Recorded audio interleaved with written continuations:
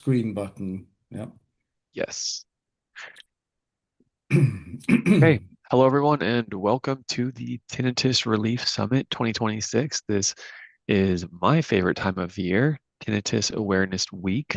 We have an excellent lineup of guest presenters. It's something that I personally curated with my team at Treble Health. So we'll jump into our first presentation speaker here in a moment, who I'll introduce. But for now, I'm going to get started with the introduction. So our message here for all of you listening is that long-lasting relief from tinnitus is possible. Okay. I've seen it. All of our guest speakers have seen it. Getting this condition in control and well managed is our life's work, nearly everyone who's here at the summit. So we have some amazing speakers. You can see the entire lineup right here on the screen. It's also posted on our website, tinnitusreliefsummit.com. We're going to be here for the next 6 hours. So if you're in the United States, stay with us. If you're in Europe, then stay with us for a few hours here. And we're going to be having some fun. There's some amazing speakers. We're starting off with Julian Cowan-Hill.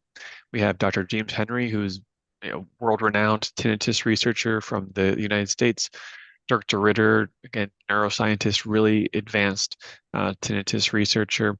We also have Dr. Jastroboff, who is a living legend in the world of tinnitus, as well as other ENT physicians, tinnitus specialized audiologists, and community leaders. We'll be focusing on sleep, sound therapy, treatments, research, root cause, holistic methods, and everything in between. Um, I do want to highlight that this year at the summit we're doing a giveaway for attendees. So it's a way to encourage you all to stay for the event and to join at the end of the event. So we're giving away 5 day and night tinnitus relief kits.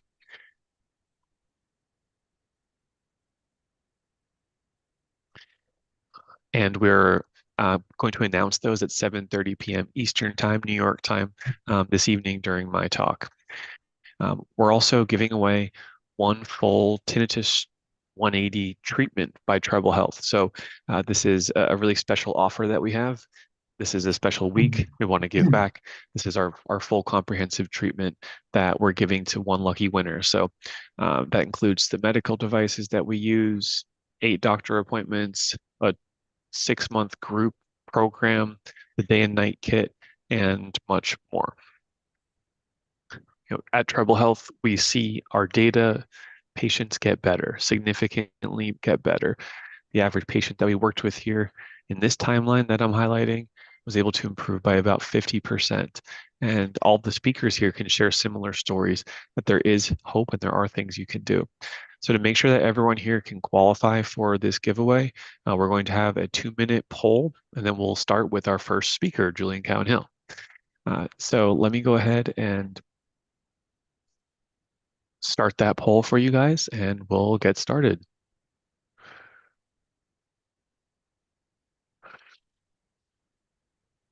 Julian, if you'd like to check your audio and video, we can do that right here as well. That would be a good time for that. And I'm going to launch the poll right now. So it's going to appear on your screen. And if you could take 2 minutes to complete this poll, that's how we are able to know who's attending, and you'll be qualified to win the giveaways. We'll also learn more about what you're going through, so we can try to personalize that during the summit.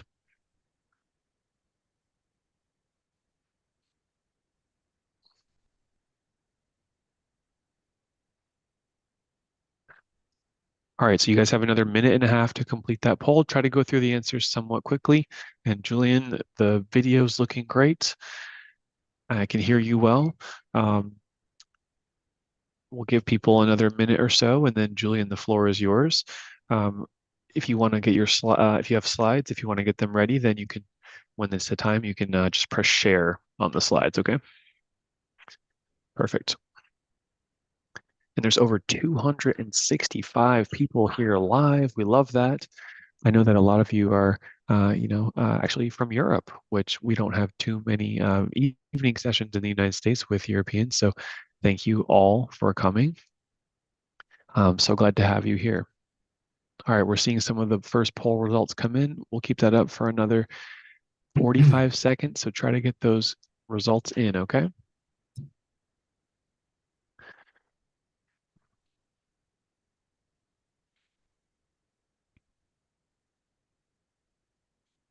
All right, we'll have that up for another 30 seconds or so.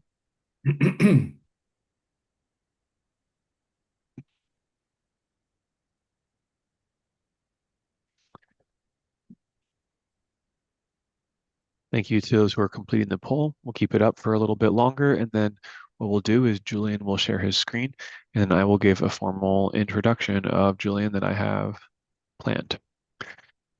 So let's try to wrap up the poll submissions in the next 15 seconds, and I'll take this time to introduce Julian. All right, let's kick off today and let's kick off the summit with a powerful and personal story. Julian Cowan Hill, who is our next guest speaker, he is a psychotherapist and craniosacral therapist who has lived with, struggled with, and improved and healed very challenging tinnitus dating back, over 10 years ago. So he's a colleague of mine. He specializes in this condition. He's very dedicated to the community, and he himself went through a struggle with this condition. So his experiences led him to dedicate his career to helping others calm their nervous system and let the brain reduce tinnitus through these natural mind, body, and psychological methods. His unique blend of body-based therapy, mindfulness, Buddhist psychology, and other practices, I believe are what makes so much of you, love his work in our community. Today, he'll be sharing practical tools that can help you right away to calm the body, quiet the mind, and release tinnitus. So with that, Julian, the floor is yours. Please go ahead and take it away. Okay, so can you hear me, everyone? Yes, we can. Thank you. Thank you very much for inviting me along. So just as a brief introduction, I had tinnitus for a very long time, and um, what? Let me just get the yeah. Okay, so my tinnitus started when I was 16, and I had no idea what it was. And what happened was that I just suddenly got this noise in my head, and I started running around my school thinking, where on earth is this noise coming from? And it took me a couple of weeks to actually realize that the sound was coming from inside my head. And I was very shocked when I suddenly realized that it felt like my head was buzzing. And I went to the school doctor and he said, hey, just learn to live with it. It'll probably go away all by itself. And it kind of wasn't too bad at first. But over the years, I had a very stressful home life. I had lots of ear infections. And by the time I was heading into my 30s, my tinnitus was really bad. And well, I had it for about 20 years, and the last 4 years were really, really bad. And, you know, not wanting to make too much of a horror story out of it, it got to the stage where it was so loud that I couldn't hear the phone ring. I couldn't sleep and I couldn't work. And it was really, really difficult. And I went to see an ENT specialist that I waited months and months to see on the National Health Service. And he said, I'm afraid you're deaf, and you're going to have to wear hearing aids, and just learn to live with your tinnitus. There's nothing much you can do about it. So that pushed me into a deep depression because I really thought I could not stand the rest of a life with this in my head. Um, it actually made the whole thing a lot worse. So luckily, a friend of the family came round and said, why don't you try cranial sacral therapy? And I said, I have no idea what that is. But I went along and I had a really powerful reaction in the first session. I was just lying on the couch and I felt it's a very gentle hands-on contact, and I felt my tinnitus changing like a transistor radio. And I was really shocked that actually the sound could change. And I said to the guy, "How on earth are you doing this?" And so he said, "Oh, well, just relax and let me do the work." And I had such a tremendous sense of relief after the first session. I went back again and I had 6 sessions over a few weeks, and my tinnitus started coming down, and I was completely dumbfounded. Had no idea how the work worked. And so I went to um, I started signing up and I started training as a therapist. And when you're studying to be a therapist, basically you have to do a lot of work on each other. And over the course of a year, my tinnitus went from deafening, I mean, it was like a 9 out of 10, and it came right down to about a 1 out of 10. And then the following summer, I actually had a period of silence. So when I had that silence, I had this eureka moment. I thought, deep down in my heart, I knew it was possible to get better. But obviously, after 20 years of horrible symptoms, it was a little bit like a miracle. And so I set up a practice as a craniosacral therapist. And then I've been basically working, I've been really busy working with tinnitus people ever since. And over the years, I've literally worked with about 2 or 3 thousand people. I've learned something about this condition, and after a while, I decided that I would every time I learned something important, I'd put it onto YouTube. And after a while, I ended up with 250 odd videos on YouTube, just sharing all the things that I've learned about tinnitus. And those videos are like workhorses that work in the middle of the night, and people, when they're panicking with tinnitus, come across them and they start hearing about how it is possible to get better. And they start watching all the videos, and then I get emails from people saying, "Oh gosh, you've never met me before, but I was so glad to come across your information. Now I'm on track, and actually my tinnitus is getting much better."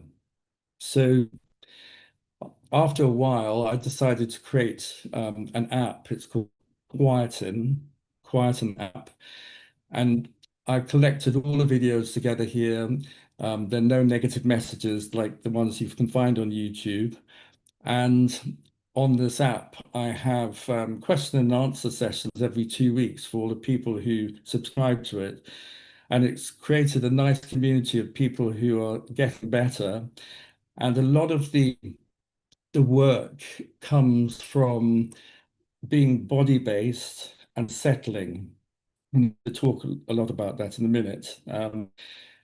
And from the Quieten app, I actually went on to start running retreats with Dr. Michael Gollenhofen in Sardinia. We've now had 5 retreats there, and we look after 12 people at a time.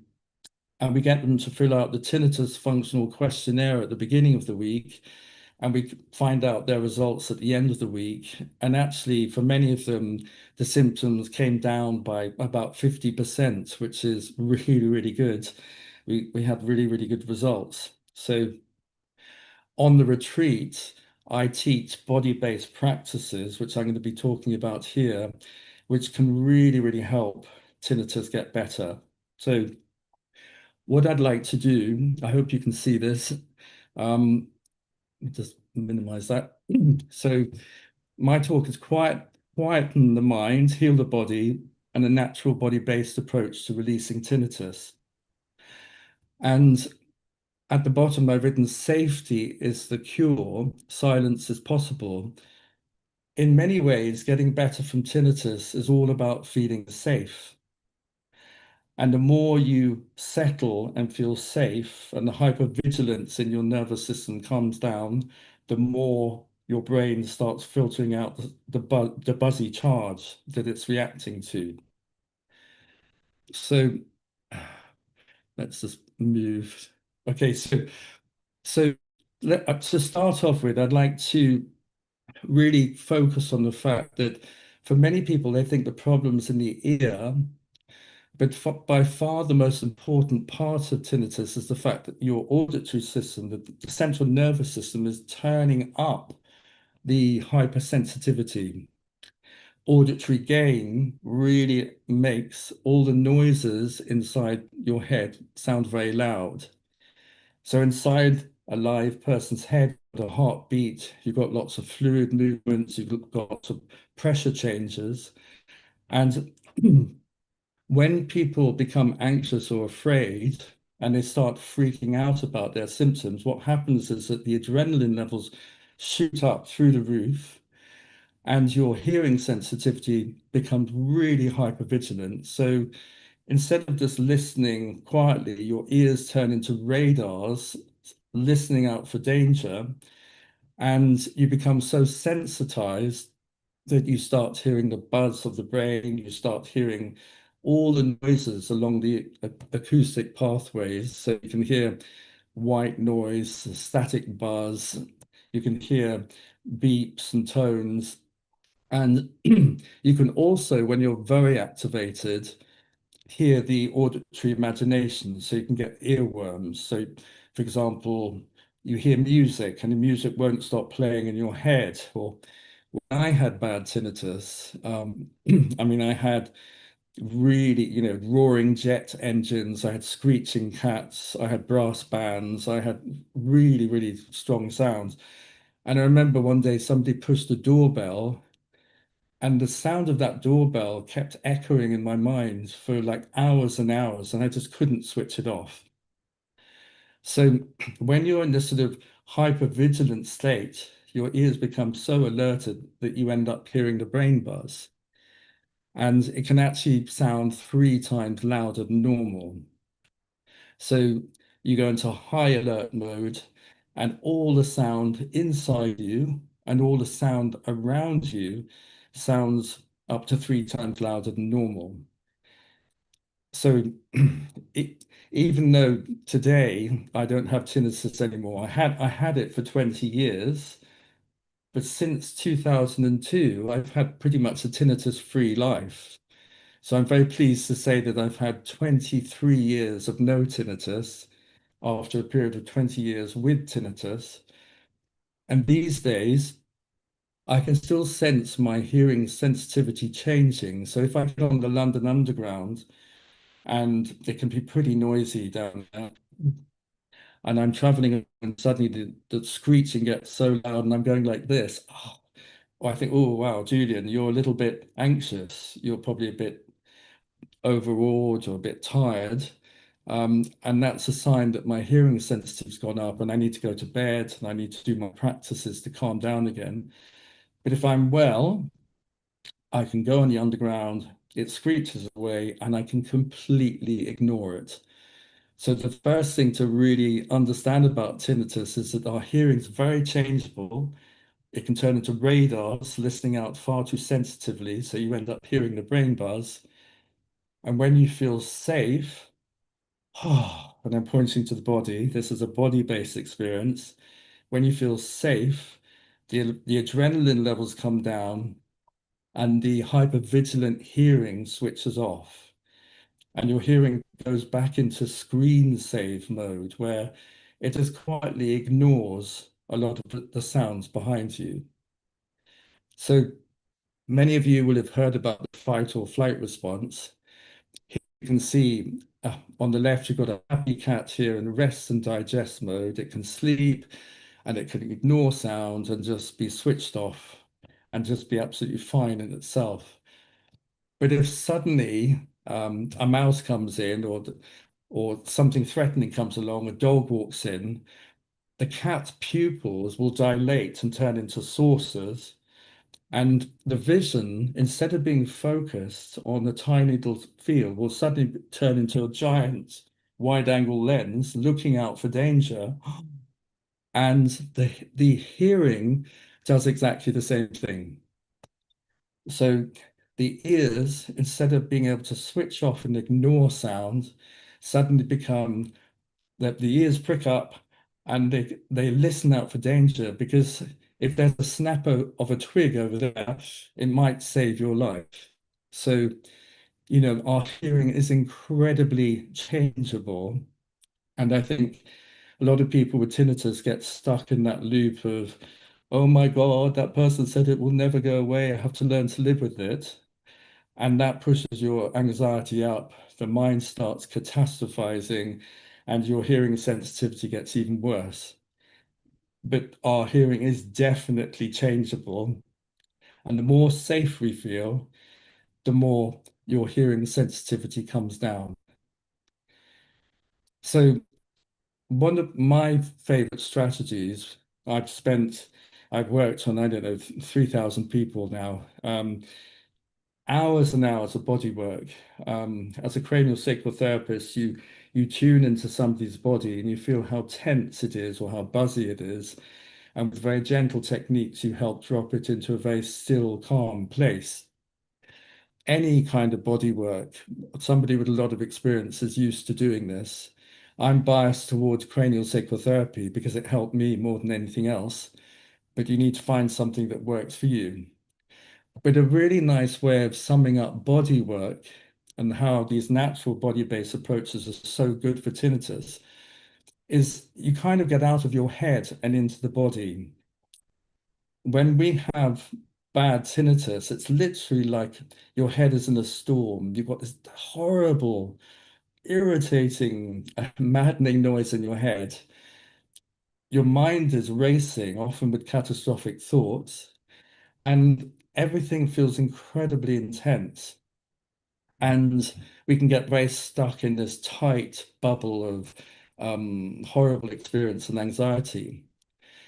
And if you kind of live in this area, all your focus is up here, then tinnitus seems very big in this very small, tight bubble of experience. But if you go to Tai Chi classes, yoga, have lots of body work, and you really connect with the whole body, then it's like your whole experience, instead of being locked up in a tight bubble, expands to include the whole of you from the top of your head all the way down to your feet.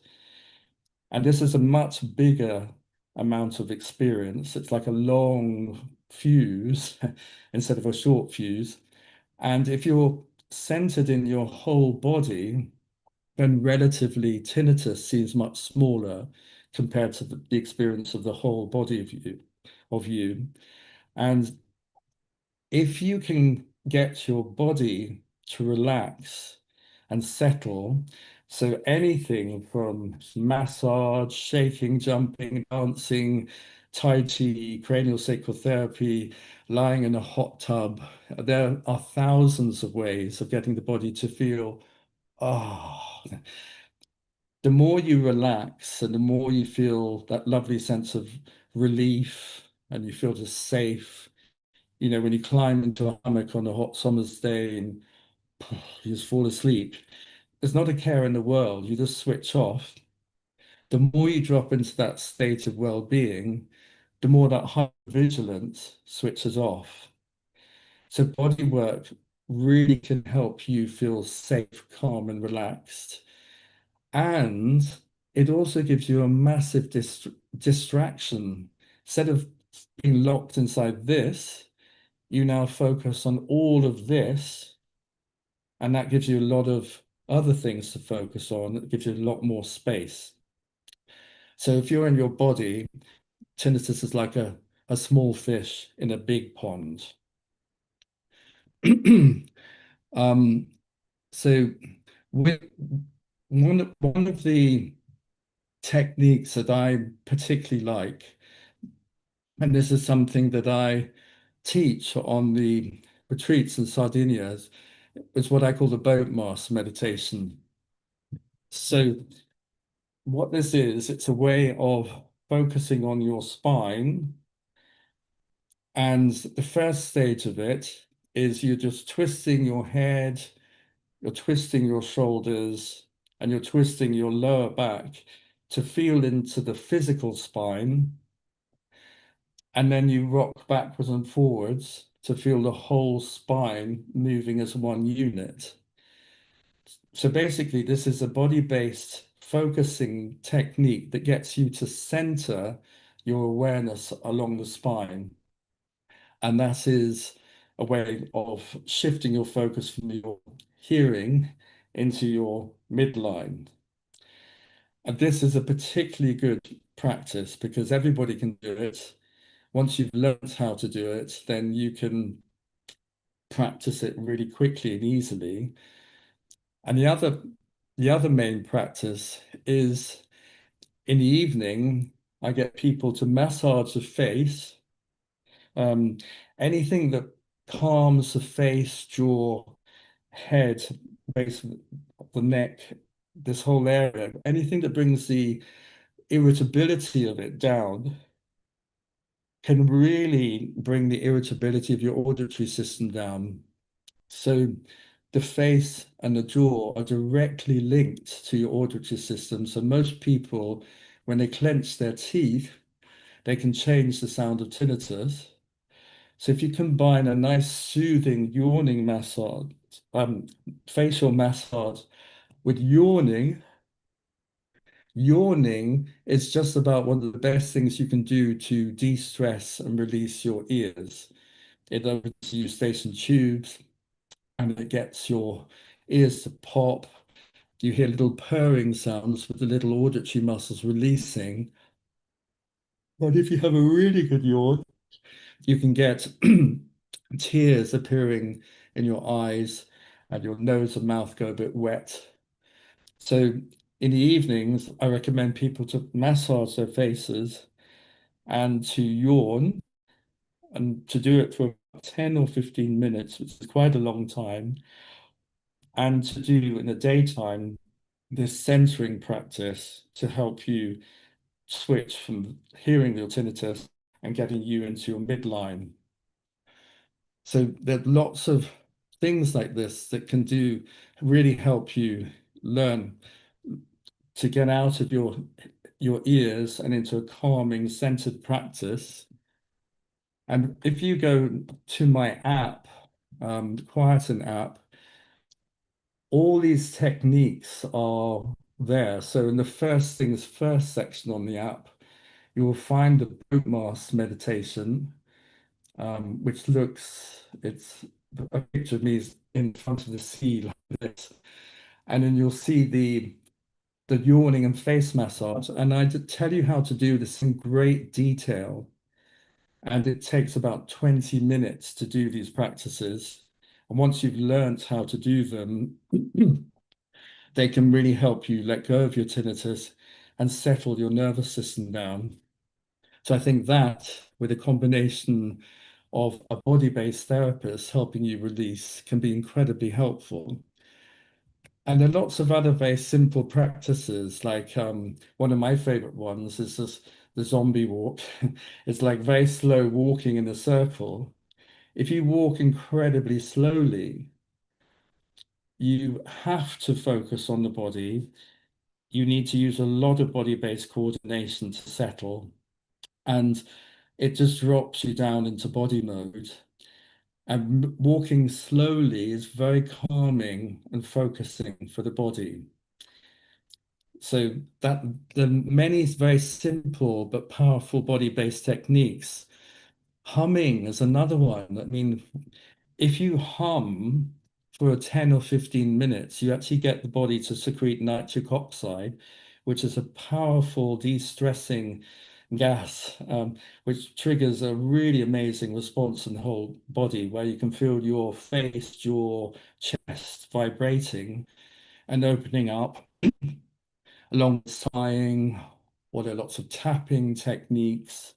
All these techniques are in the app, and you can start to get into a daily practice where you're bringing that nervous activation down and starting to release.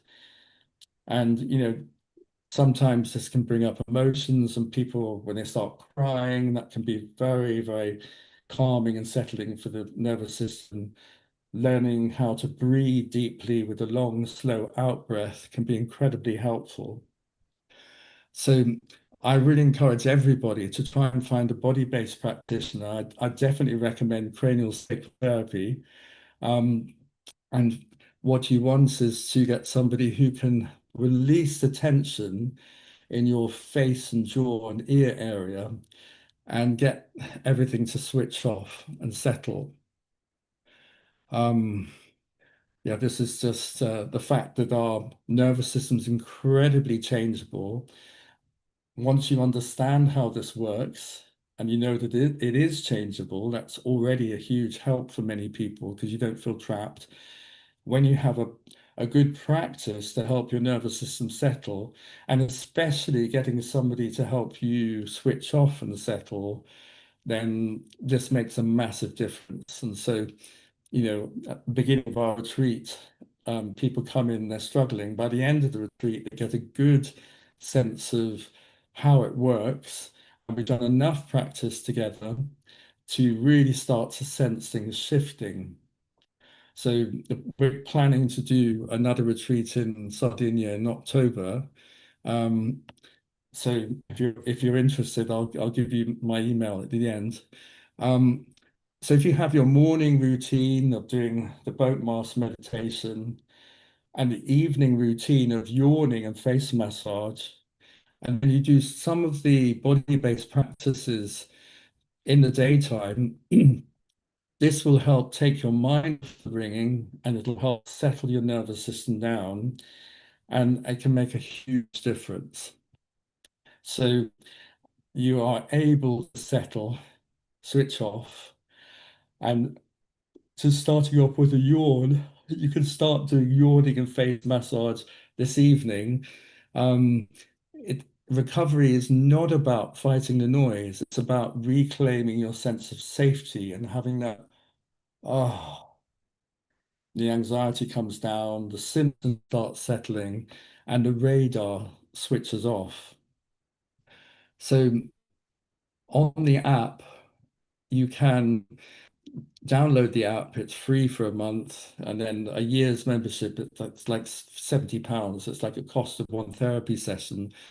Um, there's a lot of information on there, and there are lots of practices, different breathing techniques, tapping techniques, humming techniques that can help you build up your own toolbox of coping strategies that can bring your nervous system down, and the activation comes right down.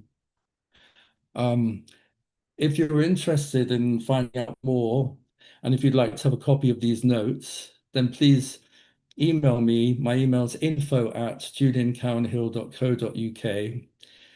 And you can also download the Quieten app. I've actually got a new departure. I'm going to be setting up masterclasses where people can come along and I'll be teaching very specific things about tinnitus twice a week.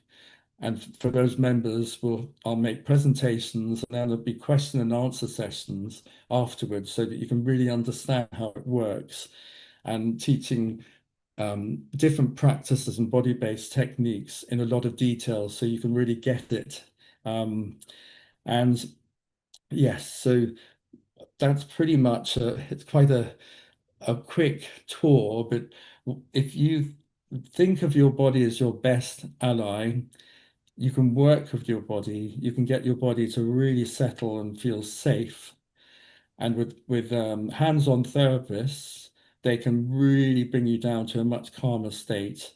And then naturally the mind stops catastrophizing, the activation levels drop, and the tinnitus can come right down. In cranial sessions, it can come right down during the session. So I encourage you to try it out. Thank you so much, Mr. Julian Cowan Hill. Let's give a virtual round of applause. Guys, my name is Dr. Ben Thompson, host of the Tinnitus Relief Summit. We have time for one question, and I've looked at the questions coming in, Julian. We see the applause, we see the hearts, we see the love.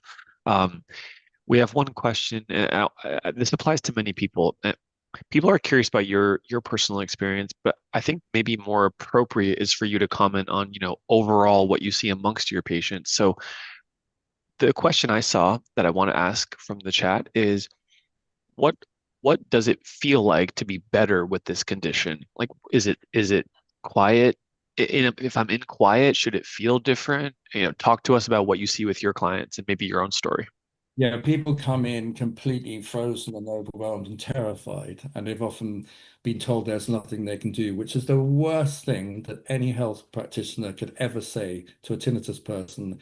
All health practitioners who say there's nothing you can do should be banned from the tinnitus public, quite frankly. They do so much damage. So people come in and they're terrified, their body's tense, mind's racing. And by the end of the session, the body's relaxed and calm, and people often drift off to sleep. And the way I work, I know it's hard to understand this, but when you've done thousands of hours of practice, you can tune in and you can feel that buzzy charge between the ears.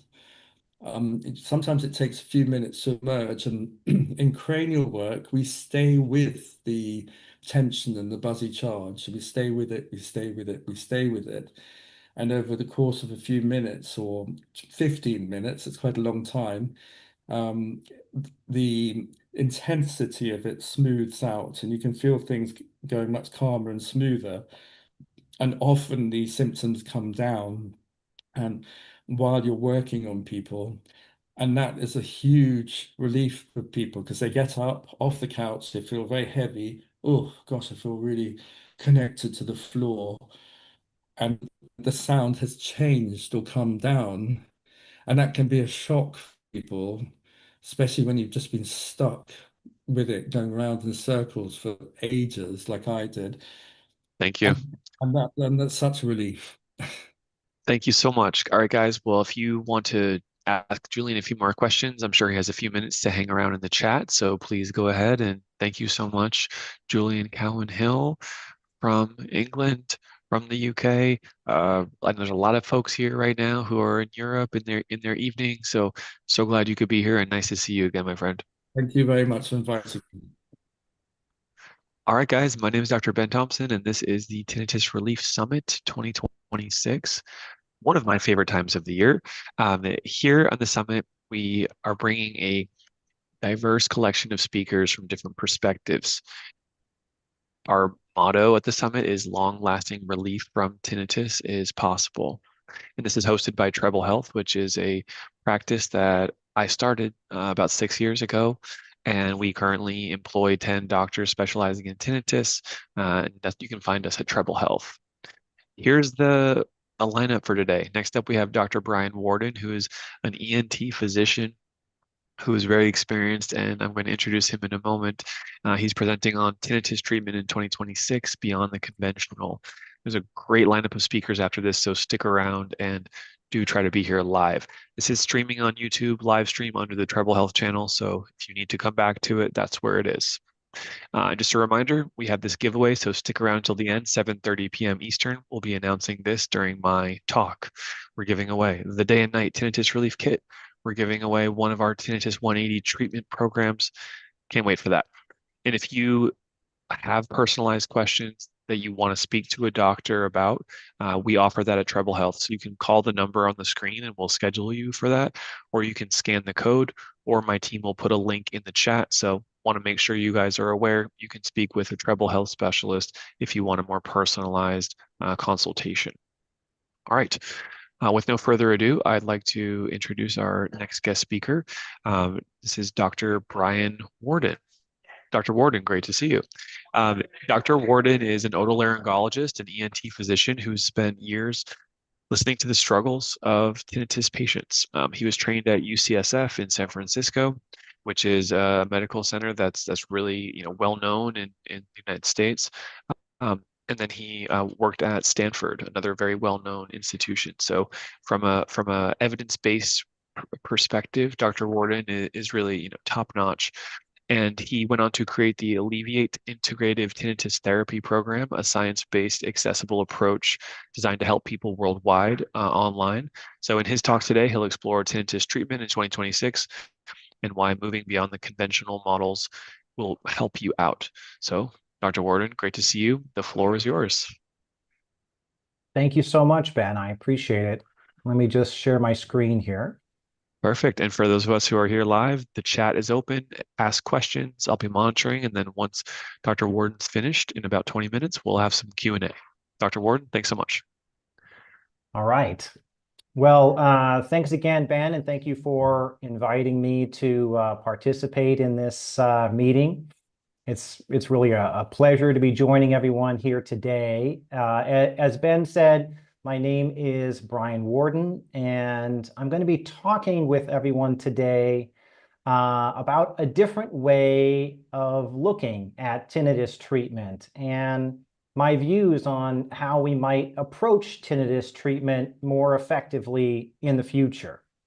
But first, let me give you a little background about myself. I'm a board certified ear, nose, and throat specialist with more than 15 years of clinical practice experience who's decided to taper down my direct clinical practice to focus instead on developing better treatment options for people with bothersome tinnitus.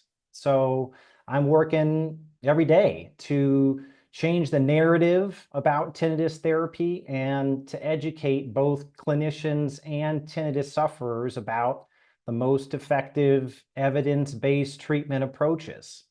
And what we're talking about today is both fascinating and helpful. So let's get started. I think we all can agree that the holy grail of tinnitus treatment would be a simple universal cure.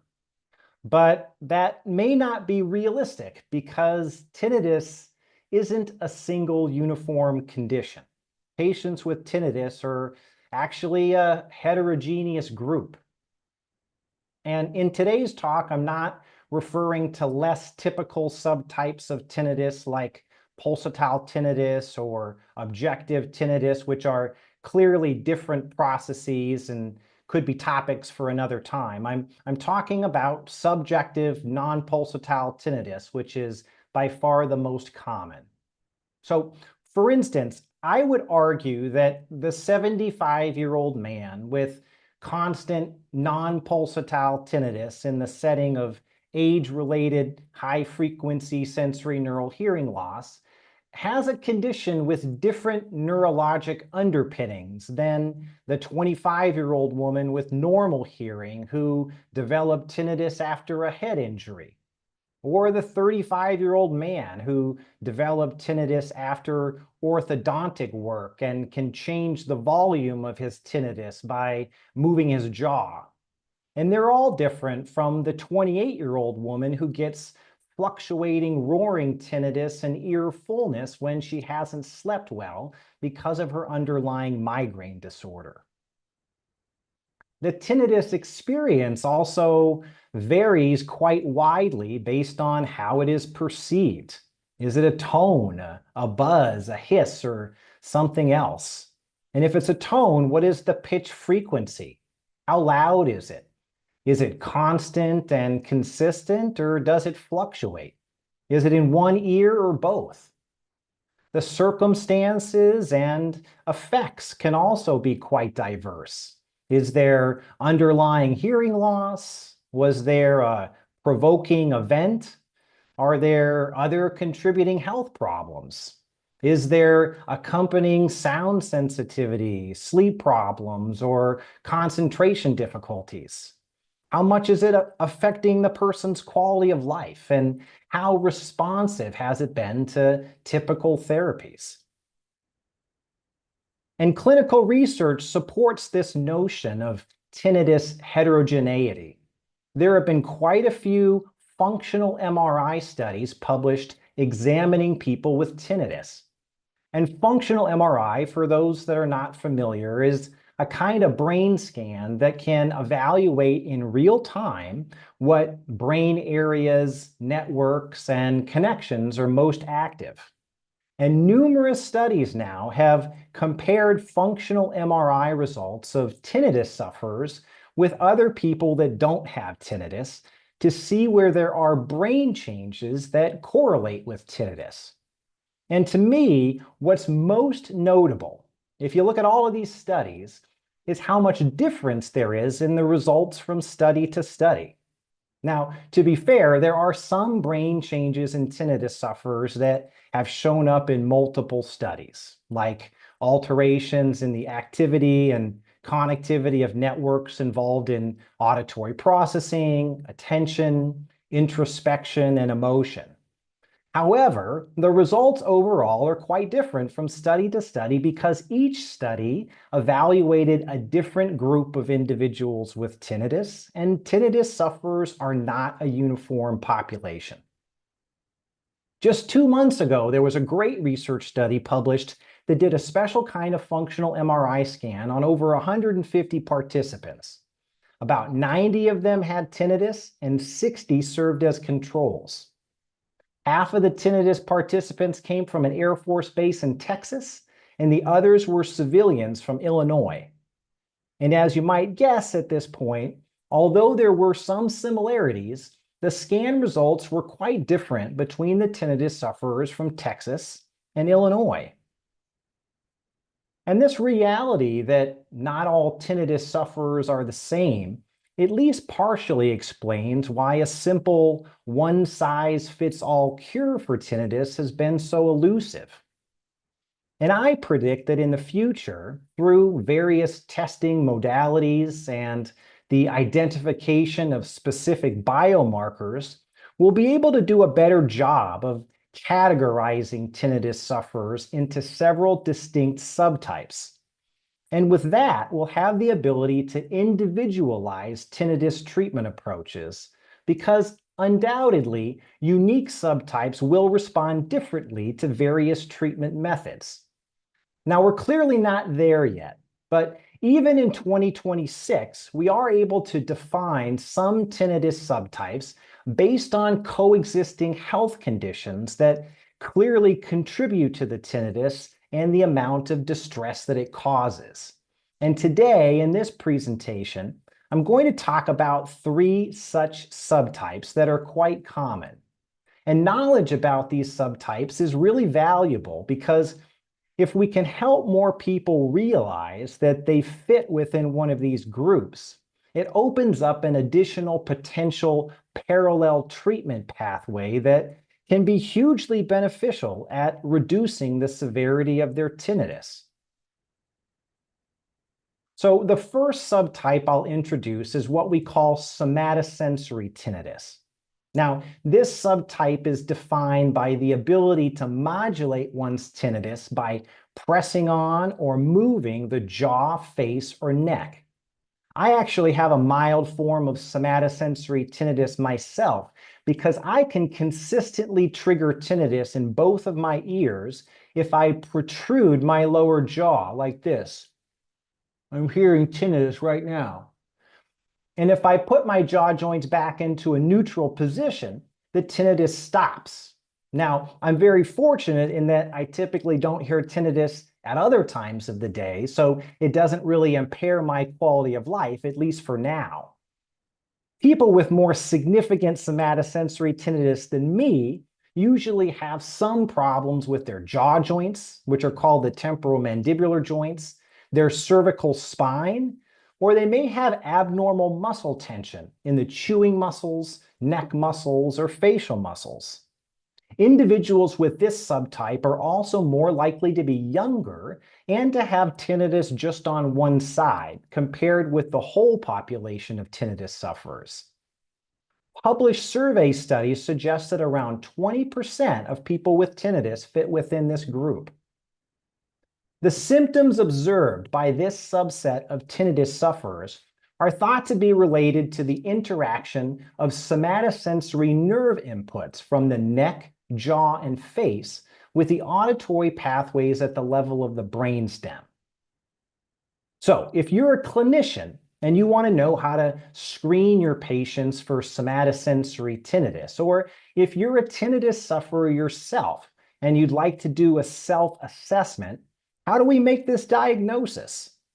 Well, there is no universally agreed upon diagnostic criteria at this point, but in my clinic, there were several things I would address when trying to explore this diagnosis. First of all, I'd begin by asking the patient if they've observed the ability to modulate their tinnitus character or severity by touching certain areas of the neck, head, and face, or by moving their jaw, neck, tongue, or facial muscles. If the patient has already made this observation, then the diagnosis is pretty clear. But if not, other historical elements that can be suggestive include a history of neck, jaw, or ear pain, a history of prior neck trauma or surgery, issues with neck stiffness or reduced mobility, or a history of teeth grinding. On examination, I ask patients to open and close their mouths and explore their neck range of motion to see if these activities cause pain or change their tinnitus perception. I then press on the common trigger points of the neck, head, and chewing muscles that you can see in this figure to see if they're tender or if the pressure modulates the patient's tinnitus. I also generally have patients clench their molars together forcefully for 30 seconds to see if that influences their tinnitus perception. But why is it important to help people recognize if they have somatosensory tinnitus, you might be wondering? Well, because research studies have shown that if the neck problem or the jaw joint problem or surrounding muscle tension are treated, it actually can make the tinnitus significantly better. Now, the specific treatment given depends on where an individual has problems, but most commonly it includes interventions like physical therapy, manual therapy, posture modifications, and even special oral appliances. For instance, a randomized controlled trial from Belgium, published in 2020, reported clinically significant improvements in tinnitus severity among patients with coexisting jaw problems using a combination of focused physical therapy, massage of the chewing muscles, stretching exercises, and oral splints. In addition, a randomized controlled trial out of Germany showed that half of study subjects who had both tinnitus and neck complaints experienced at least a 17-point reduction in their tinnitus functional index score with manual therapy of the neck. And manual therapy is a specialized hands-on treatment provided by physical therapists that uses directed pressure and movements around muscles and joints to alleviate symptoms. Now, to put that data in perspective, those published results from neck manual therapy are on par with the treatment results we've seen touted by the makers of the Lenire device, which most of you have probably heard about. There's even a published study of 174 patients with tinnitus and more severe cervical spine issues that showed that cervical spine surgery significantly improved their tinnitus. So it's clear that treating these coexisting musculoskeletal issues around the jaw and neck when present can really provide meaningful additional benefits in tinnitus therapy. Now, the second subtype we'll discuss is tinnitus associated with anxiety or depression. There's a lot of clinical research that has demonstrated a link between anxiety, depression, and tinnitus. We know that people with underlying anxiety or depression are more likely to develop chronic tinnitus and, when present, are also significantly more likely to experience their tinnitus as intrusive, distressing, and difficult to ignore. In addition, functional MRI studies have actually shown different brain connectivity changes in patients with tinnitus and depression compared to subjects who suffered with tinnitus but not depression, which again suggests that this is a distinct tinnitus subtype. Research studies indicate that there are a few neurologic features found commonly in individuals with anxiety and depression that seem to predispose them to persistent bothersome tinnitus. And these include increased sensory sensitivity, a heightened awareness of internal bodily sensations, and a reduced ability to filter out or ignore non-threatening perceptions. But is it important to make this distinction, you might be asking? Should we be screening all people with distressing tinnitus for evidence of anxiety and depression? Well, yes, it is, and yes, we should. It's quite clear from the research that treating coexisting anxiety or depression when present is a very important element of effective tinnitus therapy. And the treatments for anxiety and depression most commonly considered include things like cognitive behavioral therapy, mindfulness-based interventions, healthy lifestyle changes, and various medications. For example, from the research, clinical studies have shown that among people with coexisting tinnitus and anxiety or depression, medications that are typically prescribed to treat anxiety and depression are also able to produce meaningful improvements in tinnitus severity. Several of these studies have even shown that the degree of tinnitus improvement with such therapy is closely correlated with the degree of improvement in anxiety or depression. But we're not mental health professionals, right? So how can we identify which of our patients with tinnitus may benefit from treatment for anxiety or depression? Well, the easiest way is to use one of the well-recognized, clinically validated survey questionnaires. These are the same tools that are frequently used in research studies related to these conditions. The survey tool I recommend for depression is called the PHQ-9. And you can find these questions and scoring criteria online and in many places, but this link I think is reputable and accurate. The survey tool I recommend for anxiety is called the GAD-7. And similarly, the questions and scoring criteria can be found in many places online, but the link I show here is a trusted resource. With either of these survey instruments, if an individual gets a score of 8 or above and they have distressing tinnitus, I recommend an evaluation with a mental health professional to discuss treatment options. The third subtype I'd like to review is tinnitus associated with migraine. Now, most people, when they hear the word migraine, immediately think of those severe throbbing headaches. But migraine is more than just a headache problem. More recent research has really defined migraine as a sensory processing disorder for which headache is really just one possible symptom. So many people have atypical forms of migraine without significant headaches. It's quite common, for instance, for people with atypical forms of migraine to have head, facial, and ear symptoms, including unexplained facial or sinus pressure, ear pain or pressure, episodic dizziness and vertigo, auditory changes, and even fluctuating tinnitus. One published study, for instance, reported that 11% of patients visiting a general ENT clinic were being seen for a complaint directly related to migraine. And I know in my clinic, atypical migraine was a subject I discussed with patients virtually every day.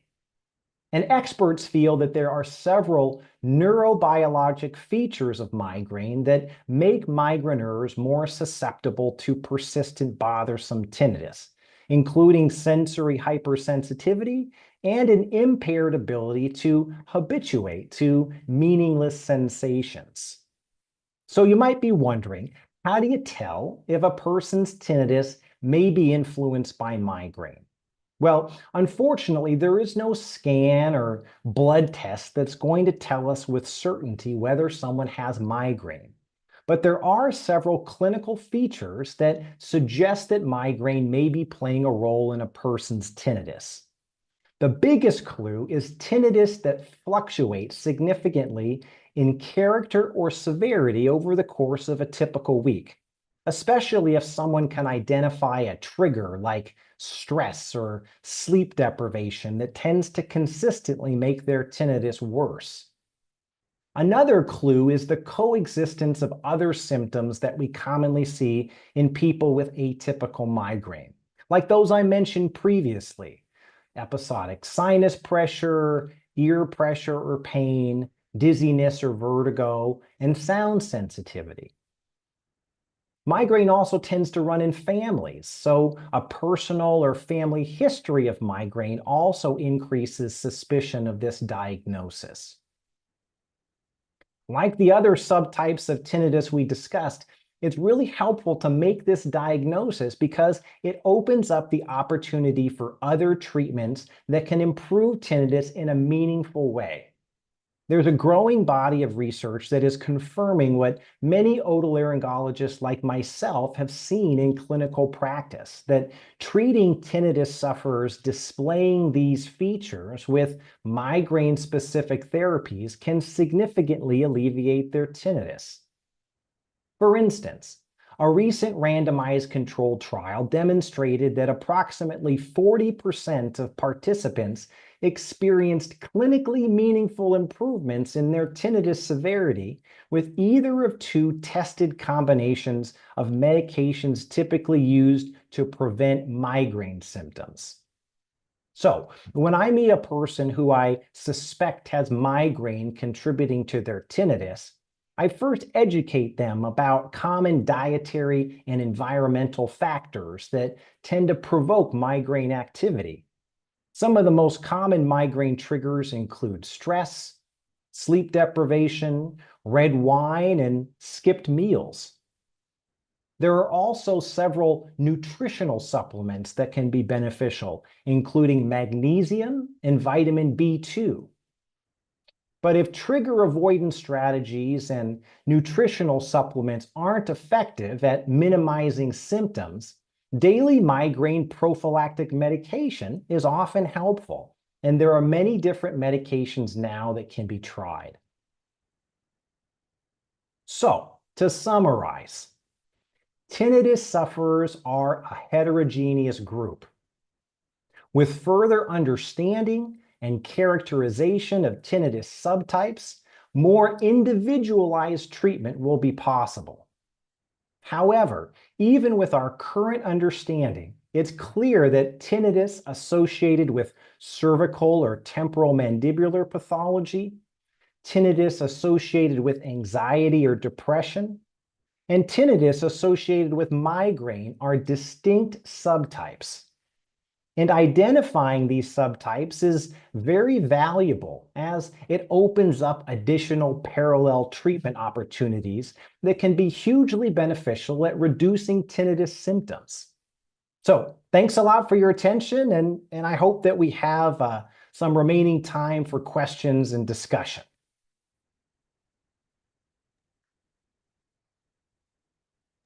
Thank you so much, Dr. Warden. Let's share our appreciation and gratitude first and say well done and thank you. We're going to switch here to some slides that I have because it's time for one or two Q&A. The first question that we have, Dr. Warden, is if someone is suspicious whether or not they have migraine, what do you think is an appropriate next step for them to take either on their own or with a medical professional? And if so, who should be the right person for that? Yeah, that's a great question.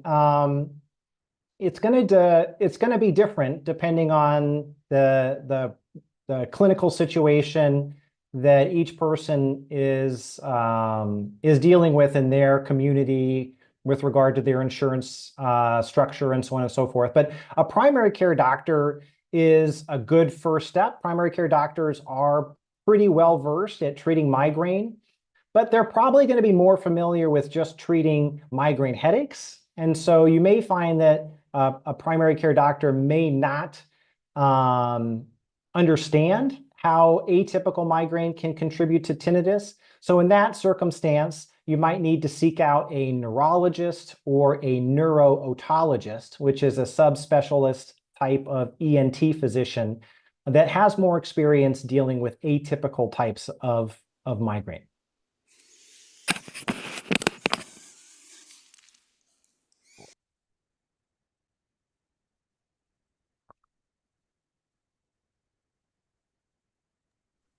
Sorry Other about that. questions?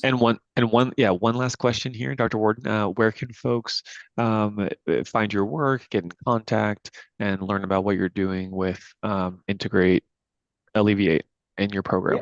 Yeah. Well, you're welcome to find me at my YouTube channel, but also our website is alleviatetinnitusTherapy.com. And that website has information about the web and app-based tinnitus treatment program that I have developed that I feel incorporates the best available tinnitus treatment options in a very convenient way that is accessible to anybody with an internet connection. So glad that you're here. Thank you so much. And you and I will be presenting on stage in April at the Audiology Conference. So Indeed, we excited will. I for look that. forward to that, Ben. Yes, thank you so much for being here. Appreciate your time. Okay, thanks.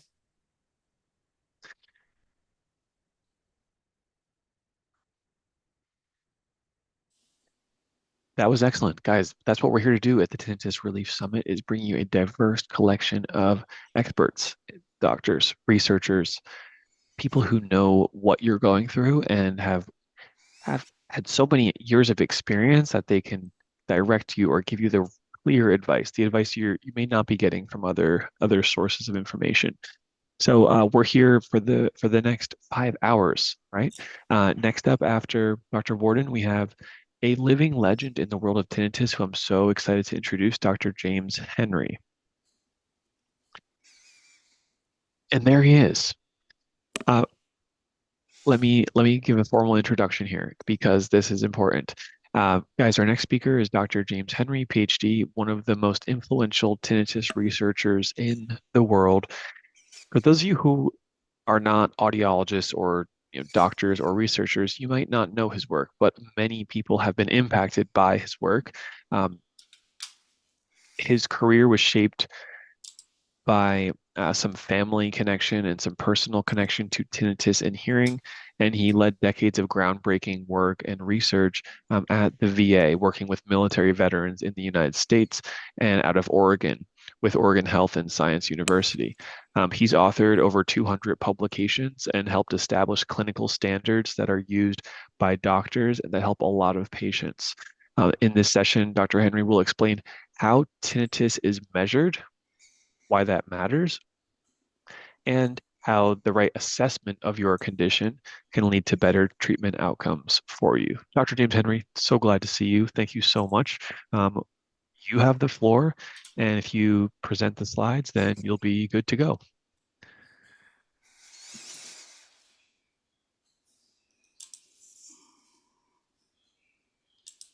Ready? There we go. Perfect. The floor is yours. Dr. James Henry, guys, enjoy. Okay, thank you for that nice introduction. I appreciate it. And I'm assuming you can see the entire screen and you can hear me okay?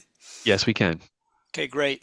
So we're talking about measuring tinnitus. I was asked to speak about this, and I've written about this quite a bit in the past and done quite a bit of research on measuring tinnitus. So we're talking about the when, the how, and the why of measuring tinnitus in the clinic. So in the next 20 or 25 minutes, I will give my operational definition of tinnitus. I'll actually answer the question, can tinnitus be measured? I'll talk about how to do an intake assessment for patients reporting tinnitus, and then outcome assessment for patients who receive treatment for tinnitus, and then a brief summary. And by the way, this I can make all these slides available to anybody. If you just, my last slide will have my email address, my phone number, my website. You can just contact me anyway, or contact Ben or anyone at Treble Health, and they can get a hold of me. But I will provide all of these slides to anyone who wants them, so you don't need to worry about taking notes. Operational definition, there's so many things in the tinnitus world that we don't agree about, and one of them is, how do you define tinnitus? A lot of people just say, well, it's ear or head noise that doesn't have an external source. Well, that could include other ear or head noises that would not technically be tinnitus. So my definition, and this is consistent with other definitions in the literature, is ear or head noise that lasts at least 5 minutes and occurs at least weekly. And most people who have tinnitus have constant tinnitus. Mine is constant. I can hear it all the time. I can hear it right now. I can hear it in almost any situation. And most people who walk in a clinic will say, my tinnitus is there all the time. Some people can have intermittent tinnitus, but it still has to meet this definition of ear or head noise that lasts at least 5 minutes and occurs at least weekly. And the reason that's important is because tinnitus is a medical condition. It's a medical condition because people with tinnitus most likely have hearing loss, and if they have hearing loss, they need their hearing tested by an audiologist. That's kind of the bottom line. So other ear or head noises would not be considered tinnitus. One is spontaneous ear noise. Some people refer to that as spontaneous tinnitus. I would refer to it as transient ear noise. It's that sudden sound, a tone in one ear comes on suddenly, fades away over the next 30 seconds or a minute. You might have some ear fullness. You might have a sense of hearing loss, but all those symptoms dissipate within a minute or so. That's not tinnitus. Temporary ear noise, some people call it temporary tinnitus, but it doesn't meet the definition of tinnitus, at least not the definition that I'm using. Temporary ear noise is when you go to a loud concert, or you're using power tools, or you're shooting guns, or doing something that's very loud and your ears are roaring.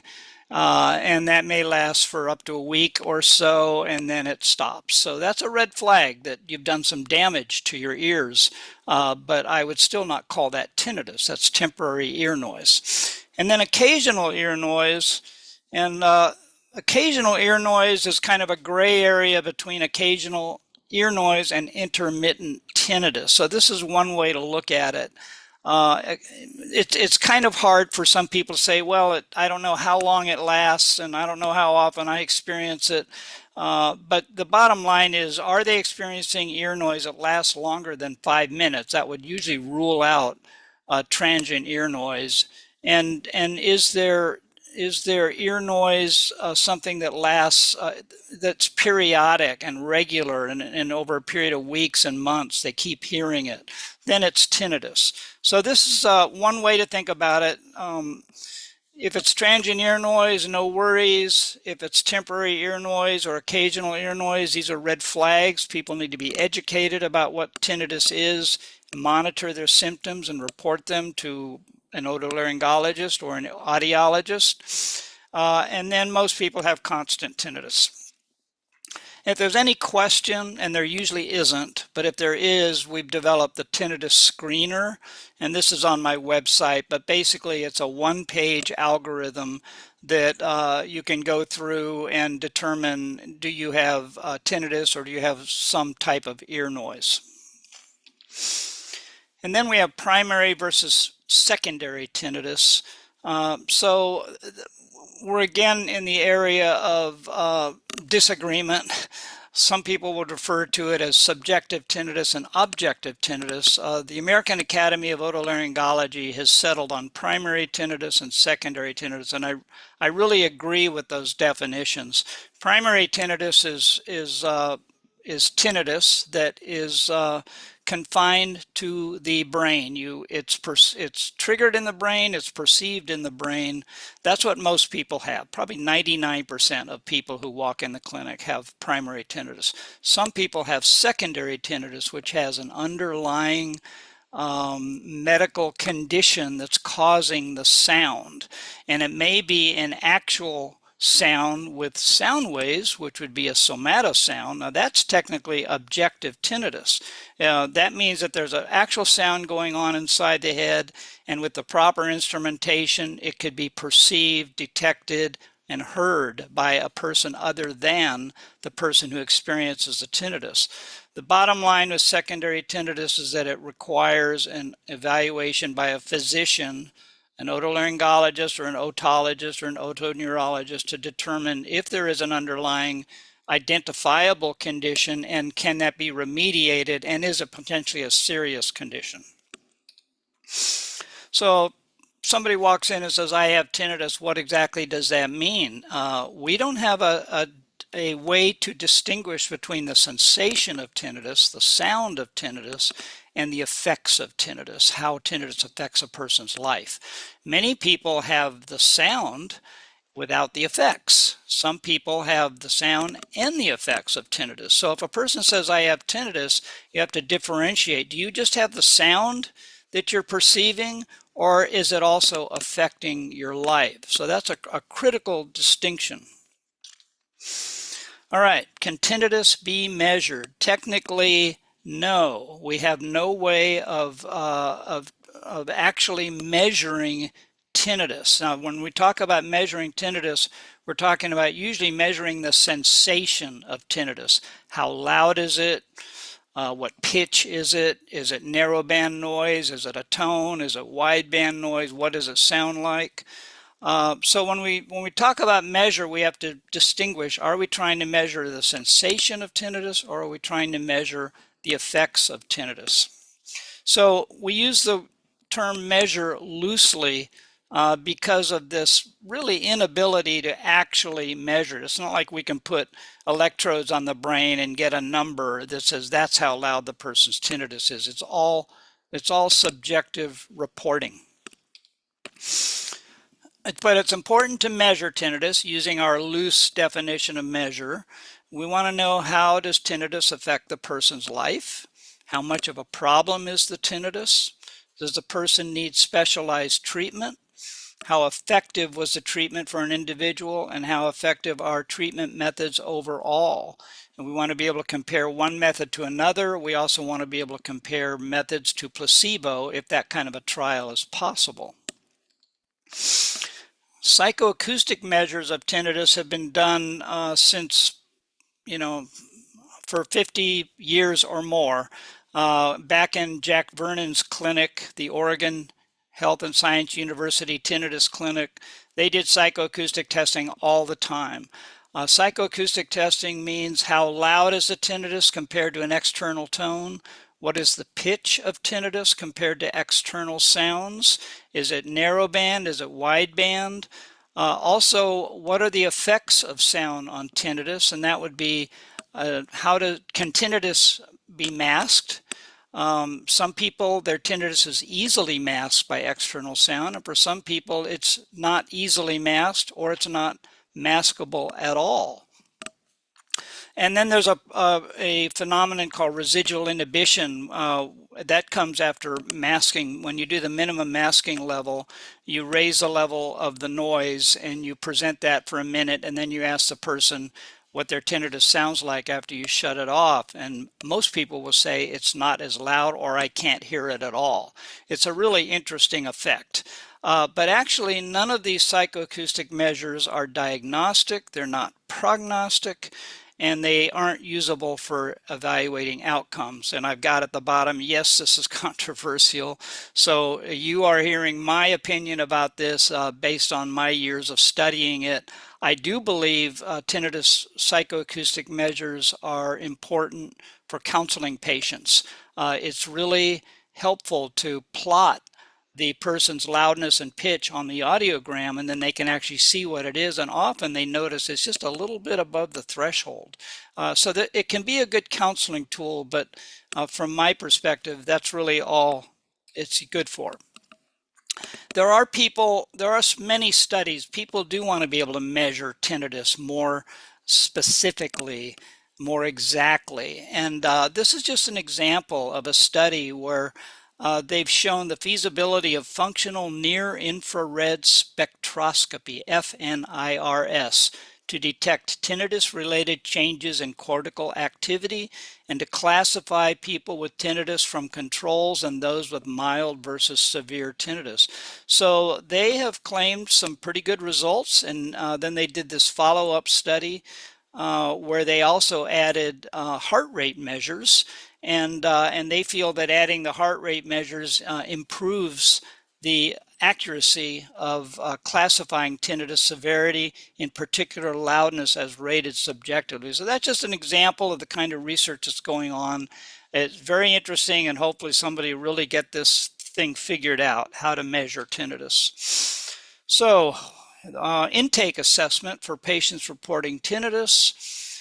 If a patient has tinnitus, what should be measured? So a typical intake assessment would include a medical history that also screens for comorbidities, and you determine if a referral is needed to another medical specialty. The person with tinnitus should have their hearing evaluated by an audiologist, and the audiologist will determine if hearing aids are indicated. And the bottom line for measuring tinnitus is the impact of tinnitus on the patient's life. How does it affect the person? That's, when we talk about measuring tinnitus, that's the most important thing. And it's usually done by an audiologist, and there's a lot of reasons why an audiologist can do it. First off, they're the ones who have the most expertise in evaluating hearing. They've got typically 4 years of graduate training studying all facets of the auditory system, and they're highly skilled in diagnosing and assessing all kinds of auditory disorders. They have lots of knowledge that would indicate they would know if a referral is needed. Now, some tinnitus practice guidelines recommend every patient with tinnitus should see an otolaryngologist. I'm not going to argue with that, but I do know that at the VA hospital, that would be overwhelming to ENT. So every patient should be evaluated by an audiologist, and the audiologist makes a decision if that patient should be referred to otolaryngology. If they have suspected secondary tinnitus, that would be a must. So there's controversy regarding who should a patient see. But my recommendation is anyone with tinnitus, meeting the definition of tinnitus, should meet with an audiologist, have a hearing evaluation, have a case history, potentially be referred. And then let's move on here to how does tinnitus affect people? So this is Dobie's tinnitus pyramid. Dr. Dobie was an otolaryngologist who was very influential in the field. He's no longer with us. He was a great guy, and he made a lot of great contributions. And one of them was he described this pyramid concept.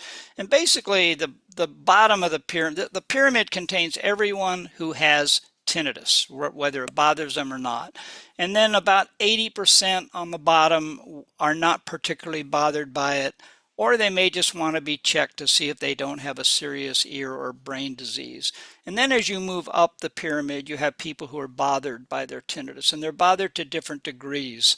They can just be mildly bothered, moderately bothered, severely bothered, or they may be debilitated. They may be climbing the walls, and we do run into those patients all the time. So how much is a person bothered by their tinnitus? The AAO guidelines say they're either bothered or they're not bothered, and actually everyone falls somewhere in this continuum between not at all bothered and extremely bothered. And I would say everyone who's on this webinar right now who has tinnitus could place yourself somewhere on that continuum. I'm actually about a 1, fortunately. I've fully habituated to my tinnitus, so I'm not that bothered. I'm slightly bothered. I don't like it. I wish I didn't have it, but I'm fully habituated to it, and so I can live a completely normal life in spite of having tinnitus.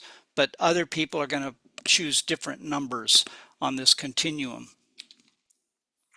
So can we just use a tinnitus questionnaire to determine how bothered a person is by tinnitus? Well, yes, we can.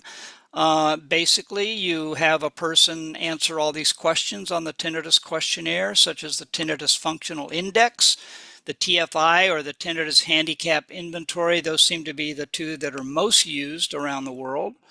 The higher the score, the more of a problem the tinnitus is. So that's a way of measuring how bothersome tinnitus is.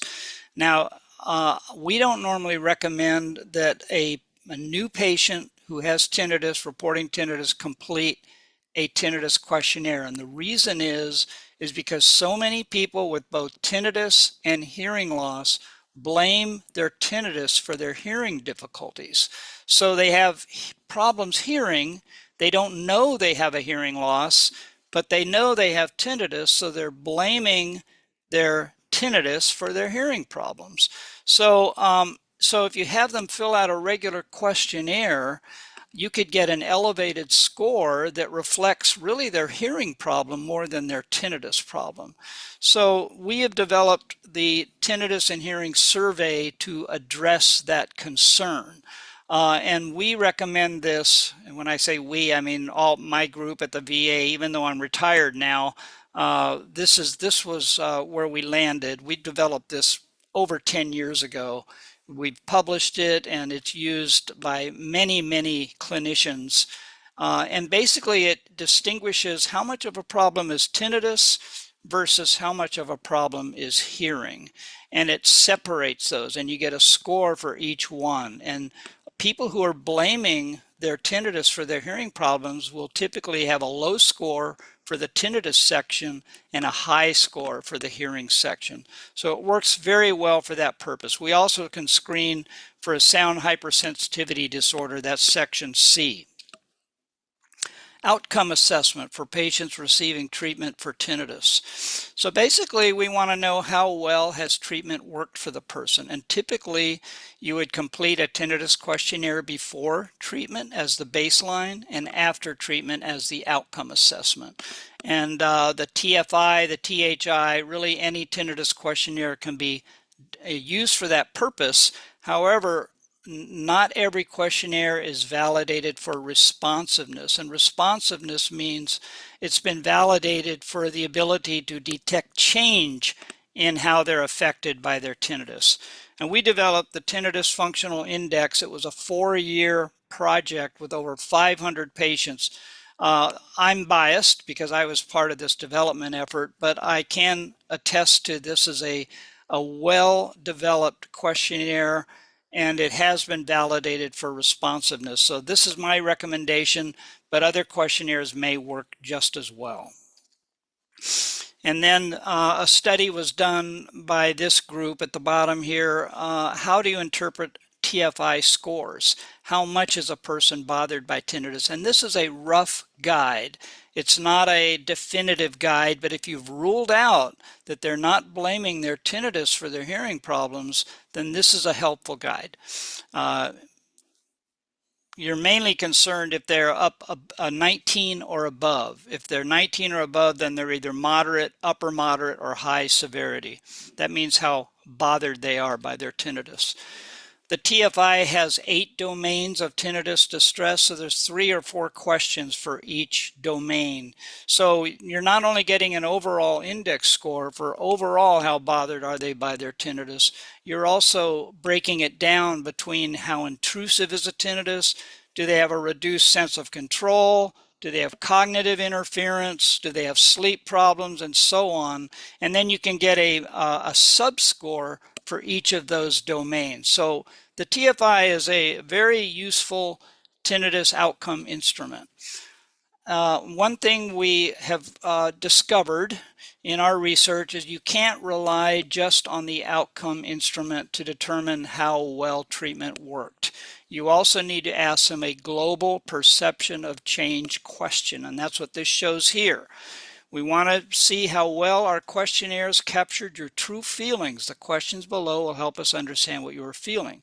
Compared to before I started treatment, my tinnitus now bothers me. So does it bother them more? Does it bother them less? Or is there no change?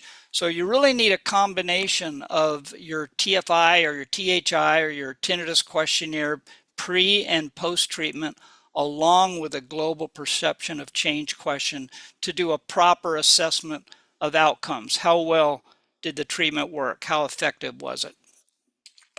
Okay, I feel like I'm just like a fire hose blowing stuff out at you, but we've covered an operational definition of tinnitus. I say operational because not everyone agrees. Can tinnitus be measured? And we talked about it can't technically be measured, but we loosely use the term measurement, especially to refer to the effects of tinnitus. We're measuring how affected is a person by their tinnitus.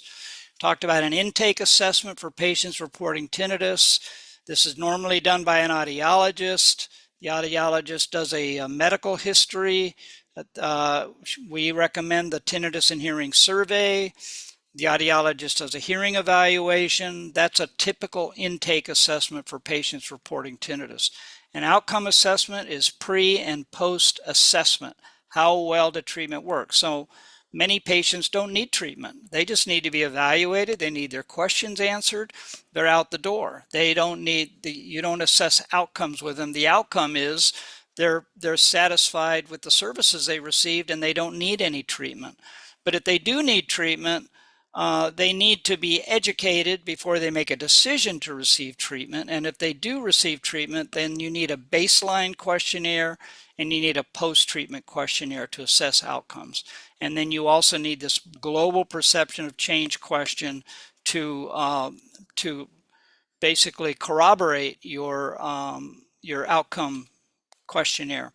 So this is my contact information. I'm easy to get a hold of. I will provide this to this entire presentation to anyone who wants it, and I'm happy to answer any questions. Excellent work, Dr. James Henry. Let's give a virtual round of applause and show our gratitude, our thanks, our appreciation. The question I saw most commonly is, what are the standard treatments that you see or that you've seen be used to validate essentially what the patients are asking here, or the potential prospective patients are asking, well, what should I do, or what foundations would be the most appropriate for people with tinnitus so that they can measure their progress with a treatment? So starting off, once a person's had the audiological assessment, that's when, okay, do you need treatment or not? And basically, that's the point where you need education. You need to be fully educated about tinnitus to decide if you do need treatment. And actually, I would refer to education as treatment. If you get proper education about your tinnitus, you're being treated. So before you get educated, complete a tinnitus questionnaire like the TFI. And after you're educated, complete it again. Are you feeling better? Does the questionnaire show that your condition has improved? And then if you move into treatment, now you're using that TFI or the THI as a baseline prior to receiving treatment. And the treatment can be any number of things. It can be counseling by an audiologist, plus sound therapy that's usually administered by an audiologist. It can be cognitive behavioral therapy or third wave CBT. It can be tinnitus activities treatment. It can be tinnitus retraining therapy. It can be Lenire treatment. It can be, you're going to hear about a lot of different treatments during this webinar today. It can be anything. And there's really no evidence or proof that any one method is better than any other. The key is to meet with a qualified professional, get good education, get good counseling, and have some form of sound therapy. Thank you so much. Thank you so much. I think that's helpful and clears it up. We had a question that I believe you're uniquely qualified to answer. And the question was from Howard. Howard asks, Dr. Henry, sir, as a VA doctor and researcher, is there any distinction between military personnel with tinnitus due to noise exposure versus an older person with age-related hearing loss and tinnitus? That's a great question. I mean, there could be subtypes of tinnitus. There may be a difference. When it comes to, and I talked about primary tinnitus and secondary tinnitus. So we're talking about primary tinnitus. Tinnitus is in the brain, it's generated in the brain, is perceived in the brain. The brain is what's affected by tinnitus. I would say a military person who's exposed to a lot of noise, they tend to be in their 20s and their 30s, and they get tinnitus versus a person who's maybe 60s and 70s, and then they get the onset of tinnitus.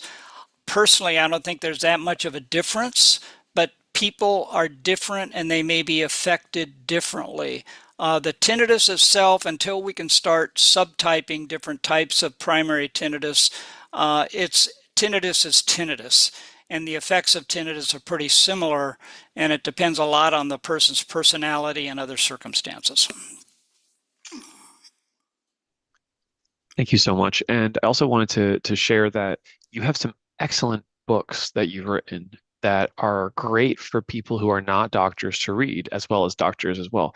So I wanted to share a moment for you to discuss some of those. And I also wanted to make an announcement that at the end of this summit, we're including a special offer. It's a combination of various tools that I know are really helpful to patients. And this year, I decided to include your book, one of your books on tinnitus retraining therapy. It's an excellent book. People who read it love it, and I know it's really helpful to patients. So, would you care to share more about how folks can um, learn about some of your books, tell us about the books you've written, and we'll put a link in the chat here for anyone who wants to look further. Yeah, I appreciate that. So when I retired about over 3 years ago, my focus was writing books, based on my 35-year career at the VA and auditory research, studying mostly tinnitus. So I self-published the first 4 books just to keep the costs down. If I go with a publisher, they charge about $100. If I self-publish, I can charge $10 for the ebook version and $20 or $25 for the paperback. So it just made more sense to make these books accessible to people to keep the costs down. And I write them in a way that I'm a scientific writer, so when I write, I'm always referencing everything. So each of these books has about 200 references. So I'm not just throwing my opinions out there, I'm trying to back it up with actual science. So those first 4 books they're all available on all the online booksellers, including Amazon. And then I most recently wrote a book called Tinnitus Stepped Care, and that is published by Plural Publishing, and it does cost about $100. But it's targeted more for audiologists, even though it might even be helpful for the average consumer, but that's more of a professional book. The first 4 are consumer oriented. The 5th one is really professionally oriented. So I appreciate you letting me talk about that. Excellent. You're so welcome. I just put those links in the chat to 2 of the books that I've purchased and read. And yeah, thank you so much for being here at the summit. Let's give our show our love, show our round of applause. So thank you, Dr. Ben. Henry, thank you, everybody. Catch up soon. Thank you so much. All right, guys, the show does not stop here. We have a few more moments, and then we'll be introducing our next speaker. Okay, great. So as was just mentioned, one of the fun things we're doing, the special things we're doing here for this summit is we're doing a giveaway. We are including the day and night tinnitus relief kit. We're giving away 5 of those at the end at 7:30 p.m. Eastern. And then we're giving away a full Tinnitus 180 treatment program. These are both products or treatment plans by Treble Health. Yeah, this is really exciting for us. Whenever we announce this, the person who receives it feels like it's one of the best days of their life. So really excited for this. That'll be at 7:30 Eastern. Make sure you're there for that during my talk. And it was mentioned the TFI, the Tinnitus Functional Index. This is a tool that we've used to track the outcomes for our patients over the last over the last 10 years, 20 years, this is really the gold standard in many ways for tracking tinnitus outcomes. And I just want to showcase that the data we have from seeing over 2,500 patients at Treble Health shows that the average person came to us with between a 6 or a 7 out of 10. And when they performed the treatment protocol, you can see that over time, their tinnitus functional index, TFI scores, went down significantly, down and down and to the right. So what that shows is that tinnitus can change over time. The person's experience can change over time. And we validated that with some of our data, which we're planning to publish here in the next 2 months. The main issue for people with tinnitus is sleep. If that affects you, let us know in the chat. And that's leading us into our next presentation here, where I'm really excited to introduce our next guest speaker, Dr. Lisa Medley, also known as Dr. Lullaby. So quick introduction. So sleep and tinnitus are deeply connected. A lot of my work, a lot of the things that I talk about with Treble Health is around sleep. There's specific protocols that help. this is underappreciated. If you can improve your sleep 30%, you'd be shocked how much better your tinnitus gets. And there's few people who better understand this relationship than Dr. Lisa Medley, who comes from the practice Dr. Lullaby, which we're partnered with and working with really successfully. Dr. Medley is a board-certified behavioral sleep medicine specialist and former director of the insomnia program at the University of Chicago. She has authored multiple books and published research in leading medical journals. Today, she'll show how improving sleep quality can dramatically change your tinnitus with practical evidence-based strategies. Dr. Lisa Medley, the floor is yours. Thank you so much for being here. Great. Thank you so much for having me. Just making sure, can you guys see my screen okay? My slides? Yes. Okay. Fantastic. So I'm thrilled to be here today. Have gotten to work. I've worked extensively with patients suffering from insomnia and comorbid tinnitus in my experience in the past at the VA. And it's a topic that's very near and dear to my heart, and one that I think is probably, that combination of symptoms is probably one of the most distressing and frustrating set of symptoms that I know of. So I want to talk about, first and foremost, the bidirectional relationship between tinnitus and insomnia. So as many of you know, the symptoms of tinnitus can become more noticeable in quiet circumstances. And so if there are no other noises or loud sound, nothing is in the background to distract, then we can be more aware of the tinnitus symptoms and more bothered by the tinnitus and more fixated on the tinnitus. And so what is a more quiet circumstance than night? So we often see that the tinnitus symptoms become much more troublesome when it comes to the night. And so we see that insomnia is one of the most common complaints of tinnitus sufferers, and 80% of those that are suffering from tinnitus also have sleep disturbance. So there are some theories about why there is this relationship. And so one of the theories that comes that's really most compelling, in my opinion, is that both sets of symptoms. Patients with insomnia, patients with tinnitus, both have this sort of underlying hyper-aroused sympathetic nervous system, or can. And so that can be kind of a mediator, or like an underlying commonality that can make folks more sensitive and sort of more activated. And so yeah, I think when we think about, let me get back also to the bidirectional relationship. So when we think about the relationship between these sets of symptoms, we know that if, not every day is the same with tinnitus, right? Like you might have one day where it's really bad, and then the next day maybe it's not as bad. So when you're experiencing worse tinnitus, right, when your symptoms are more severe, you're going to, as a result, have more trouble with sleep. And then we also know that when your sleep is more challenged, so when you're having more insomnia or poorer sleep quality, you're also going to be more sensitive to the tinnitus, more aware of the tinnitus, and have worse tinnitus the next day. So that's why we call it a bidirectional relationship. And it really kind of ends up in being a vicious cycle. So I'm not sure how many of you wear wearables. It's kind of interesting these days to talk about sleep stages, because there's kind of a new wave of looking at sleep stages in a different way when it comes to use of wearables. The traditional way that we think about sleep stages is based on EEG, or brainwave patterns. And so when we study sleep, we are looking at how we go through these different stages based on patterns that I'm showing here on the screen. So the lightest stage of sleep is stage 1 sleep. That's our sleep transition stage. That's when we're going from wake to sleep.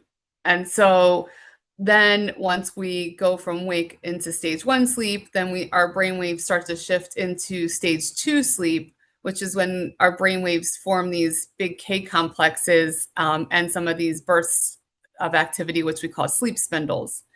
And then we can go into slow wave sleep, which are these big, huge delta waves that can happen, very slow waves, large amplitude. And then from there, we also can go into rapid eye movement sleep when most of the vivid dreams occur. You can dream in non-REM sleep as well, but more longer dream content, more vivacious dreams are occurring during REM sleep. A typical sleep cycle is 90 to 120 minutes. And so we do sleep in cycles during the night. So we start off in stage 1, then we go into 2, so into slow wave sleep, then back into stage 2, then into rapid eye movement sleep, then the cycle completes. So in that, when a cycle completes, you can have a brief wake up. And I always like to mention that because a lot of people think that once you fall asleep, you shouldn't wake up at all. So if you are waking up during the night, that's actually perfectly normal. I'm a sleep specialist. I wake up during the night as well. That's just the culmination of a sleep cycle. So what I'm hoping to accomplish by sharing that information is if you are waking up during the night, try to just tell yourself, oh, wake ups are part of sleep. That's perfectly normal. So, because when you wake up, when you finish that sleep cycle, your brain waves shift to a stage of wake for about 3 seconds, and then you start up another cycle again. And so if during that 3 seconds when your brain waves shift to wake, all of a sudden you say, darn it, I'm awake again. Or perhaps even worse, there's that ringing again, right? And then that awareness kind of creates a stress response. That stress response creates negative thoughts, emotions. The more negative the thoughts and emotions are, the more elevated the stress response. And all of that makes it a lot more challenging to return to sleep. So instead, I want you to normalize when the wake up occurs and just realize that that's part of sleep and a new cycle can again occur. You might get up and go use the restroom, lay back down, and then start again.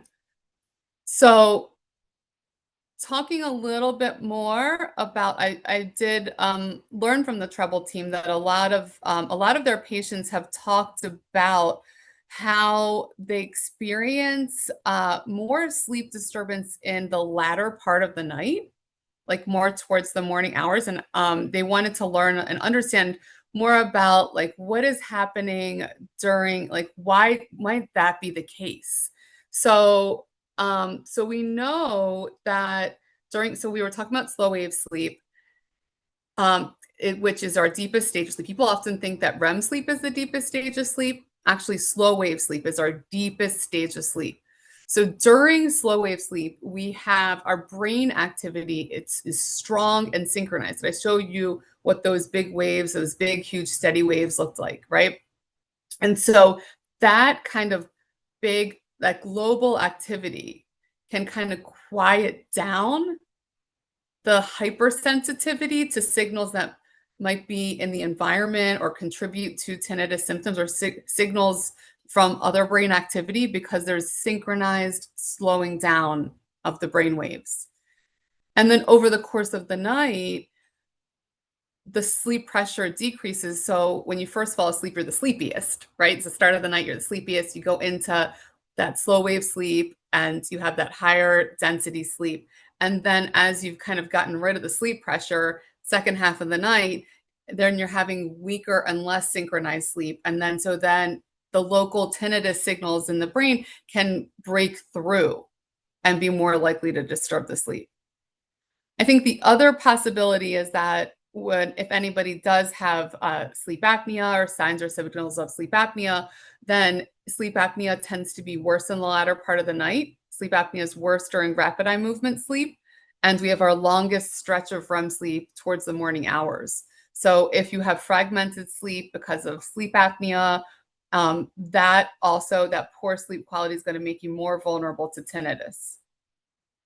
So back to this sort of hyper aroused, shared sort of state of affairs that insomnia patients and tinnitus share. So they both have this sort of activated central nervous system, and the brain stays on sort of high alert during racing thoughts, elevated heart rate, muscle tension. So when patients with insomnia, let's just say even without tinnitus, when they are awake during the night, there's and the thoughts start to pop up, or the stress response, my heart starts to race, your muscles start to tense up. There's more awareness of it, more fixation on it, more, oh no, here it is again, more of that intense response to it. And that, again, that intense response is a lot of what's keeping it going. So if you think about it, it's kind of like pain, right? Like if you break your arm and every day, all day, you're thinking about this damn broken arm. I'm so upset about this broken arm. I can't believe I broke my arm, right? That's person A. Person B might have the same exact fracture, but the stress response is maybe not as big, right? So, and the same can be true for both insomnia and tinnitus. And so part of that recovery process, part of that, part of the treatment steps can be, can I have less of a stress response? Can I let it be? Can I, there's a treatment modality called, acceptance and commitment therapy. Can I start to just accept it being there and have less of a stress response? Even if the baseline is the central nervous system in both insomnia patients and tinnitus is just more activated, can I do my part and sort of respond in a less activated way? So, so I'm going to skip over here because I do want to talk about other sleep disorders. And I'm looking at the time here too, and I want to make sure I have time for questions. So this is a list here of the most common sleep disorders. Obstructive sleep apnea. So let's start with that. So the most, the hallmark symptoms of obstructive sleep apnea would be loud snoring and daytime sleepiness. So, and I'll say this too, you might not know that you snore. And oftentimes people's bed partners are saying, you're snoring, honey. And then the patient's like, I'm not snoring. That's not, no, I don't snore. I don't snore. And, it becomes this kind of hilarious denial thing. And it's, from my perspective, it's like, I'm hoping that the world starts to like destigmatize snoring. And if somebody's telling you snore, let's believe them. Let's believe them. And why not get a sleep study? These days, you can do a home sleep study. It's pretty quick and easy. Just do it from home, and it's a quick setup. And then you can start to understand if you do have sleep apnea. And then if you do, there's treatment options that are extremely effective. And so again, if you have untreated sleep apnea, if you're like, I just want to ignore my bed partner telling me I snore, forget it, I don't snore. And if you walk that walk and you have tinnitus, it's extra problematic because your sleep quality, you're going to have more sleep fragmentation, less of those deeper stages of sleep, and being sleepy during the day, all of that can contribute to a worse experience of tinnitus. So important to just let's look it in the face. If you have the snoring, get a sleep study. Restless legs are another very common sleep disorder, may or may not go along with periodic limb movement disorder. Restless legs are a tingling or numbness in your legs, urge to move your legs at night, can cause insomnia, right? If you're feeling this uncomfortable nagging to just move your legs and tingling in your legs, it's very hard to fall asleep that way. And if there's sleep loss because of restless legs, inadequate sleep duration, guess what? Worse experience with tinnitus. Sleep deprived, worse tinnitus. So same thing with similarly, periodic limb movement disorder, that's actually happening during sleep. These are little leg kicks or leg jolts that can happen during sleep that can fragment your sleep, kick you out of deeper stages of sleep, more sleep interference, poor sleep quality, daytime sleepiness, worse experience with tinnitus. If you have these symptoms, you want to tell your doctor, let's get screened for it. let's get, so usually they'll look at something called, so not just a regular iron panel. If you say, oh, I already have my lab work done, I've had iron checked out, that's not good enough. There's a specific part of an iron panel called serum ferritin. They have to look at ferritin, and if there's leg kicks or leg jolts, then you need an in-lab sleep study, not just the home sleep study. So I'm going to skip around a bit because the narcolepsy and parasomnias are a little less common, so I won't focus too much on them in the interest of time. And then insomnia is the other big one. So I'm going to talk a little bit more about insomnia in a moment. I will mention this: if you're on the fence and you're not sure if you snore, you don't have a bed partner, or you're questioning your bed partner, you can download Snore Lab. We recommend that to our patients all the time. It's a good app. And I think even the Apple Watch now has pretty highly sensitive snore detection system. So insomnia screening. So we can just do this quickly right now if you guys have a pen and paper. So just go ahead and jot down difficulty falling asleep. So just think about your past 2 weeks. Would you say that you have 0, no difficulty falling asleep? 1, you have mild difficulty. 2, you have moderate. 3, you have severe. Or 4, you have very severe difficulty falling asleep. Just jot down your answer. And then 2, let's look at how about staying asleep? How big is your difficulty there? So on a scale of 0 to 4. And then how about waking up too early? Having that early morning awakening on a scale of 0 to 4. How bad is that? And how about how satisfied or dissatisfied are you with your current sleep pattern? Are you 0 very satisfied, 1 satisfied, 2 moderately satisfied, 3 dissatisfied, or 4 very dissatisfied? And then 5, how noticeable is your sleep problem in terms of improving the quality of your sleep, of your life, sorry. How noticeable is it to others? Are you tired all the time? Do people all know about it? Do people hear about you talking about your sleep all the time? How noticeable is it to others? 0, not noticeable. 4, very noticeable. How worried are you about your sleep patterns? 0, not worried at all. 4, very much worried. And then 7 is how much is this impacting your daily, how much is your sleep problem impacting your daily functioning in terms of fatigue, mood, ability to function, work, daily chores, etc. Whereas 0, not interfering at all. 4, very much interfering. So take a screenshot of this if you want. If you can tally it up, and even better, we can go back to this if you guys want later. But I want you to kind of get a sense for the severity of your insomnia currently, and recognize that if your score is somewhere between, is over 15, then 15 to 21 is moderate severity of insomnia. 22 to 28 is severe. So you guys are probably familiar with sleep hygiene.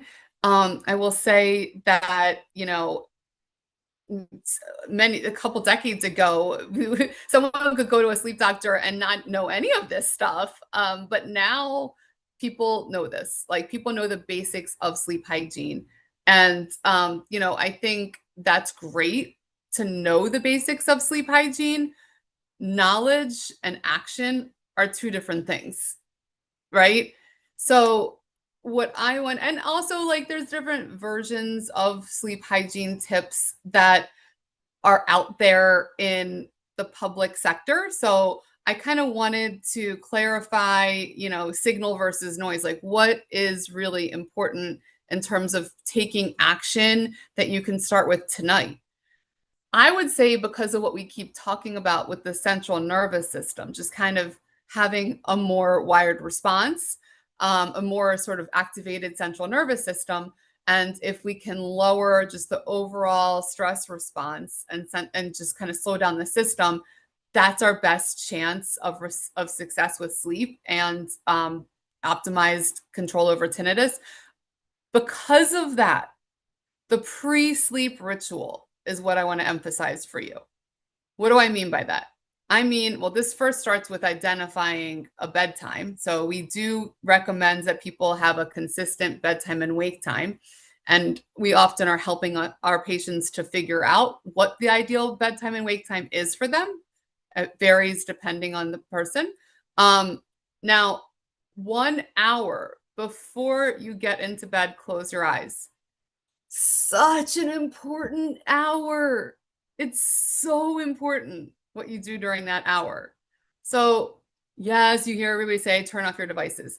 I don't need to be that specific with it. I think you just, I mean, handheld devices for sure. We don't want you texting, scrolling with an iPad or a television. If watching Seinfeld reruns in the background is something that calms you down and gives you peace, I don't, you're far enough away from the blue spectrum light. I'm not as concerned about that. What I am more concerned about is how it activates the system when you're engaging with others. And I mean that in an in-person way and an electronic way. So, for example, if you have a partner or family members that are bringing up, problems, things that have to get done tomorrow, stressors, conflict, yelling, any of that happening during the hour before bedtime is going to activate emotional responses, negative thoughts, and it's going to make it much more challenging to sleep. We need a relaxing pre-sleep ritual, me time, to slow down your nervous system and help you be prepared for sleep. So let your entire family know, I am taking an hour of me time every night before bed. That's just what's happening. See, it is part of your sleep. I'm going to sleep, right? That hour before bed, I'm going to sleep. And that is time for you to have by yourself. Hot bath or hot shower, soft music, light reading or audible.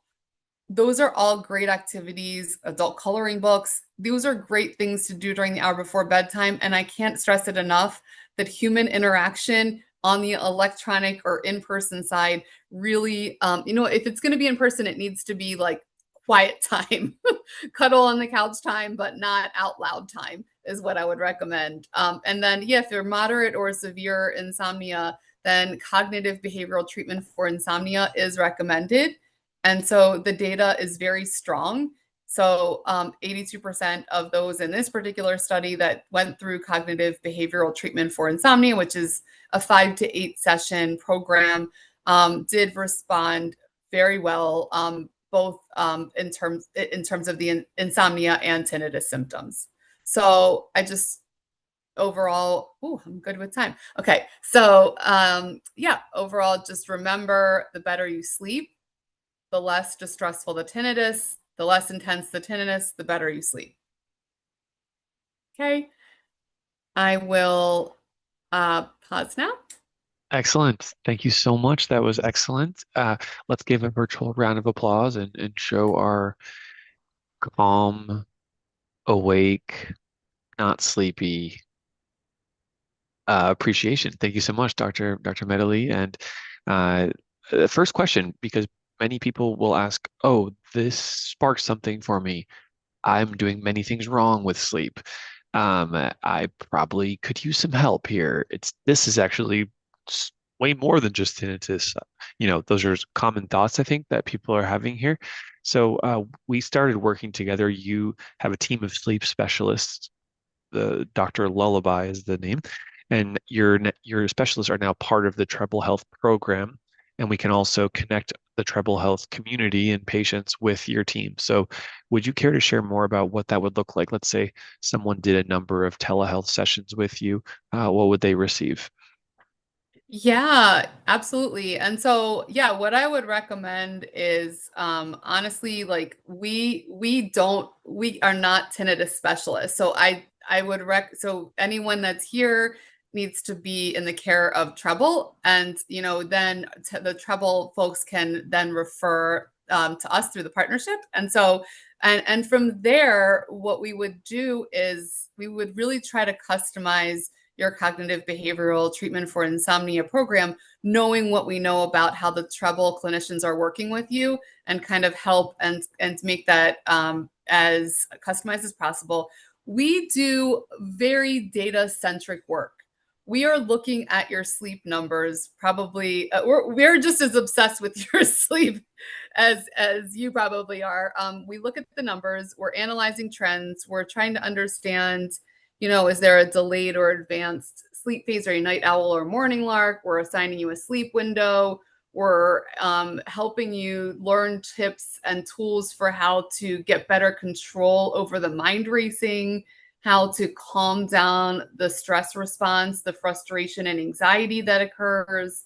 We're screening for other sleep disorders and working with our partners on that. If there's a medically based sleep disorder, we only focus on the behavioral route, but we have people to help on the medical side. So it's very structured. You are going to be filling in sleep logs. We also do look at wearable data, though. So we like to see both. We like to see if there's a consistency or discrepancy between the sleep logs, which is your perceived sleep, and the wearable data, and try to understand, again, how best to get you in the right direction. Excellent. So guys, if anyone wants to engage with this further, we'll include the link here in the chat. The Tribal Health team will put the link where you can speak with one of us, and we'll be able to direct you or refer you to whatever service or specialist you need. Thank you to Dr. Lisa Medley and the team at Dr. Lullaby. Let's give another round of applause. Thank you so much, and I'll talk to you soon, okay? Thank you. Excellent. All right, my friends, the show does not stop here. We keep going, and we've brought you another legend, I would say, in the modern tinnitus researcher space. I'd like to introduce next our next guest speaker, Dr. Dirk de Ridder. So, guys, this is the Tinnitus Relief Summit 2026. We're going for another 4 hours. This is the Tinnitus Megathon. This is the live stream. This is the Zoom session that lasts all day. This is only for people who tinnitus is really important to them. These professionals, it's really important to them. That's why they just dedicate their career to it.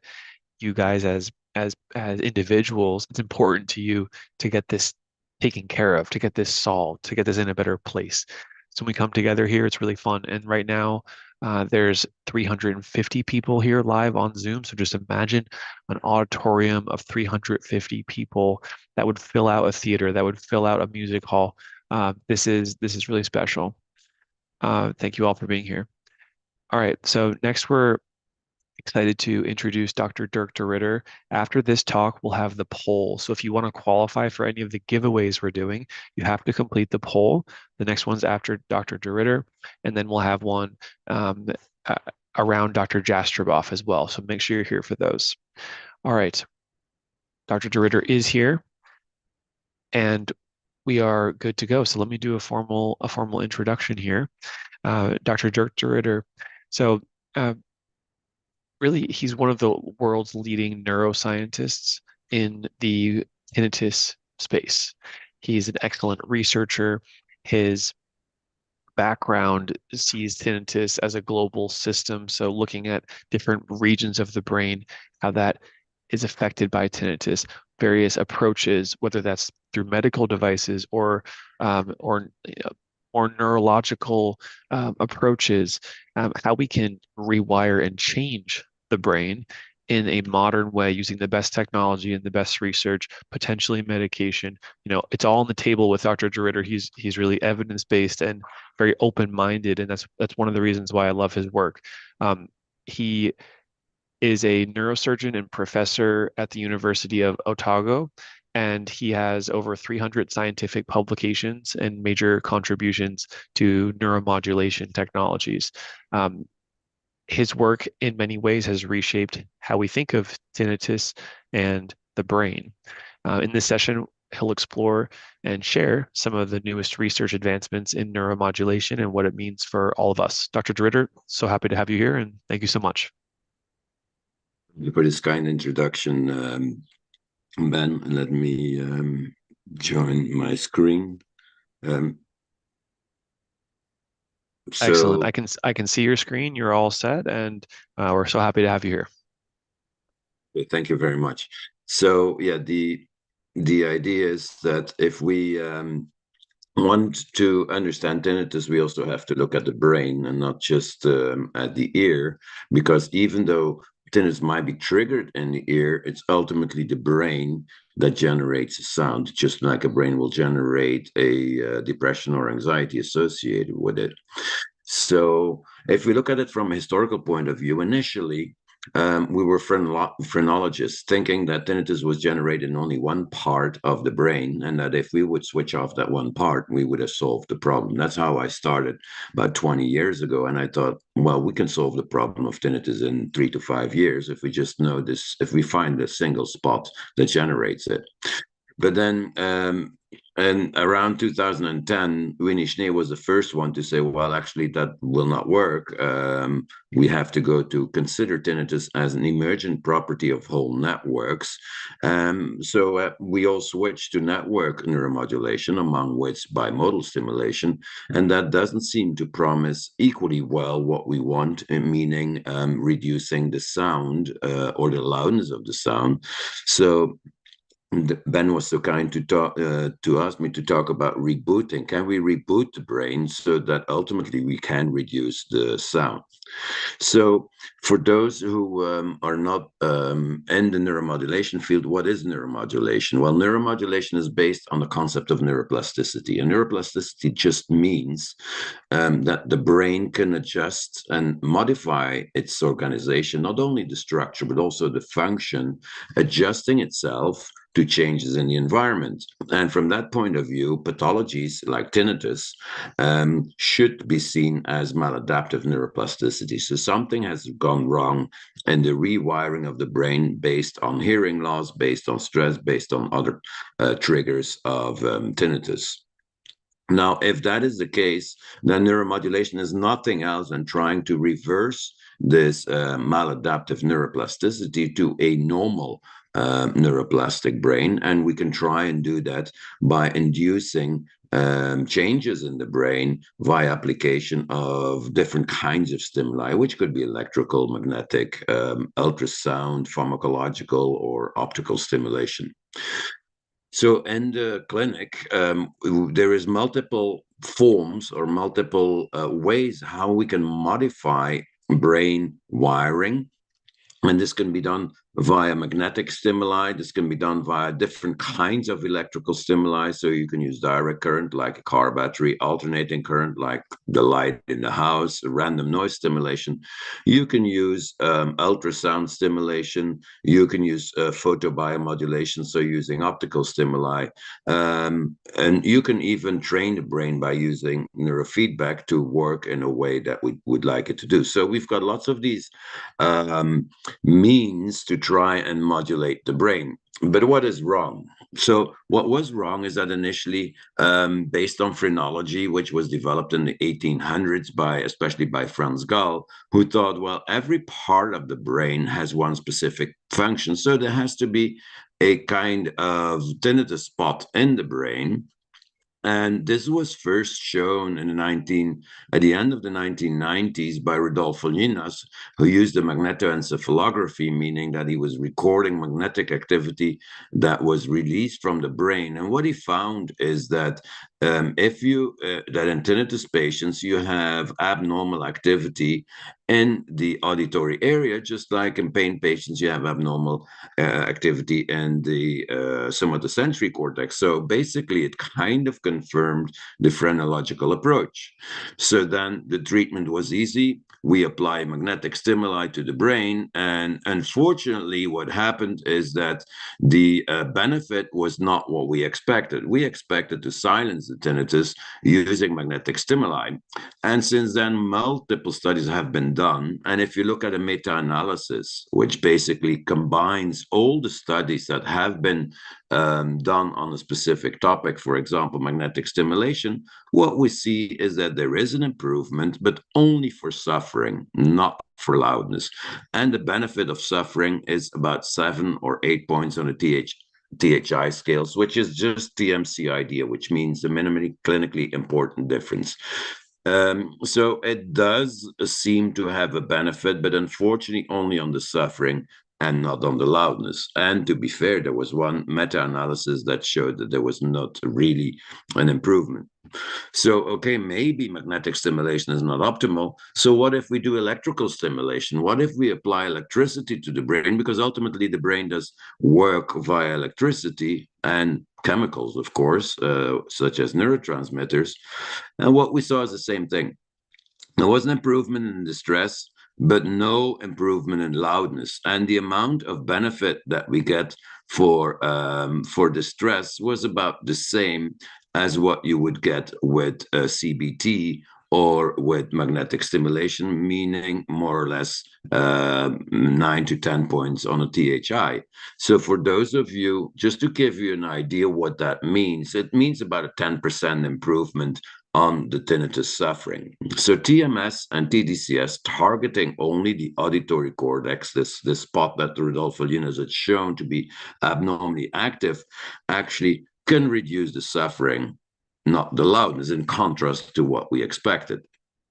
So if we then look at all this, what can we conclude? Well, that traditional neuromodulation has about similar results as CBT, but that there is no neuromodulation treatment yet that can reduce loudness, except for the cochlear implant. So in a cochlear implant, you do see a dramatic reduction of 4 to 5 points on a visual analog scale, and a more pronounced reduction, about 25% reduction in suffering.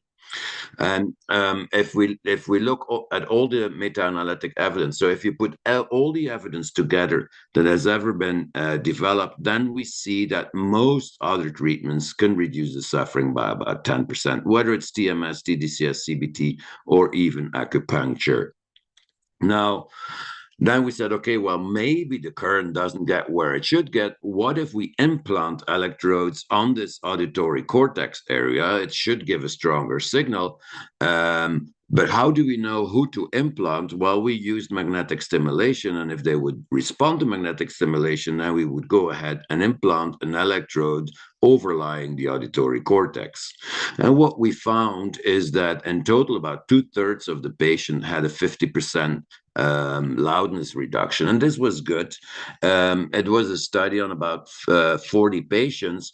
Unfortunately, at that time, it was an open label study, so we did not do it in a placebo-controlled way, but yet it did show that targeting the auditory cortex with an implant could theoretically and in those patients really clinically have a benefit. But so we should do a study where we do a placebo-controlled trial.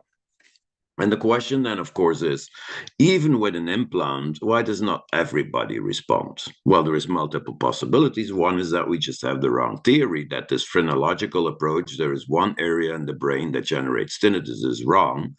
And so maybe we should go to a network approach. And this was first shown by Winish Lee using magnetoencephalography, which was similar to what Rodolfo Llinás had used. But Winnie did not only look at the auditory cortex. What he looked at was the whole brain, and he saw that actually a tinnitus brain was wired differently than a non-tinnitus brain. And then we tried to see, well, what happens in chronic tinnitus, and we found a relatively well-described network using EEG, and later went into dynamics and see how does the network change. Now, if this is the case, if there is not one target, then we should, of course, also use a different approach. And using, again, meta-analytic evidence, meaning you put all the imaging studies together that have looked at what's the network in the brain, you see that there is multiple different areas that light up depending on which imaging technique you use. And then the question is, well, how do you target them? How do you target all these areas? Well, in that way, you could do it, as I've mentioned before, by kind of waging a war on tinnitus, or at least learning from how an army fights. An army fights not just by fighter jets. It also has ground troops, and it has a navy. But then within the neuromodulation, you still have different technologies, as I've shown before, that could be used individually or in a combined way. to try and tackle tinnitus. And if you then look at an umbrella meta-analysis, which means that you compare different neuromodulation techniques, which you can see in all these lists, the best outcomes you have is, unsurprisingly then, by combining a stimulation that targets electrically both the auditory area as well as the noise cancelling mechanism that has been described by Rauschecker. So from a practical point of view, it means that when you target more than one pathway that is involved in the tinnitus generation, you get a clearly better outcome than if you do it with only one target. And this then led also to the development of bimodal stimulation. And unfortunately, just like in single target, you get a benefit whether you use the Susan Shore approach on the left or the Lenire approach on the right. What you see is you get a benefit in suffering, but not, and you do not get a benefit in loudness reduction. But in general, there seem to be more people who might respond to it than people who do not respond to it. And in an FDA requirement study, it was also shown that if you start with only sound therapy and you add the electrical stimulation, that you then get an extra benefit on top of the benefit that you get from sound therapy alone. So yes, this combined approach seems to be having some benefit, but again, we fail to reduce the subjective loudness. So then the question is, can we push this network stimulation even further? And in collaboration with the tinnitus group from Professor Song in Korea, we did another study looking at entropy, so the kind of how much structure is there in a network. And what we thought is that there might actually be an on-off switch that triggers a whole network to activate in the posterior cingulate cortex, which is that area here that you see in the back and in the depth of the brain. So we then developed a very complicated stimulation approach in collaboration with Neuroelectrics, which is a company based out of Barcelona that can do these computational modeling thing. We even created a new stimulation design and thought that we would solve the problem again, because that's unfortunately what we had been thinking a lot before, but in general, we failed miserably. And what you see, if you compare placebo stimulation to this network stimulation that also targets the on-off switch, unfortunately, we did not get any benefit that was more than with traditional stimulation. So then the question is, what did we do wrong? Or should we also again go to this multimodal approach where we combine then pharmacology with neuromodulation? So not only stick to neuromodulation, but add pharmacology. And at that time, the idea was to use an NDMA blocking agent like ketamine, because ketamine seems to work for depression. And we created yet another stimulation design and targeted multiple areas in the brain, and unfortunately that also did not give any extra benefit on top of what we could get with just TDCS. So then you can say, okay, well, single target doesn't work, multi-target doesn't work for reducing loudness. What if we reboot the brain? What if we just, instead of blocking a signal, what if we try to teach the brain something? And the idea was that tinnitus is a maladaptive learning, so that the tinnitus brain actually, once the tinnitus is there, just says, well, I might as well consider this tinnitus as part of who I am. The tinnitus is part of me. And this requires that there is a reward attached to the tinnitus sounds. And so then theoretically what you could do is you can present all the sounds except for tinnitus and reward the non-tinnitus sounds in the nucleus accumbens, or do the opposite. You can present the tinnitus sound and then give a disreward in the habenula. This is conceptually makes sense.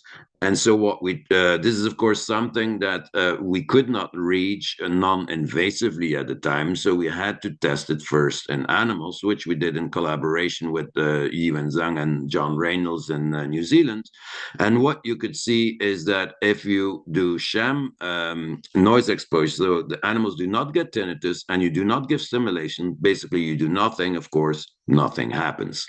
Then surprisingly, and showing that it actually might do something, is that when you do a sham noise exposure, so the animals do not get tinnitus, but you do give the paired stimulation of non-tinnitus sounds, of sounds with electrical rewarding stimulation, then those animals develop tinnitus, which intrinsically means that you can generate tinnitus by rewarding certain sounds.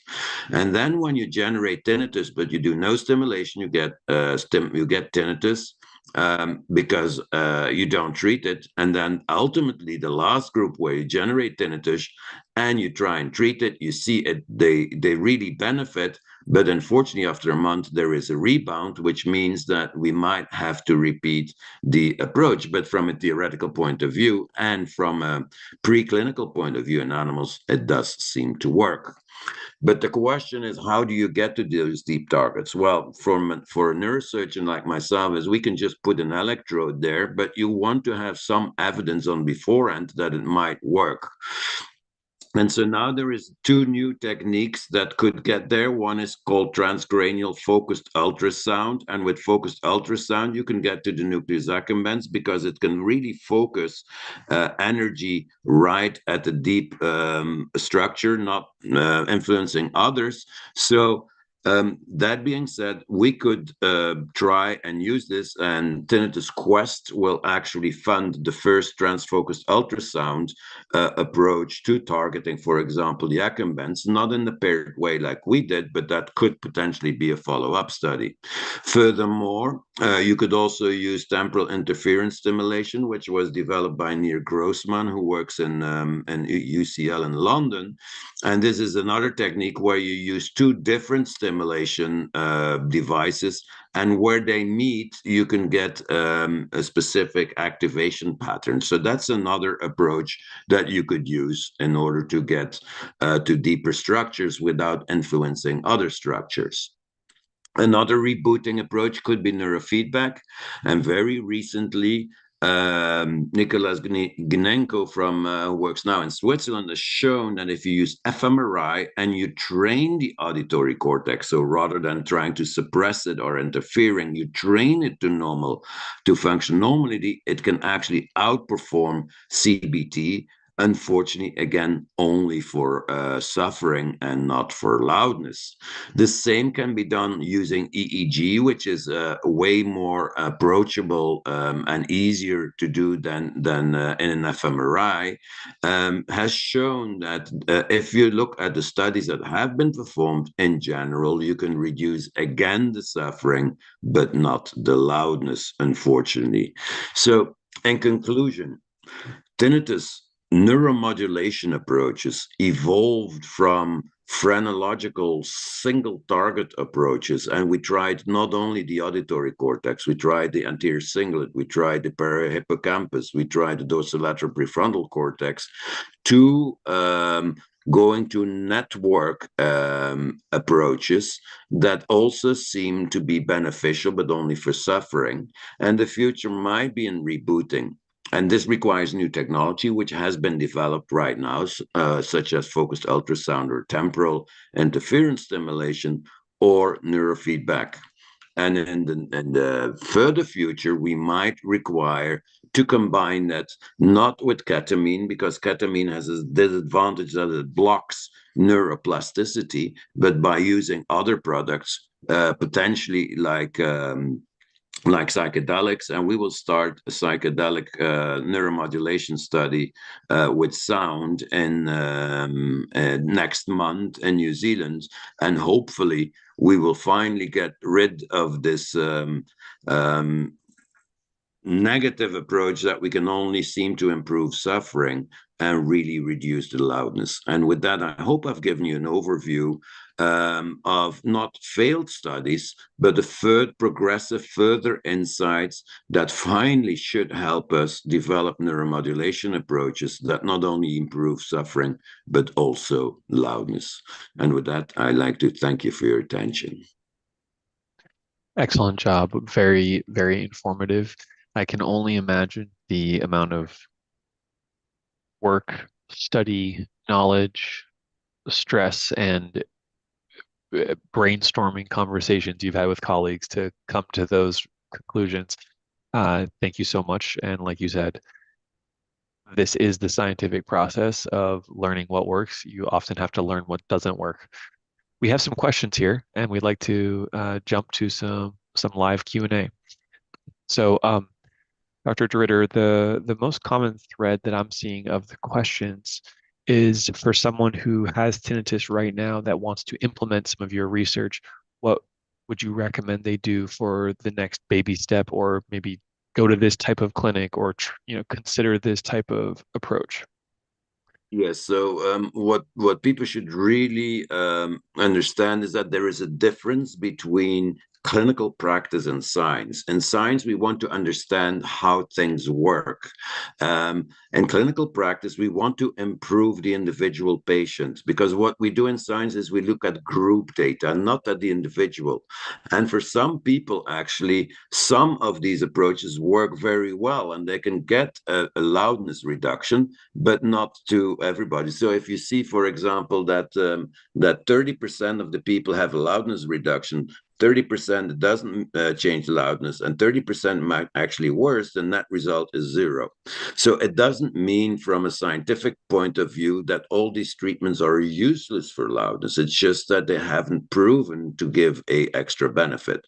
So in the clinic, what we do is we treat patients always with a combination of medication and neuromodulation, if, of course, there is no peripheral approach that can benefit them, like a hearing aid or noise canceling, etc. So from that point of view, if you really suffer a lot, we can help. And the goal is to, and currently with the evidence that we have, is that we can try and make the tinnitus livable. In order to make it livable, you can use CBT, you can use audiological approaches, but if they fail, then a neuromodulation combined with medication might be beneficial. So my advice is, first, follow the logical steps. Go first to a audiologist and or a psychologist, and if that does not help, then it could be beneficial to go to a neuromodulation clinic, where initially non-invasive neuromodulation might be an option in combination with certain medication. And if that does not help, then ultimately, I think the goal is, if you really suffer terribly, is to try and get involved in a study in a more experimental approach. So there is a logical sequence of steps to be taken from a practical point of view. Excellent.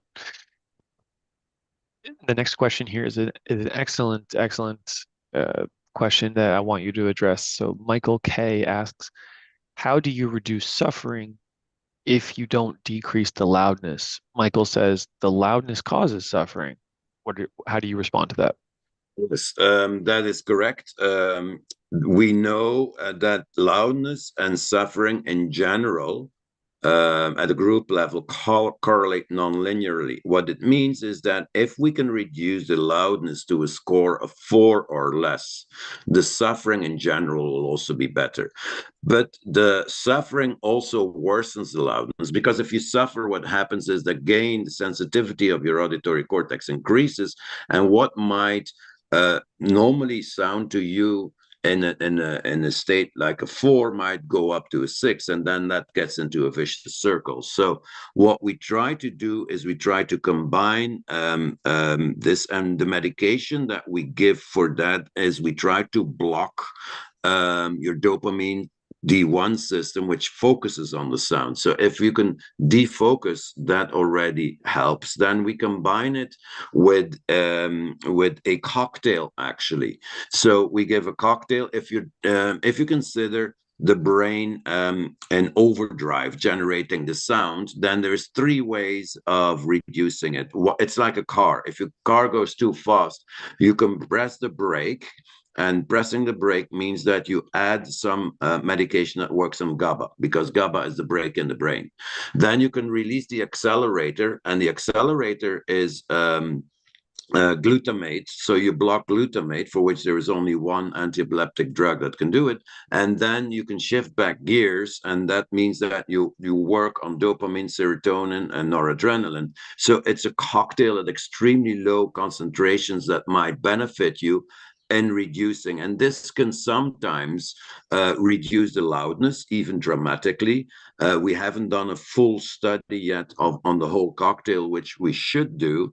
And if you then simultaneously apply electrical inhibitory neuromodulation on the auditory areas and activate the noise cancelling mechanism, then you should get then we seem to get the most benefits. The problem, however, is that if you use these combinations from a scientific point of view, it's extremely difficult to study. From a clinical point of view, it's okay. But from a scientific point of view, it's very difficult, because ultimately you won't know which of the 4 or 5 cocktail products works, whether it is the cocktail plus the noise cancelling mechanism activation, or the cocktail plus the inhibitory activation on the auditory cortex that works. And this is where clinics diverge from science. In science, we want to understand how it works. In clinics, we want to improve the individual.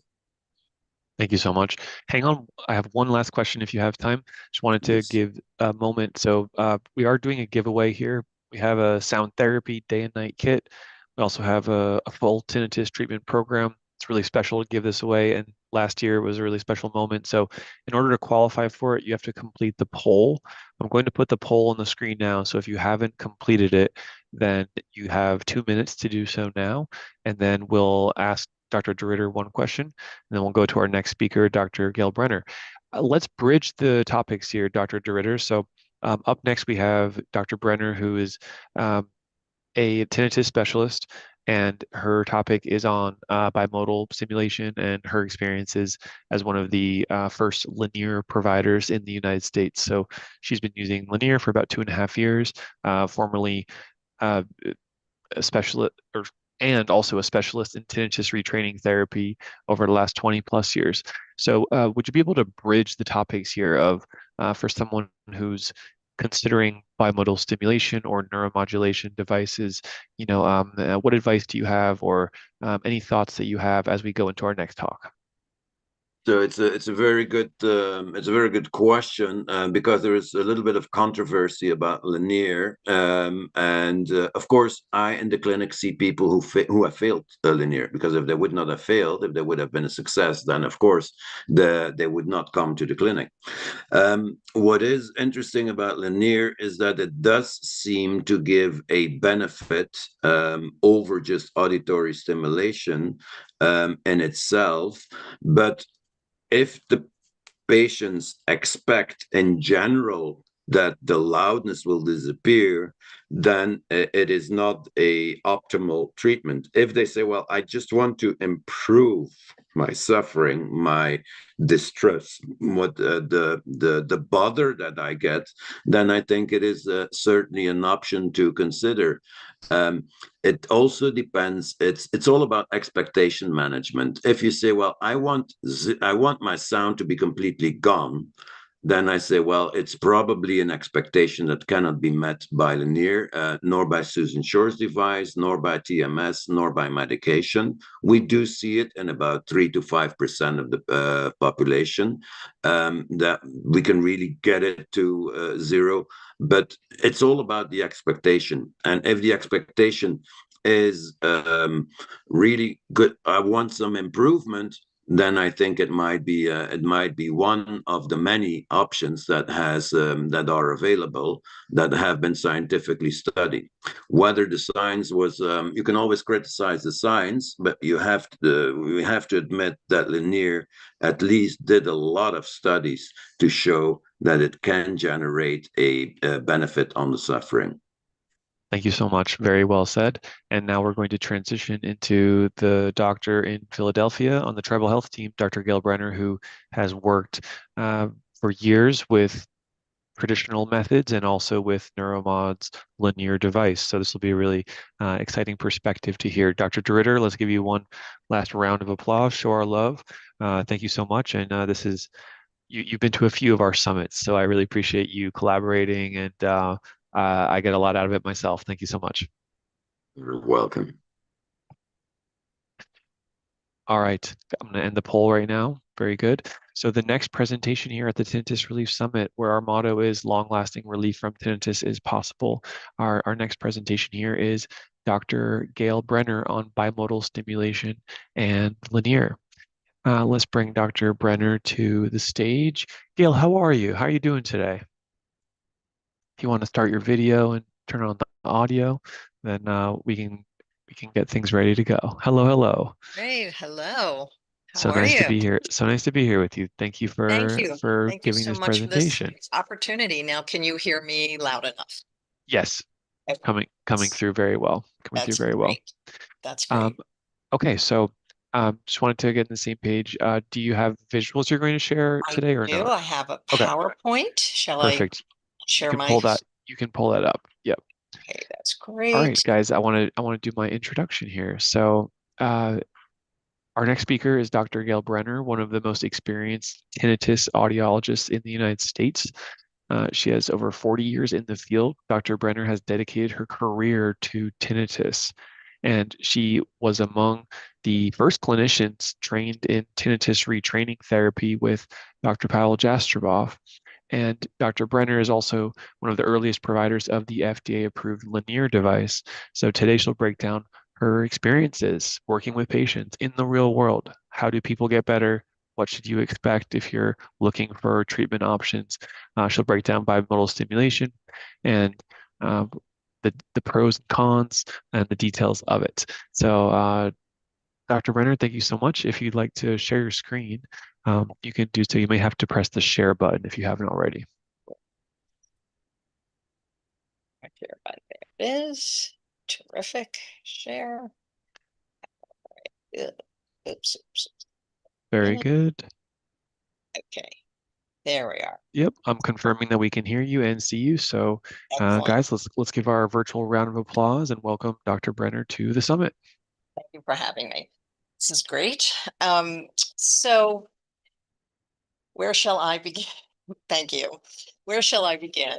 Been a tinnitus specialist for over 35 years of my amazing 45-year career as a clinical audiologist, and I've had the opportunity and the honor to treat many thousands of tinnitus patients with great success thanks to Dr. Pavel Jastroboff, and I cannot wait to see and hear his presentation. And up until now, and continue to be a TRT specialist. But now with the advent of Lenire and bimodal neuromodulation for the treatment of tinnitus, things have progressed in a really very, very positive way clinically. So I shall continue on. An introduction to Lenire. So what is Lenire? We'll talk about that. Clinical trial results and FDA approval, real world evidence success, Lenire and hearing aids, onboarding process, and key takeaways.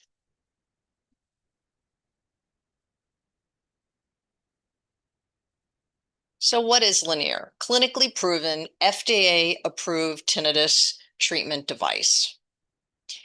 What makes up Lenire?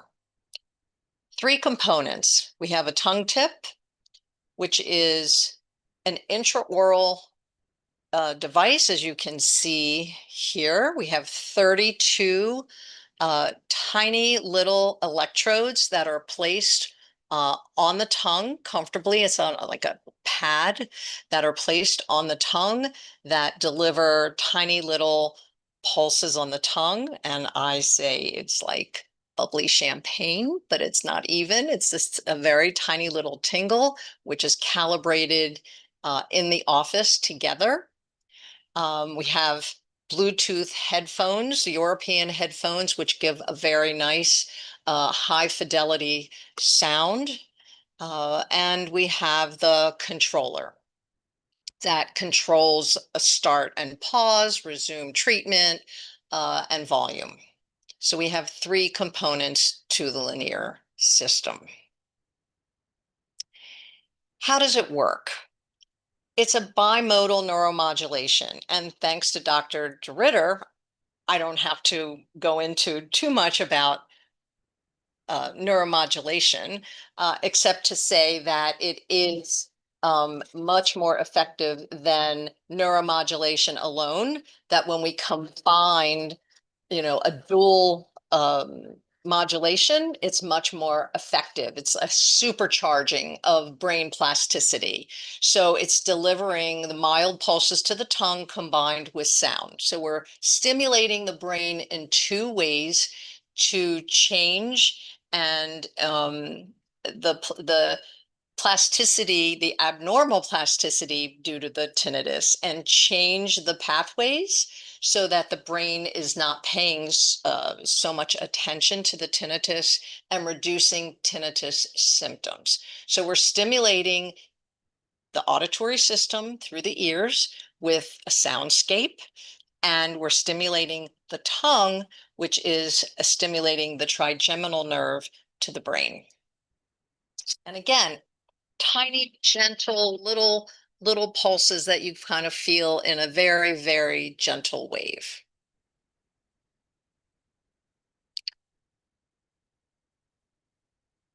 Lenire by Neuromodulation devices uses dual mode stimulation to soothe tinnitus. But what exactly is tinnitus and how dual mode Oh, sorry, hold on a second. Could you pause that? Yes, sorry. At the very top, Yes. there's an option to what's called share original sound. Oh, okay. I'm not sure if you see that drop down, but basically we can't hear the audio. So Oh, okay. do you want to skip it or do you want to try to No, I'd like troubleshoot to it? show the video. Okay. It's All right. So short, at but the it's very very, very interesting. Yes. at the very top, there should be some 3 dots that you can click, and you should Yes. see an option to share original sound. Let me know if you see that. I don't. No, show webinar, no. I don't. Oh my goodness. I may not be able to show it. Okay. Some people are saying they can hear it, but it was quiet. Why don't you go ahead and all right. continue to You know continue what? to play the video, or you can narrate it over the top of it. I will. Let's try. Let's try this. Okay, thanks. Let's try again. response to stimulus. I'm going to go back. Repeated exposure to We're audio doctors, we gotta make sure we pay goodness. attention to all the details. But go ahead. People are saying they can hear it, so we'll carry on. strengthens or opens new brain connections. Is that okay? These connections are also known as neural pathways. As this occurs, other neural pathways can become weaker. These changes are known as neuroplasticity and are essential for learning and development. Playing the piano is an example of positive neuroplasticity. At first, playing the piano can be difficult. Regular practice repeatedly exposes the brain to sound, hand movement, and visual sensory inputs. This reinforces piano playing pathways and can lead to better playing over time. Tinnitus, commonly known as ringing in the ears, can be a result of negative neuroplasticity. Hearing loss can cause the brain to compensate for a loss in a sensory input. The brain then creates a new sound pathway to replace the loss of sound, even when there is no external source. This is otherwise known as tinnitus. Many people with tinnitus will try sound masking to get relief. Sound alone can activate pathways to temporarily distract from tinnitus. However, adding a second sensory input keeps the pathways active for longer and in a stronger manner. Lenire's dual mode stimulation combines two sensory inputs, sound stimulation and multi-pattern tongue pulses, to activate hearing and sensory pathways. This dual mode approach weakens tinnitus pathways and helps the brain to stop focusing on tinnitus sounds. Tinnitus will still be present, but the brain will become less sensitive to it, which can dramatically reduce the impact tinnitus has on a person's overall quality of life. Learn more about the Neuromod's scientifically proven tinnitus treatment device, Lenire, by visiting www.lenire.com.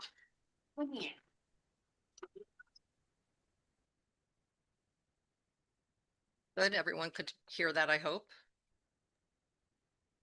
Yes, thank you. Good. Terrific. So there are contraindications for Lenire. It is not for everyone. It is for moderate to severe tinnitus. It is for most people, and we'll talk more about the flow chart, but there are some medical contraindications, a pacemaker, defibrillator, if you're pregnant, epilepsy, certain impairment, sensitivity of the tongue, neuralgia. Meniere's is not a contraindication. They just haven't done research.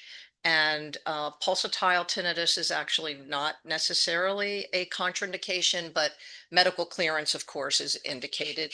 And if someone has an oral piercing, it has to be removed. But of all the patients I have seen, and that is many, no one yet has had an oral piercing.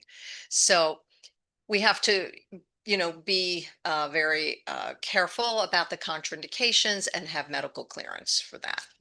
This is the fitting range. So if you know your audiogram, this is the fitting range because auditory is important. So if you're in the fitting range, you could be a good candidate. I have fit other patients, many patients not in the fitting range. There is a certain percentage that can still be fit, or if a person has an asymmetric hearing loss, of course, it's been medically cleared. And we would discuss it in terms of realistic expectations, of course, always to be discussed. And signing just a waiver, just indicating that that you're out of the fitting range, that results may not be the same as you may have expected or other people may have experienced. It may take longer, whatever, but certainly it's, I have fit many patients out of the fitting range, at least in one ear or certain frequencies. So what is the best adaptation to, what do we do? What's the clinical process? Because this is all about the clinical aspect of Lenire. Hearing and tinnitus assessment. The Lenire is fit on your hearing profile. So a current hearing test by an audiologist within 6 months is required, and a tinnitus assessment. And you've heard from all the previous speakers about the surveys and the questionnaires. That's what the tinnitus assessment is about. And the TFI and the THI, the PHQ and the GAD. That's what my clinic does. We are very thorough. I want to know how the tinnitus is impacting your life. It's very, very important. So we look at all of the information, the impact on your life, very important. And then, are you a good candidate? You would come in for the fitting. And it's really important for Lenire or any tinnitus treatment that you have a tinnitus trained provider as your tinnitus guide to take you through the tinnitus journey of treatment. So you would come into the office, my office, or wherever you are for treatment, and you would be fitted with the Lenire device. It takes about an hour, depends on where you go, and you would actually go over use and care, and we talk about bringing down the central nervous system and breathing and calming down and using Lenire. I call it like a little mini vacation, taking that 30 minutes twice a day to give yourself that calming time, just like Dr. Lullaby was talking about, taking that hour before going to sleep to just relax and bring down that central nervous system so that you can rest. I use that 30 minutes twice a day for Lenire as your mini vacation to calm the central nervous system, taking some breaths in, finding that nice quiet space in your home, and just having that little Lenire space for yourself, and doing something relaxing, not something too mentally challenging, but something very relaxing, like reading a magazine or doodling, or if you do needlework or something like that. And you just sit and relax and enjoy the soundscape and the little tingle. My patients say it's like Zen-like. They just love it, actually. So it's an at-home treatment that you do 30 minutes twice a day. And when you see the research, and you're going to see that in a few minutes, you will do that for a period of time, which we'll talk about. And then you have follow-up visits in the office, or if you live far away after the fitting, then those visits would be remote, either my office or wherever you would be going for treatment, and all of the follow-up visits. So in my office, we would create a treatment plan for you with components of tinnitus retraining therapy, because I combine Lenire with components of tinnitus retraining therapy. So clinical trial results. As you can see, there have been 3 initial large studies and have been published, randomized double-blind studies. They call it 10A1, 2, and 3. The third one is the one that they were able to get FDA approval. So what I'll just talk about the third one because the time is so limited and I could talk for hours. I'm sure as all of the speakers. The third trial was the one that got what they call de novo, which is a novel FDA approval because there has been nothing else like it. So they did the trial with just the soundscape only, and of course sound is very beneficial, but then when they added the tongue stimulator, the bimodal neuromodulation, the improvement was significant in terms of the tinnitus benefit and the reduction of symptoms, and that is what they were able to get FDA approval. So this is the information on the de novo process. And they had to prove, of course, the safety and effectiveness. And that was, as you see on all of them, that supported the safety and efficacy of the treatment. So again, this is just repeating that information and how the participants would use the treatment, and how 83% would recommend the treatment, 7 out of 10 had improvement, 0 side effects. Very important. Real world evidence supports effectiveness shown in the clinical trials. So in the clinical trials, they only used Lenire, but in the real world, they are working with the clinician. So it is so important to have that guide, have that special audiologist, that tinnitus provider that you work with, because they're there to educate you, support you, be there for you. For emotional support, safety, and work with you along the way. Very, very important to have that support. So the independent real world evidence supports the clinical trials, and in some cases even better, because they have that personal support, which is extremely important. That makes all the difference, having that relationship with your audiologist. So this was the first American retrospective, and it looks like I have to go quicker. But in 12 weeks, 96, this was 220 patients. This was a clinical audiologist in my colleague and actually former student, and I'm very proud of. She did this review of her tinnitus patients treated at the Alaska Hearing and Tinnitus Center, and she reported 91.5% reported clinically significant relief from tinnitus after 12 weeks. That was very impressive. Now, she also looked at the benefit of hearing aid use with Lenire before and after, and she found, which was also very interesting, that hearing aids were always very helpful, but Lenire alone was just as helpful for tinnitus. That we always recommended, and that's all we really had for a long time, that if a person had hearing loss and tinnitus, that was what was recommended. But in her research, she found even when there was hearing loss and she used Lenire only, that the tinnitus benefit was just as effective when they had Lenire or hearing aids, which was a very interesting finding.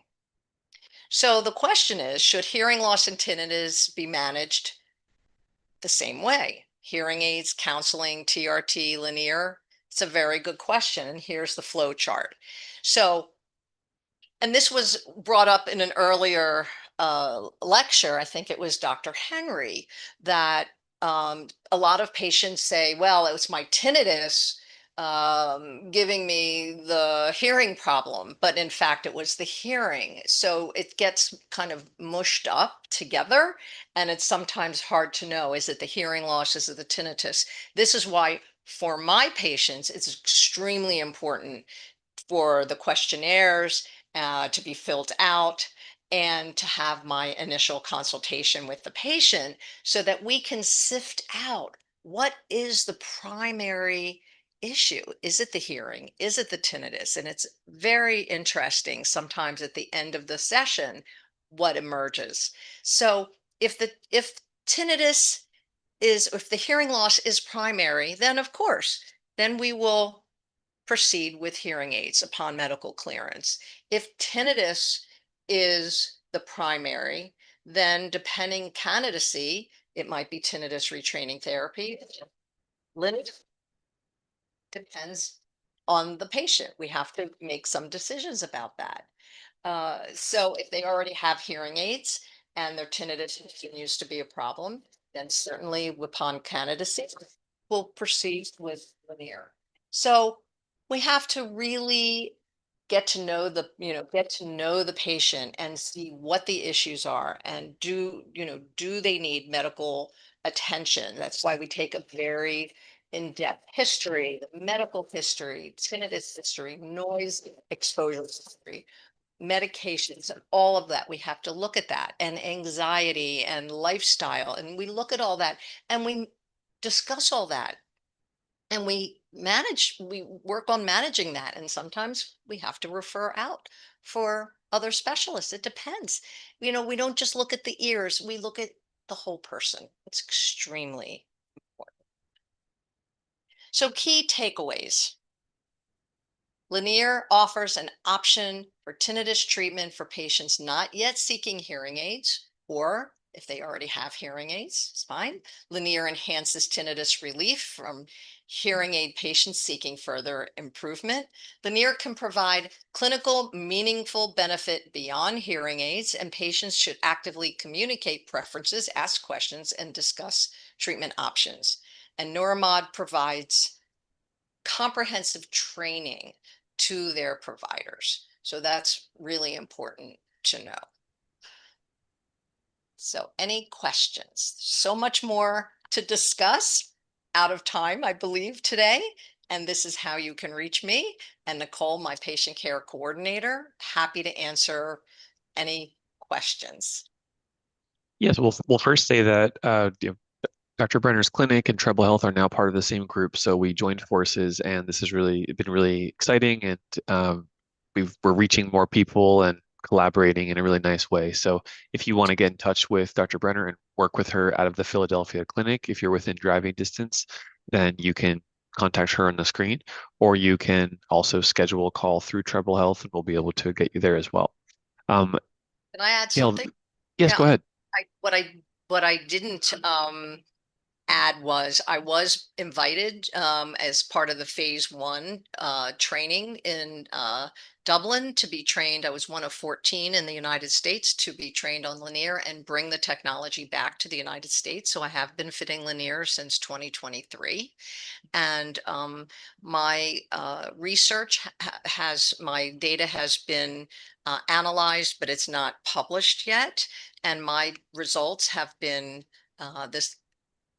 as effective. My treatment has been effective as the other clinics in the country. So Excellent. I want to summarize what I'm hearing in the chat. So, this is a tinnitus community. It's always been that way. There's the support groups, there's the online forums and communities, there's going to the doctor clinic. There may be what I will call right now a still suffering bias, where people who've tried Lenire that it didn't work for them and are still suffering are in these communities. And there are a few of them here in the chat who said, hey, unfortunately, I tried that. It didn't do that much for me. The data we're seeing shows that some percentage of people that will be the case.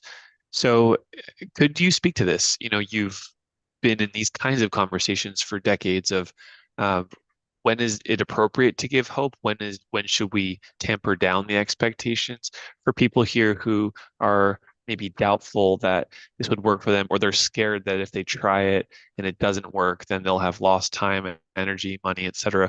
What are your thoughts on that?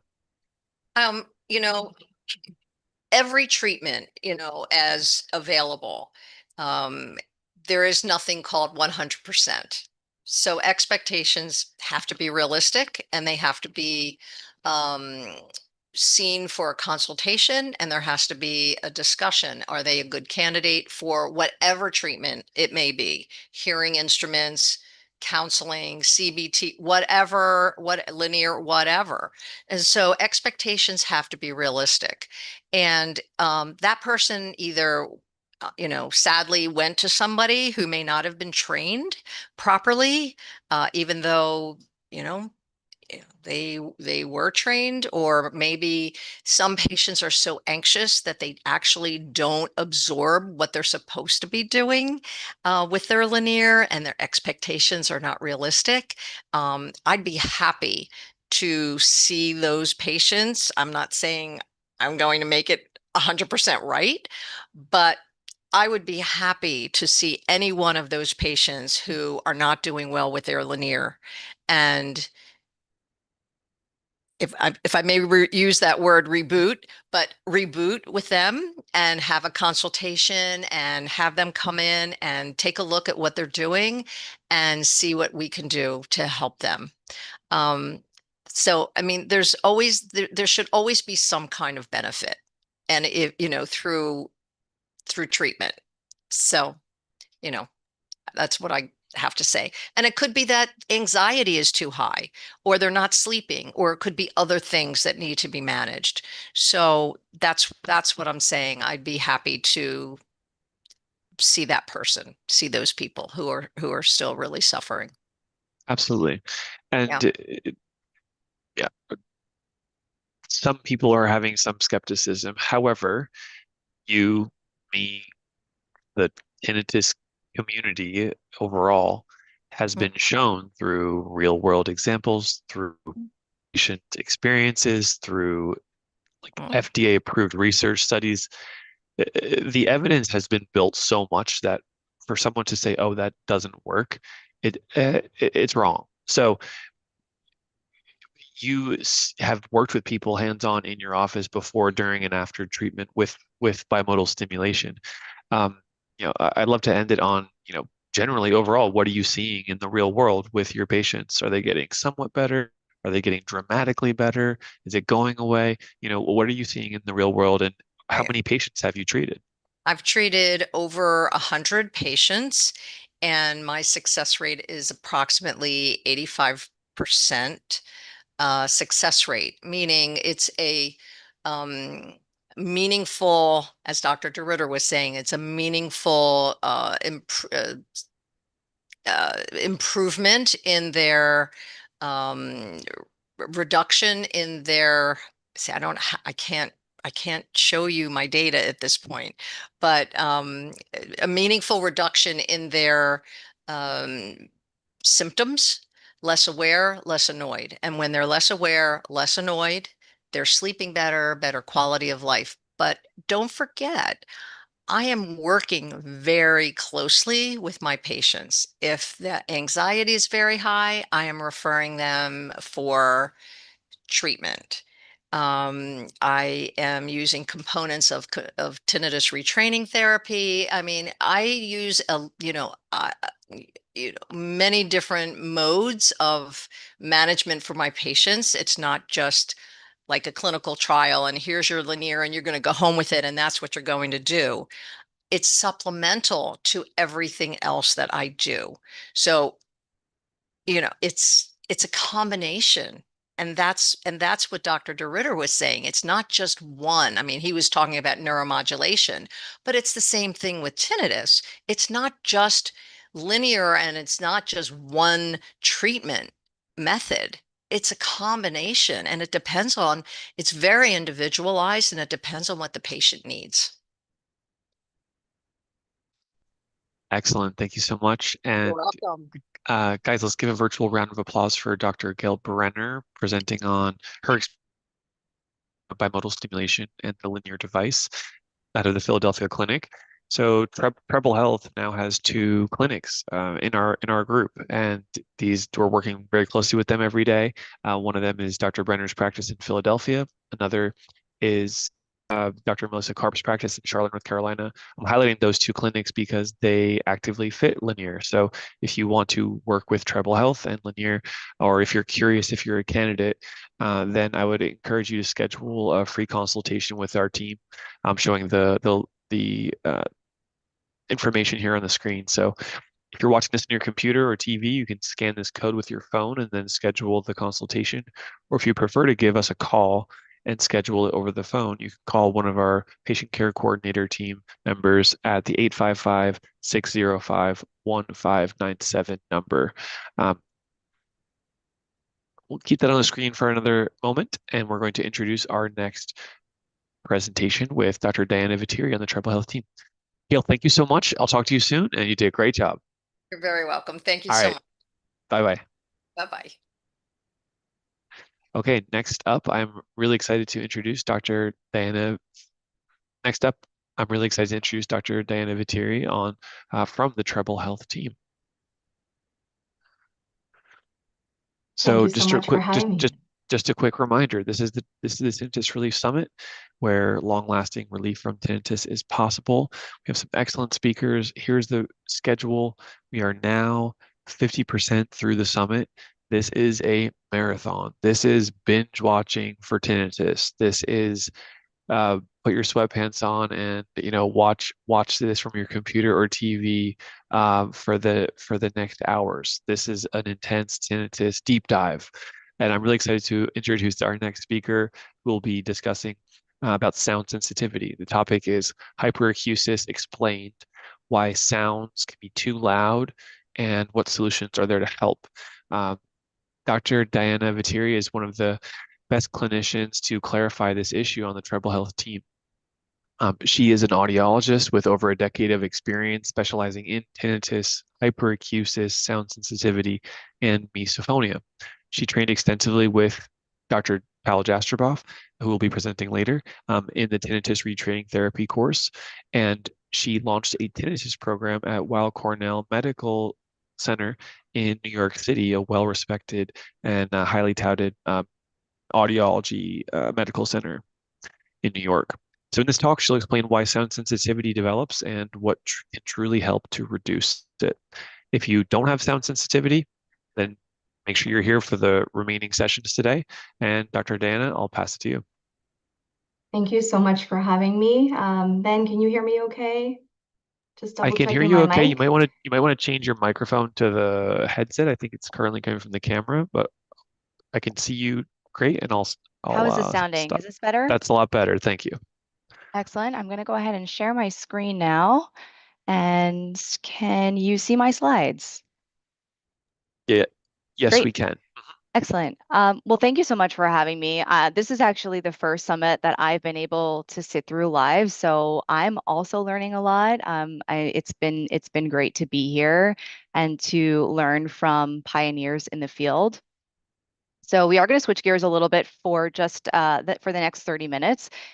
And we are going to be discussing hyperacusis. Now, if you are here, it's probably because you experience tinnitus, but for some of you, you might also experience hyperacusis.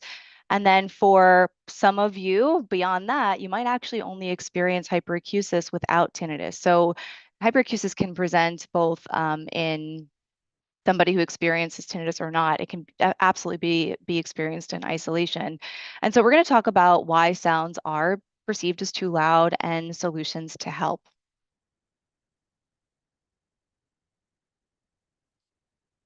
Before we do that, just to add to my introduction, I have been working here at Trouble Health for the last 2 years, but I have been working with tinnitus, hyperacusis, and misophonia patients for about 11 years, coming up on 12 years now. And it really was the first population that I was exposed to when I entered into the field right out of graduate school. So I had the pleasure of working at a practice where this was the main population.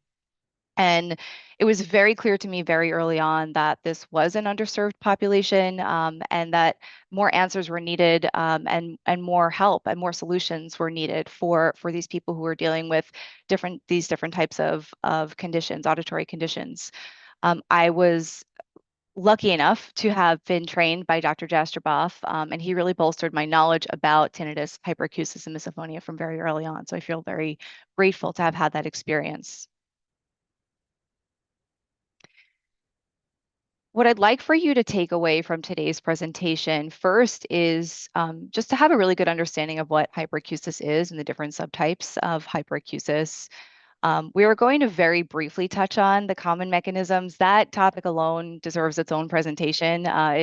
We would be here for quite a long time if we were just talking mechanisms. So we're going to briefly touch upon that.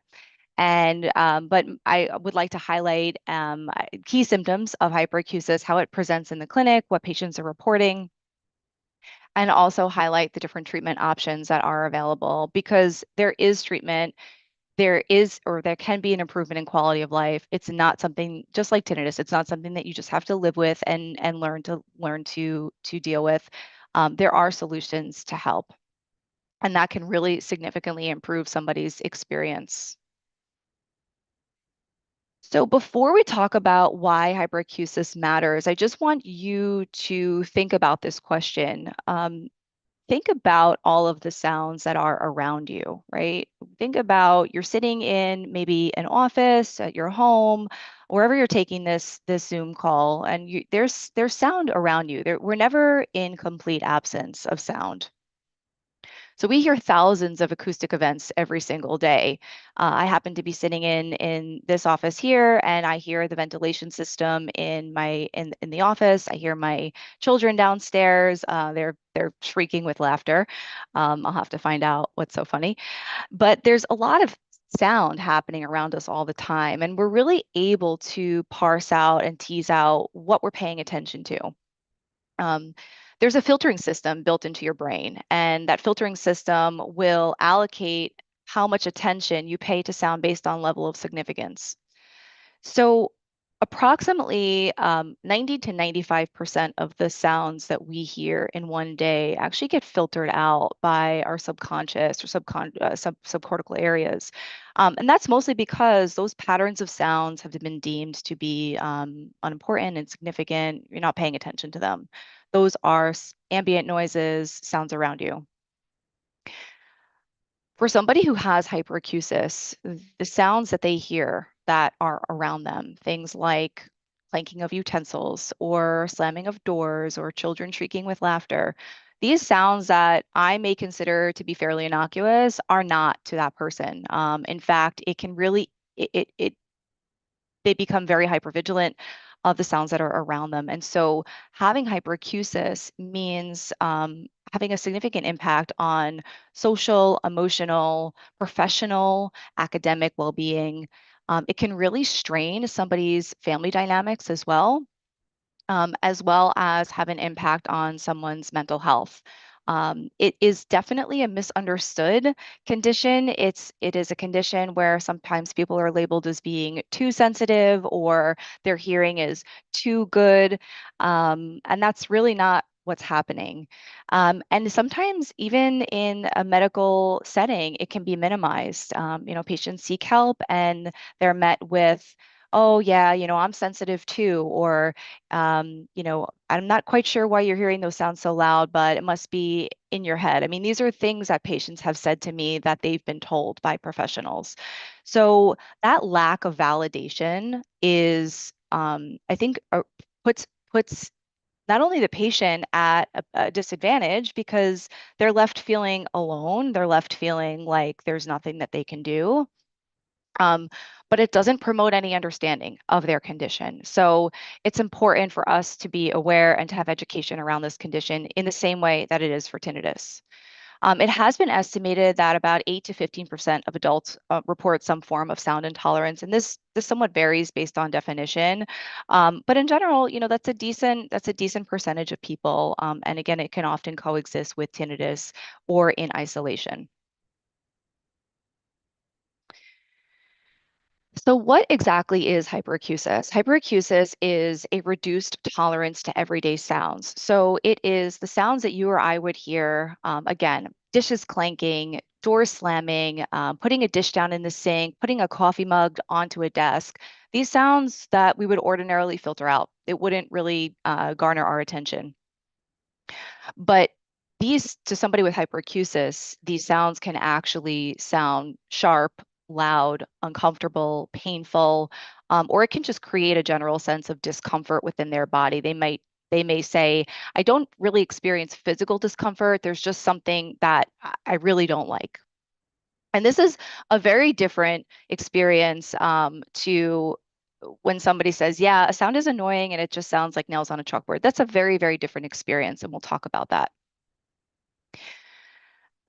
Oops, sorry about that. So in general, when somebody experiences hyperacusis, it can actually make them more hypervigilant about the sounds around them. And that's because there is this negative feedback loop that's been created where their brain is actually trying to protect their body from what it deems as a threat being some of these everyday sounds. And as a result, they start to become very hyper aware of what's happening around them, who's making what sound.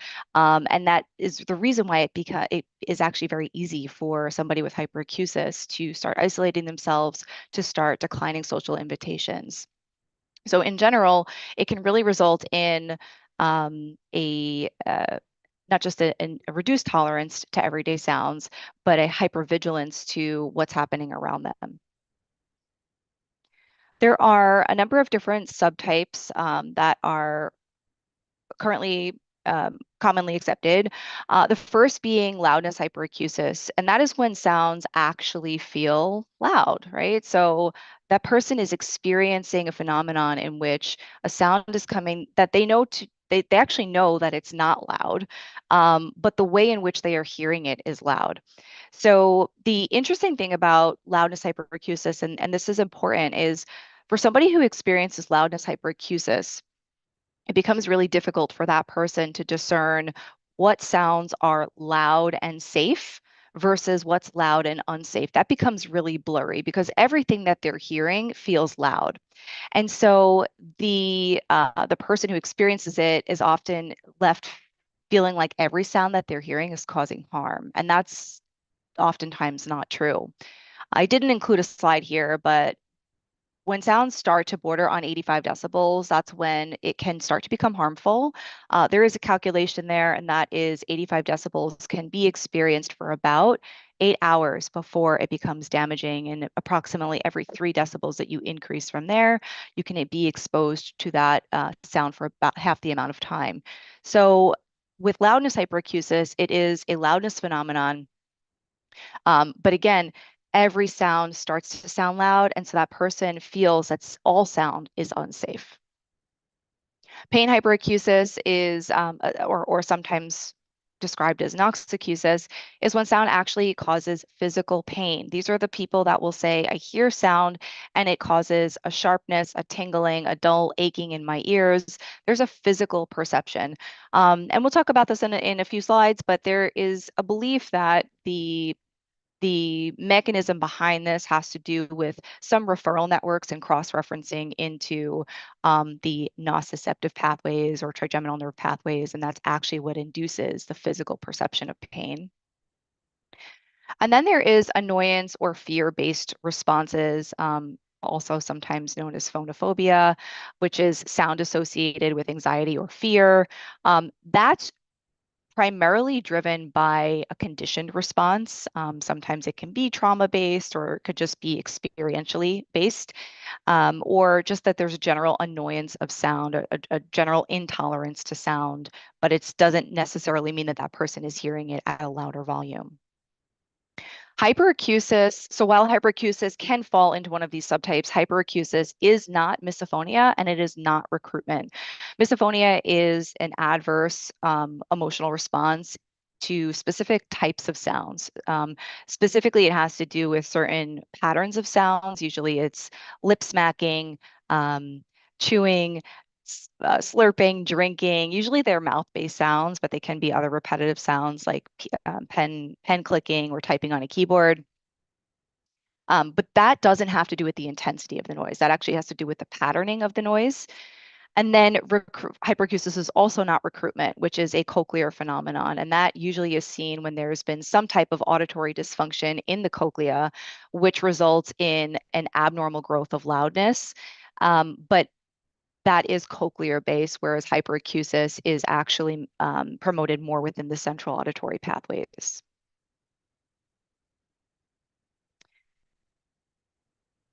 Currently, there's probably more than this, but I'm going to cover the main 3 theories on hyperacusis that were the most commonly accepted. The first is the central gain theory, which describes a situation in which there is reduced auditory input, usually coming from some changes from the ear, from the sensory system, the cochlea. It could be related to noise exposure or other changes that have occurred to the sensory cells.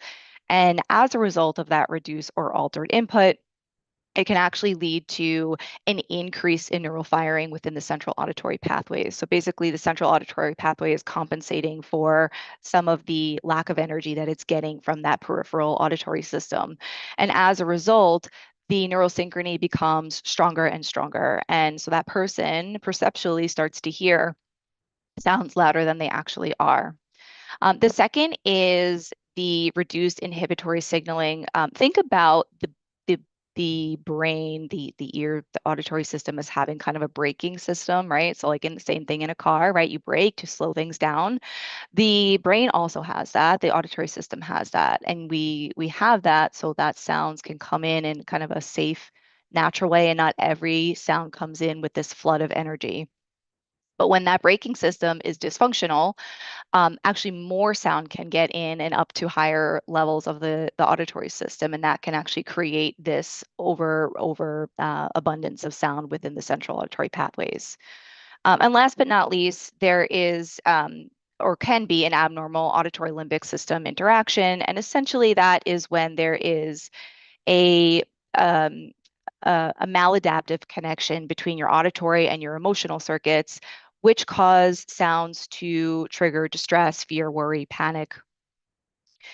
I didn't include pain on this slide. So again, that's really not the focus of this session, but there can be some for noxicusis or pain hyperacusis, there can be some relationship to or cross-referencing into other kind of secondary pathways, specifically the nociceptive pathways or those that are responsible for trigeminal interaction.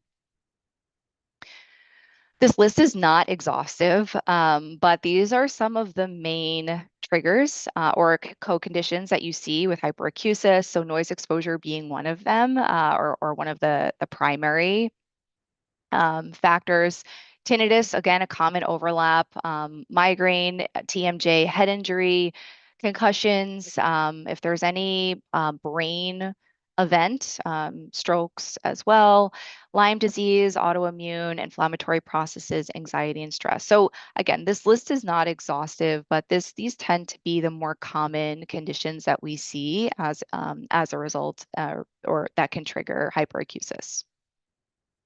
What's also really hard is, people who experience hyperacusis and this is similar for tinnitus, oftentimes there's a before and an after. And, the person will say things like, I know that these sounds are not loud. I know that they shouldn't sound like this, but I have this point of reference. So that's what my memory tells me. Except now I'm hearing things so much louder, and that in and of itself can create a lot of distress. I touched on this before, but it is really important to understand that when you are sound sensitive, because the world is a very noisy place. So when you are sound sensitive, it's very easy to limit yourself with social interactions, to decline social invitations, to be extremely worried or anxious when you do receive, let's say, a wedding invitation. Your first automatic thought might be that you don't want to go, you don't want to participate. It can actually place a lot of constraints on work life as well, especially if you have to be involved in meetings or on video calls, which could be really triggering for somebody with hyperacusis. Can place a huge strain on family dynamics, especially if kids or loved ones are involved. Because oftentimes it might be the sounds that they are making that is triggering for that person, and that person might be responding with maybe anger, fear, panic, rage. Which again, it's not personal, but it can really affect how they are expressing it to the people around them, and it can create a sense of unease within a house.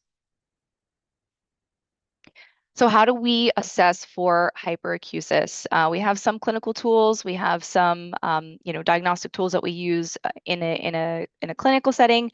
But primarily, I'm not going to go into each of these just in an effort to be mindful of our time. Most important is interview with a patient and self-reports, right? So people who have hyperacusis usually know they have hyperacusis. They'll come in saying things like, I'm really sensitive to sound. So there is testing that we can do. It is really important for that person to have a hearing test to see if there's any other identifiable peripheral hearing loss. There is a certain test that can be done, which is called the loudness discomfort level test. That is and should be used cautiously. I think the translation to the real world experience, it doesn't always translate. And sometimes it can actually be really exacerbating for that person's symptoms. So that does need to be used with caution. But we are looking at questionnaires, we are looking at patient interview and patient report of their symptoms, and sometimes tinnitus and migraine screenings as well. Okay, so what can you do? You can do a lot. Same thing for tinnitus, right? A lot of this has to do about management. It has to do with creating a sense of ease and peace within the body, cueing your body that you are safe despite the sounds that you are hearing, despite the fact that you think these sounds are harmful. So the first primary kind of intervention is gradual sound exposure, usually through the use of sound therapy devices, and also exposing yourself to sound in a safe and natural way. So desensitization through exposure therapy is not what's being recommended. Meaning I'm not going to ask you to listen to loud sounds on repeat with the hope that maybe one day you'll think that they're less loud. No, this is about gradually reintroducing sound to your ears so that your auditory system learns how to downregulate, so that all of that extra energy that's being used to interpret sounds actually downregulates over time. It also is important to have nervous system regulation. So that comes in the form of cognitive behavioral therapy, relaxation techniques, deep breathing exercises, which are so, so, so important. I think that is like the most undervalued resource that we have, and it's free. When we are in a state of fight or flight, physiologically, our breathing is more rapid, it's more shallow, our heart rate is elevated. We tend to be breathing more chest heavy versus belly heavy. And so all of that actually kind of turns down your parasympathetic response, which is your rest and digest. And so the more you can regulate your nervous system, whether it's in real time or when you're going into a situation that perhaps might be triggering, it's super important to find ways to cue your body into safety. And it's also really important for people to have multidisciplinary care. So working with a qualified hearing professional, working with perhaps an ENT or a neurologist, having all of these people on your team to look at your case from multiple angles and to collaborate to find the best treatment and the best care for you. These are some of the evidence-based approaches, specifically, as I mentioned, sound therapy. Cognitive behavioral therapy is a great resource for helping that person to kind of reframe some of the negative thoughts and narratives that have formed around their sound sensitivity. They may convince themselves that they can't actually be exposed to certain sounds just based off of prior experiences. And that might not always be true. So really examining the thought process, which could be really prohibitive, is important in their journey. And also addressing other comorbid conditions or other issues like neck, TMJ, or vestibular issues. Key takeaways, hyperacusis can get better. It is really important to remember that it can get better. It is quality of life.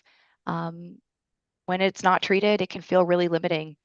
Sound therapy, CBT, relaxation techniques can absolutely help. And Gail said this before, and I will echo this. This is a non-linear experience, right? I often view this as I like to describe it as a stock on the New York Stock Exchange ticker. So like if you zoom in on a day or a week, you're going to see a lot of up and down movement, right? There's a lot happening there. But if you zoom out and you really look at the trend is always trending up. So remember that it's nonlinear, but you will get better. Setbacks do not mean failure. Setbacks happen. And actually what you'll find is that setbacks are occurring as your system tries to re-regulate, and that setbacks get fewer and far between. And progress may take months. It's not going to be weeks. This is neuroplasticity, so it does take time, but you will get there. Dr. And that is where Diana, you I'd can like find me. to thank you so much. What a great presentation. And we have your contact here on the screen. So if anyone wants to get in touch personally, you can. And I want to encourage anyone who wants to speak with a professional about this, who, if you have sound sensitivity or tinnitus, you're not alone. There are things you can do. We have a service where we offer free consultation. So we highly encourage you guys to take advantage of that if you need help. And many of us do need help. So don't be afraid to ask. Let's give a virtual round of applause and big thank you to Dr. Diana Viteri talking about sound sensitivity. Thank you so much, Diana. Thank you for having me. All right, next up, we have more of the best for the Tinnitus Relief Summit. Our motto is long-lasting relief from tinnitus is possible. This jam-packed schedule, the show must go on. And next up, we have Mr. Patrick Lynch, the president of the American Tinnitus Association, and he's going to be talking about how you can help impact a mission which will shape the future of tinnitus. Patrick, welcome to the Tinnitus Relief Summit. So glad to have you back again.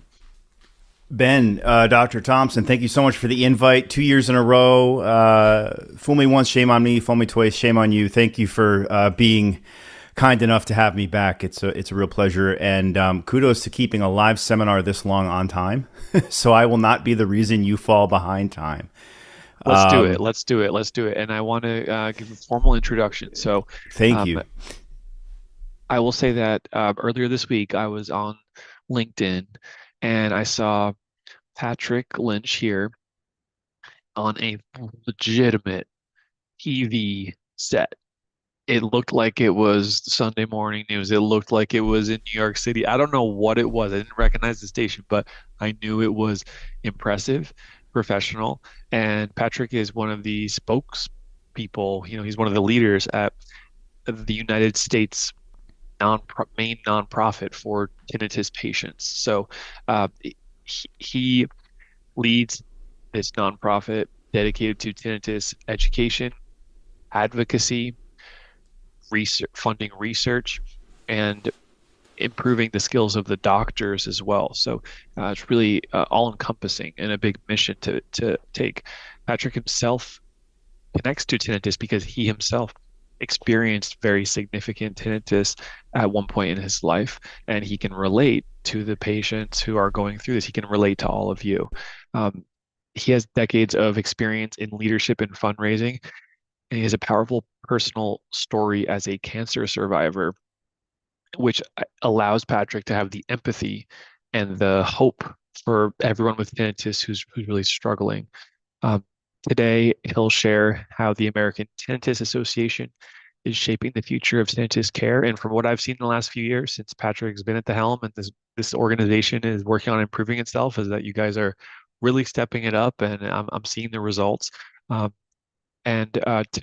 add, if that wasn't impressive enough, Patrick is a trained attorney and is now using his skills to help us in the tinnitus community. So, Patrick, so glad to have you here. Thank you for the kind words, Ben. And like I said earlier, it's a real pleasure to be here. And it's funny, a year ago today, you invited the American Tinnitus Association to present. And I guess I should start off by reiterating something you already said.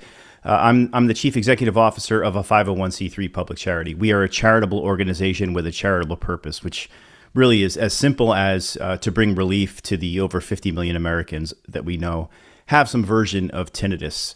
And I've got a couple of slides I'll share here in a moment, but wanted to quickly also disclose, as a public charity, we do not endorse any one particular individual, one particular treatment, or one particular product, but we do try to elevate evidence-based, peer-reviewed research. And so I appreciate you inviting us on to sort of share our story and let people know we exist. I also want to acknowledge some of the folks I've seen who have either spoken earlier today or who are speaking later today, who are dear friends of the American Tinnitus Association, many of them former board members, many of whom had relationships with our founder that I'll talk about in a second. So there are many friends in the tinnitus community who are here to help, and the ATA simply exists to serve as a platform to bring us all together. And then finally, before I get into my slides, Ben, you told me about this magazine about a year ago. I went on eBay and got an actual copy of this. For those of you who are too young to know, People magazine used to be what we call a print publication with the latest pop culture gossip and news. Ben told me about an article in May of 1997, and this is not President Trump. This is just then Donald Trump, who happens to be on the cover.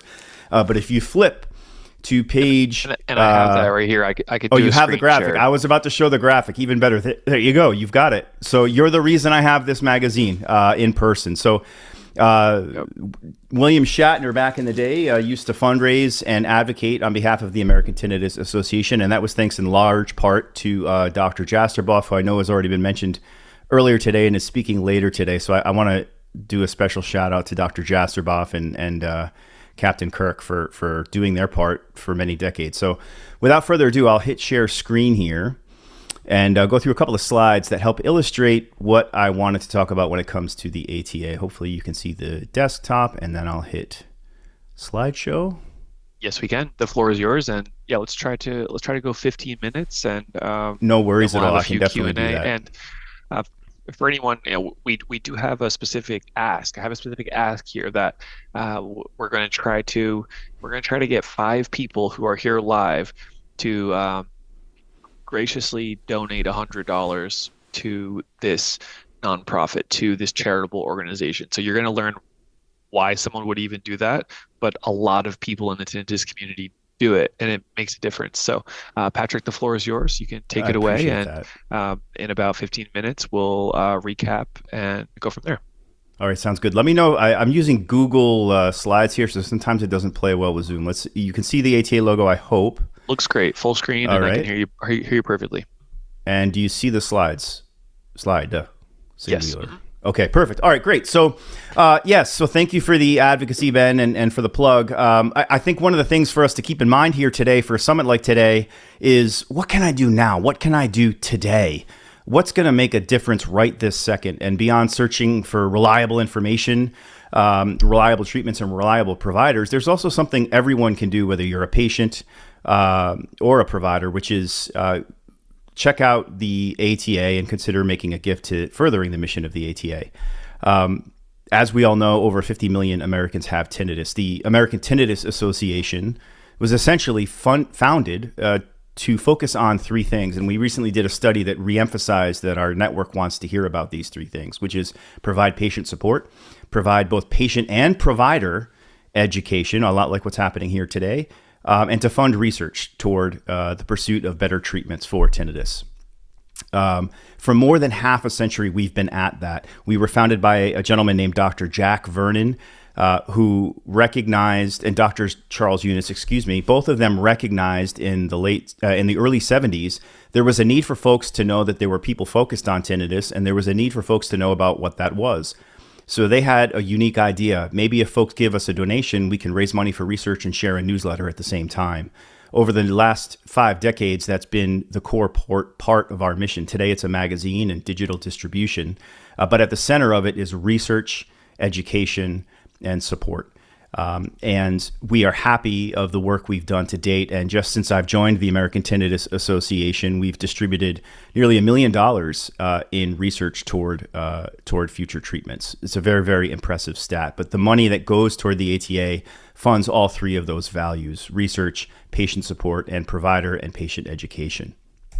One thing that I'm very proud of, and I also posted this earlier on LinkedIn, and by the way, that was a local DC news station Ben was referring to earlier. I didn't save the clip, but it's somewhere on the internet if you want to look it up. But we were bragging about the support, basically kicking off Tinnitus Awareness Week, which is happening this week. It's one of the major initiatives we're involved with year in and year out. One of the things I've been sharing this week is that since I've joined the ATA in April of 24, on the left column there, if you've ever gone to a restaurant and looked up their rating on Yelp or looked up for a movie rating on Rotten Tomatoes, that exists for charities too. And one organization is Charity Navigator. And I'm proud to share that in less than 2 years, in about a year and a half, we've gone from a 2-star, 69% charity to a 95% 4 out of 4-star charity. And it's my goal to get us to 100% before I'm gone. It's very possible, and it's thanks in part to a lot of the folks who are on this call, to all of our members and donors, and to our staff and board of directors. So I want to acknowledge the fact that the American Tinnitus Association is, even in a very short order, getting a lot better at what we do. As you all know, this is Tinnitus Awareness Week, ata.org/TAW. You'll see the ATA focused programming and educational materials that we're putting out this week. We've got 7 webinars of our own. They're not as live and fancy as this one, but they do have some really, really interesting content. And we're in the middle of resurrecting our podcast, which will hopefully have content like this all year round. But if you're interested in what we've been doing this week, please take a look at our URL today. When I talk about research, some of the research that we funded in just the last year has been some really, really interesting things. Just on this slide alone, we have funding toward research for everything from how do you screen for tinnitus to some of the more genetic and biological markers that are involved with tinnitus. Some really, really interesting researchers from literally around the world. We're about to put out our call for research grants this year. We are making a slight adjustment to the types of grants we're looking for. More to come on that very, very soon if you're a researcher. But we're excited to have folks like Dr. Dan Polly and Mark Fagelson on our board of directors who are leading our scientific advisory committee. And Dr. Polly, who's from Harvard, and Dr. Fagelson from Tennessee, both are what I would consider pioneers in the field. And I have some really new exciting ideas about where we should be focusing our money in the near future. How do we do that? Before I get to how do we do that, what do we look to do next? What we know we do today is something called the Tinnitus Advisors Program. We have a 1-800 line where patients can call for help. I want to strengthen that. We should have a 24/7 line that's available with a live person. That, of course, requires funding. We want to strengthen awareness and prevention at the national and local levels. That means having a better website, better social presence, better relationships with those of you here today on this call in the field who are looking to make a difference. We need to strengthen our fundraising. We cannot give what we do not have. And so a big part of a charity is that it has to be run well like any other business. And running a business well means making sure you have revenue and funding to do the thing that you exist to do. In our case, it's to make tinnitus a better place for all of us.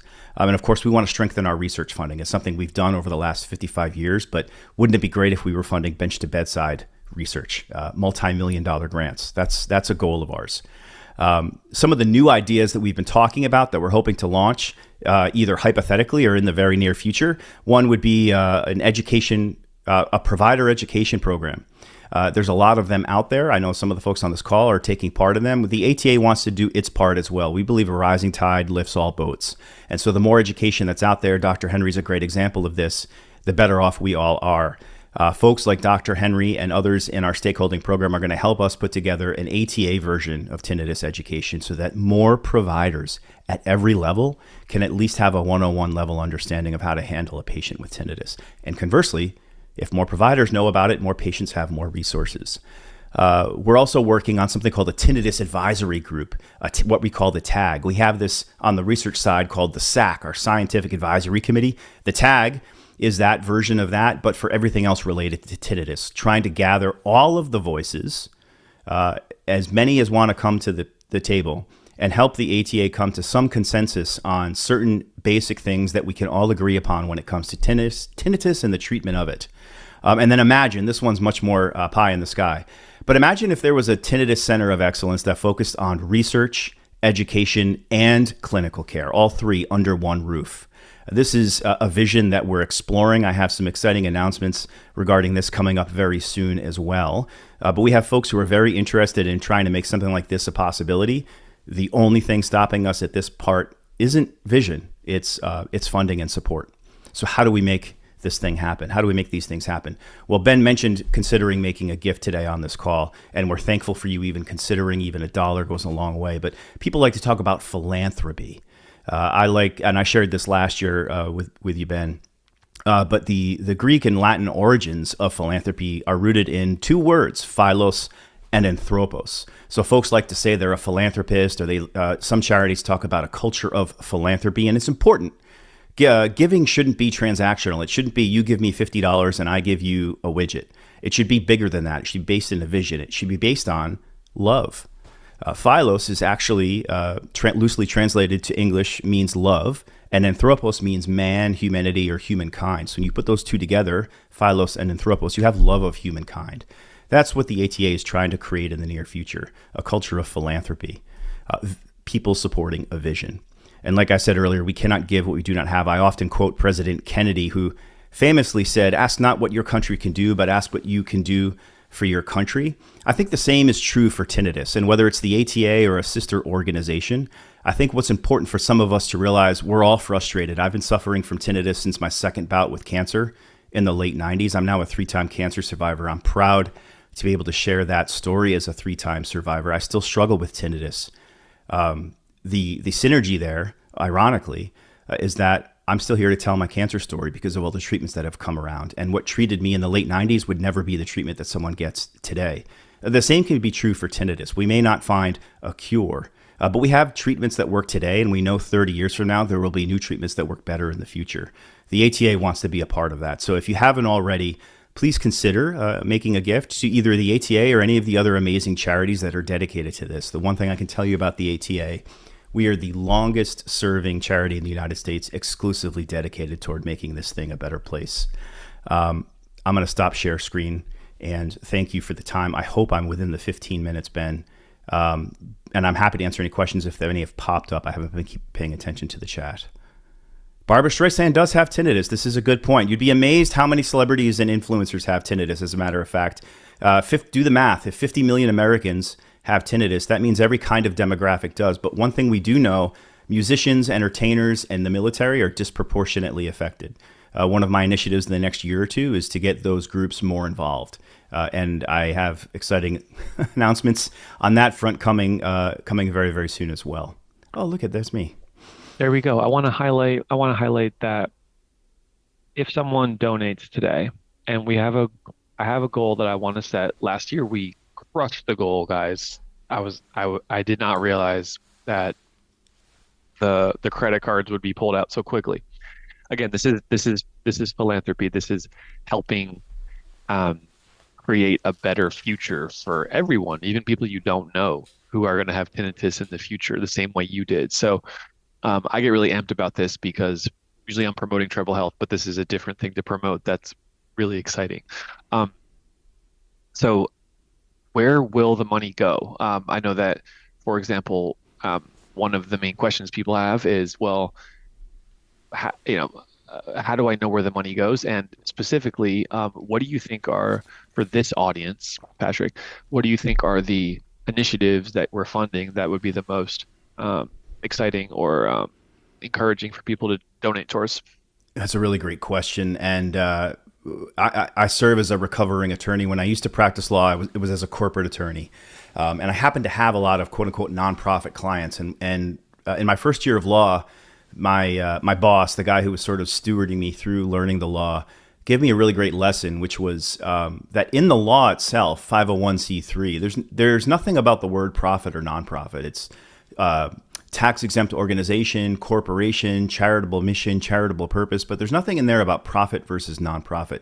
And he pointed that out to me as an attorney because he wanted to make sure my clients understood that donors are investors. They're investing in what you state your mission to be. And so it's important for the organization to think of itself like a corporation and be good stewards of the donor dollar, which is an investment in the organization and its vision.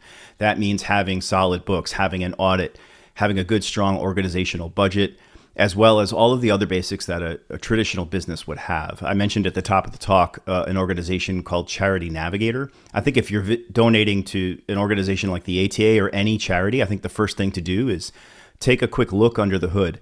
Every charity is required to file something called a 990, which is our tax return. And so it's public information, how much money we bring in and where that money is going. But to answer your question more directly, where should people give for tinnitus? The ATA is focused on those three things: research, education, and support. So if you have a particular inclination toward something like a peer support group or a 1-800 line, the ATA has that. If you have an inclination toward research and finding the next new treatment, the ACA literally funds research. But if you're a provider and you think there should be more education for providers, or if you're a patient and you want to sift through the noise and get past the snake oil and figure out what things may or may not work, organizations like the ATA have education for patients as well. So any one of those three areas are areas that you can dedicate the gift.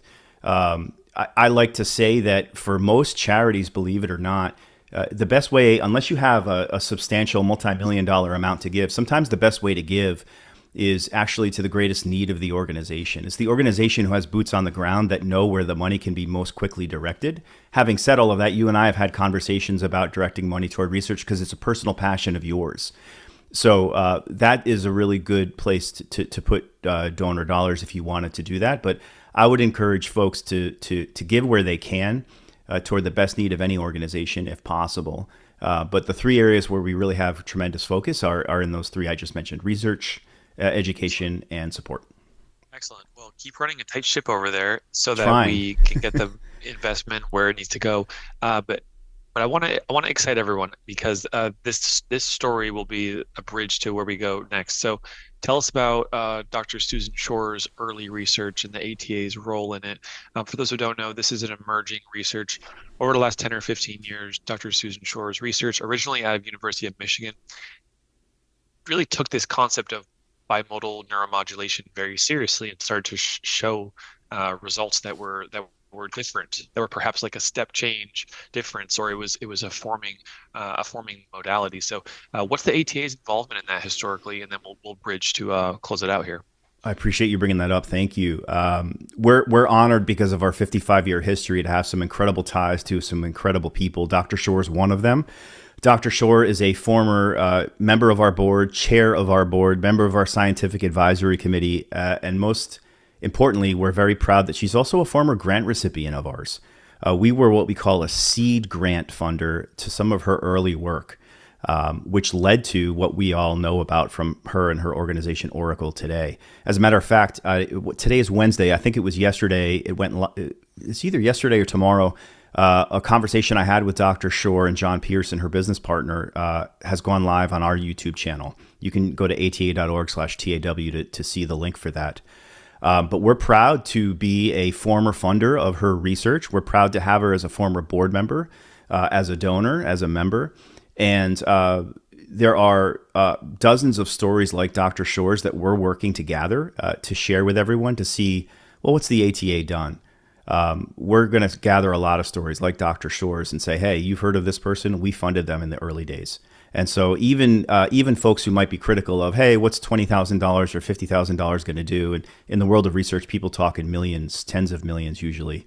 But folks like Dr. Shore can attest, and she actually does in the video that we have with her, that even $20,000 can go a long way. Robin Guillard out of France, who's now at Stanford, we funded his intermittent sleep study last year, and he said to us on camera in Korea, a Tinnitus Research Initiative this year, he said it to me directly. He called our funding, which was very minimal, I think it was less than $50,000. He said it was, quote, life-saving to his research.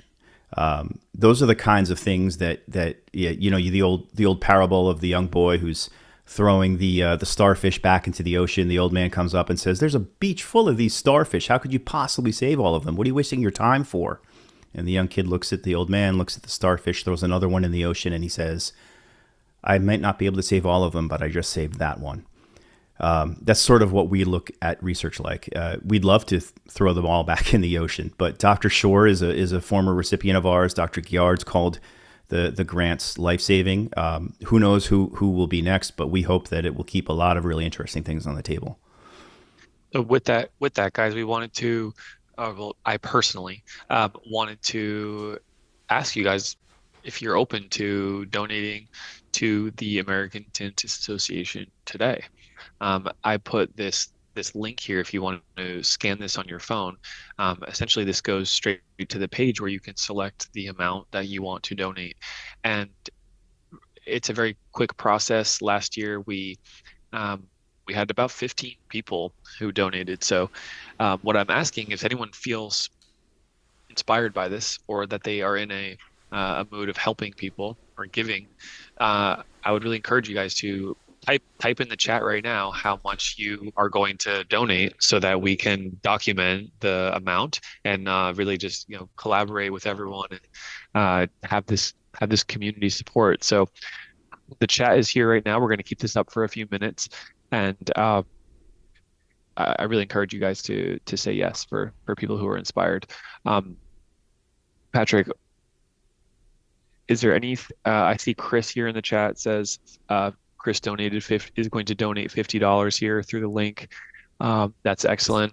Thank you, Chris, for your generosity. I'll say this: a lot of times in this line of work, we all are super frustrated. Why hasn't more been done? Why isn't there a cure? Why isn't there a pill? Why don't more people know what they're talking about? There's a lot of negativity, and it's rooted in, if you're a patient like me with tinnitus, it's insanely frustrating. Doing something like making a donation to a nonprofit can give you a little bit of power over that frustration, and know that you're paying even $1 forward makes a big difference. So, doing things like what Ben is doing right now and advocating for a charity he believes in. I didn't ask Ben to do this. He came to me with this idea. I was very grateful and remain grateful for doing that. He's paying it forward by even making this appeal. So thank you, Ben, for advocating for us and encouraging folks to do this. I would say if you're feeling frustrated, either as a provider or a patient, maybe even paying $1 forward gives you a little bit of ownership over it today. And we thank you for that generosity. And we also have Kathy who's donating $100, and we have Lynn who's donating $100 as well. So just, in a few minutes, we have 3 donors. So thank you, Chris. Thank you, Kathy. And thank you, Lynn. And for you guys who, we have Dominic as well, donating $20. This is what we're all about. And, we have Derry donating $100 here. So this is really fun. This is important.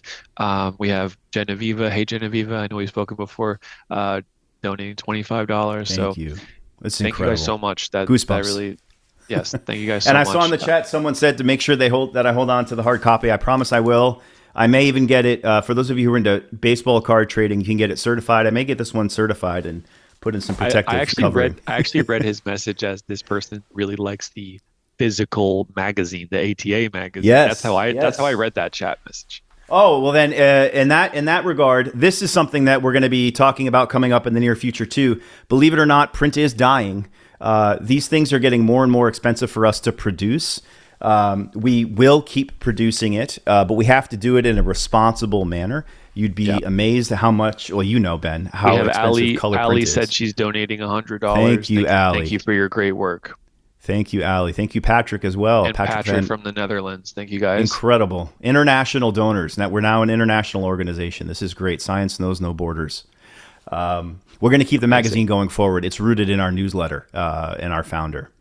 Thank you from Canada. Yes, I was just in Canada for TRI not long ago. This is incredible. You guys are giving me goosebumps. Thank you so much. I work hard to make sure we're transparent in doing this, and you all are making this possible. You're now part of the solution. Thank you. Thank you, guys. Really appreciate that. Patrick, do you know the history of Tinnitus Week? Is this created by the ATA or what? Oh, see, this is where I might get accused of fibbing a little bit. Because I personally don't know, and if we don't know, that's okay. I don't know. My understanding, I don't know this to be fact. My understanding is that Neil donated $100. Thank you, Neil. Well. Incredible. You're part of the solution. Everyone is part of the solution here. Thank you. Toronto, thank you. Suzanne. Yeah, we have Dr. Suzanne May on the Tribal Health team donating $50. Thank you, Doctor. Suzanne. Yeah, the origins of TAW. My understanding is that it's between at least we have another donation of 100. Amazing. Thank you, iPhone. The American Tinnitus Association and Tinnitus UK, our sister organization, are two of the original, I believe, founding members of TAW. What I don't know is the first year, and there were a few other organizations. I know there was Tinnitus Ireland was a part of it. I think Tinnitus Australia as well. Mike donated $50 right here. Mike, Thank you, Mike. Amazing. You're part of the solution. Thank you, sir. I'll tell you what, Ben, if you have me back next year, I'll have the factual answer to that question. All right. We'll do. Guys, let's land the plane here. Let's give our thanks to Patrick. Patrick, we have maybe the same mic, maybe a different mic says $100. I can't keep track of this anymore, Patrick. There's a lot of I have an Uncle Mike, so thank you, Mike, and whichever one you are. And if you're my Uncle Mike, special thank you. It's your birthday coming up, so I got to give you a phone call.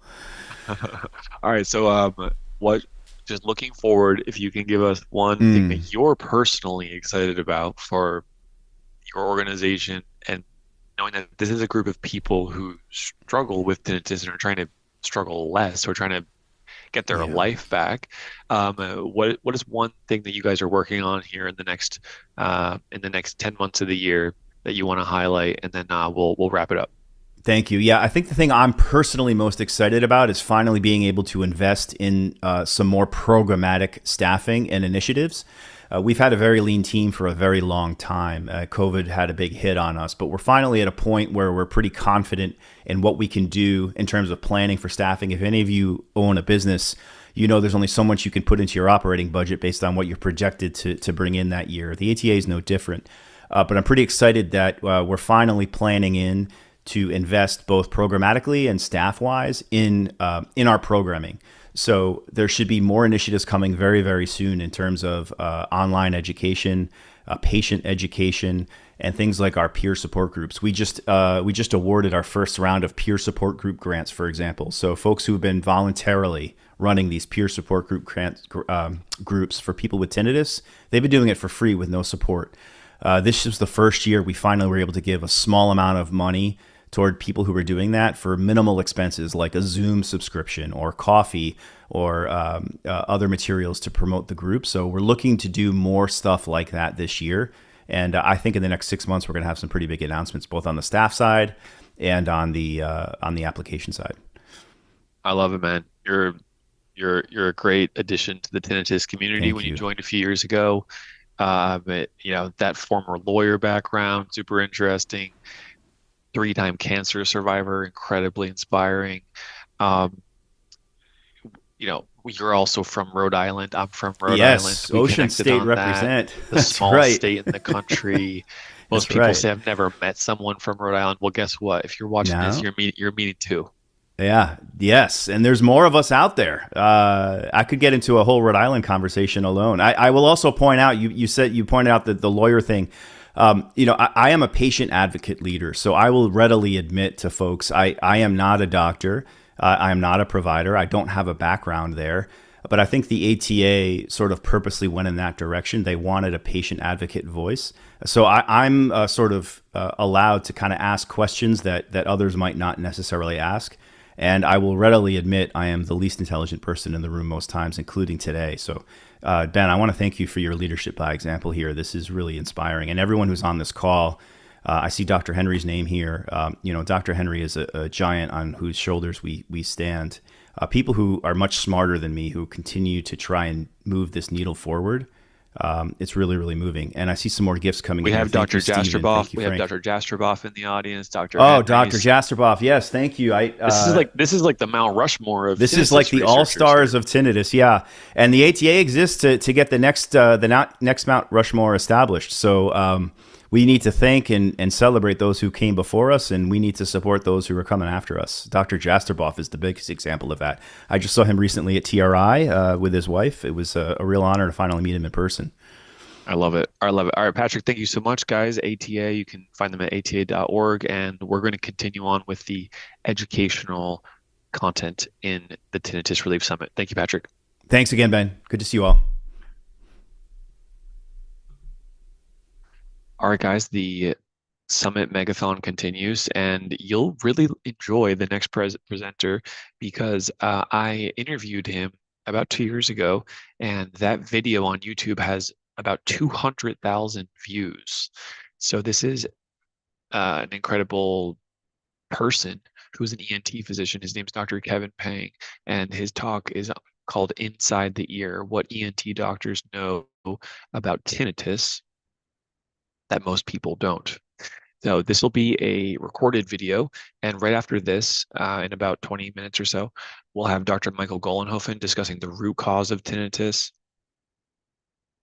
his experience as an ENT physician, and giving you a way to assess the root cause, incredibly important. And then we have a living legend, Dr. Pavel Jastreboff, founder of Tinnitus Retraining Therapy, who is going to be explaining the neurophysiological model that changed everything. And so much of modern research in this field stems back to this model, the neurophysiological model. If you don't know it, you need to know it. So there will be one more poll between Dr. Gollenhofen and Dr. Jastreboff. So if you want to qualify for the giveaways, then we're going to be doing a poll between Dr. Gollen about 7 p.m. Eastern, so in about an hour. So make sure you're there for that poll, and then make sure you're there for my talk at 7:30 Eastern, creating your perfect tinnitus management plan for 2026, where I'll share very important things for you to keep in your toolkit as you get practical ways to improve the tinnitus. And you will then be, and then I'm excited to share that we have a special offer or something that we created to put this theory into practice for you guys. And we'll be giving the giveaways out at that time. All right, so without further ado, let's jump to Dr. Kevin Pang's presentation. This will be a video, and I'll be introducing Dr. Pang right now. Okay, so Dr. Pang is an otology and neuro-otology specialist with extensive experience treating complex ear and hearing conditions, including tinnitus. While he wasn't able to join us live today, he was kind enough to prepare a full presentation specifically for the summit. In this talk, he'll take you inside the ear and share some insights that ENT doctors use every day to better understand tinnitus and what that means for choosing the right treatment path. He works at arguably the top ENT doctor center in California, which is called House Ear Institute. In our industry, that is a name that immediately garners respect. And he's basically like he's a really talented ENT physician, incredibly smart and incredibly compassionate, which is really important to help patients with tinnitus. So I'm going to share the video right now and enjoy.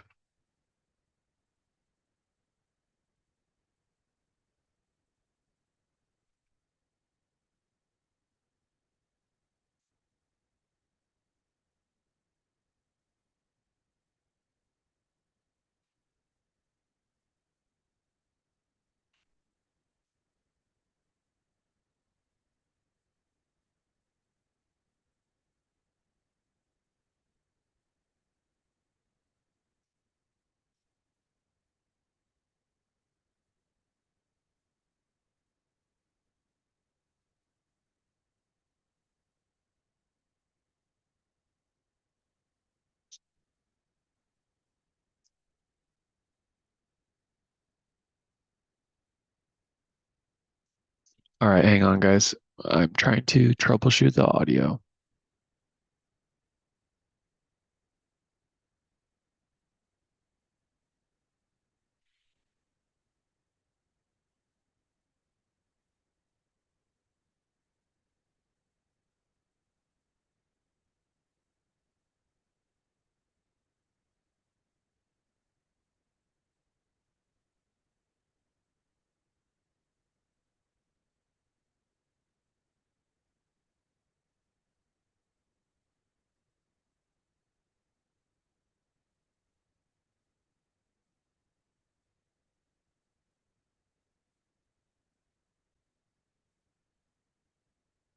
All right, guys, so what we're going to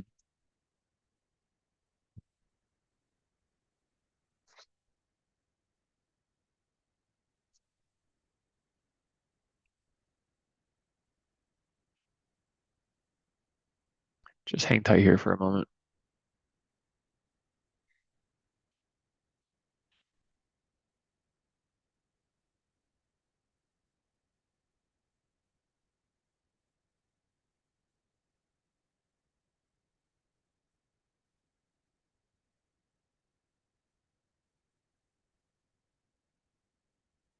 Are there any other tribal health team members here that can possibly try to help me out?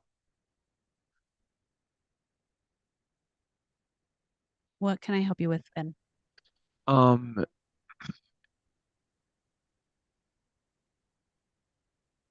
you can help me with trying to share this video from your side. Let me.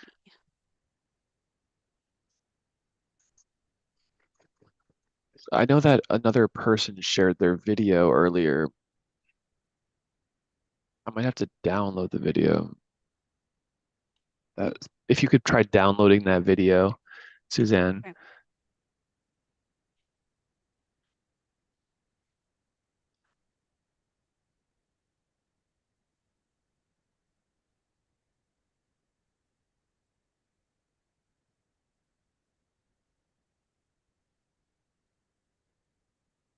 Okay, I have it downloaded. Okay, let me try something. Are you guys hearing this?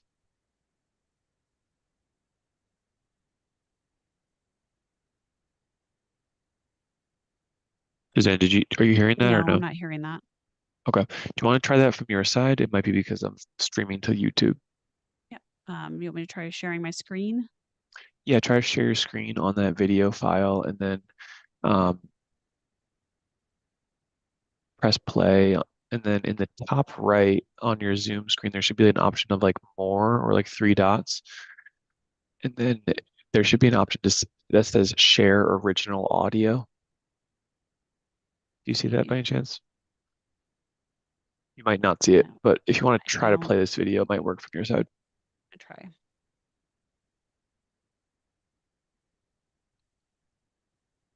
Try to, okay. Was that working? Not hearing it, no. No.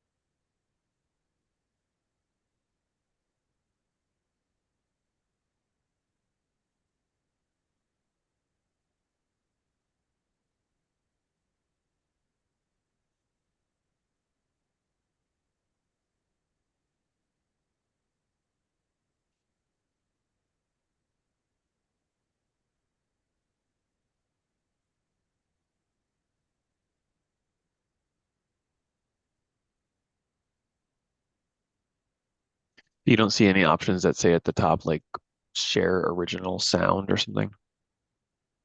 On the media player, I'm not seeing anything like that. It's on the Zoom, it's on the Zoom screen share. On the Zoom screen share, let's see. Yeah.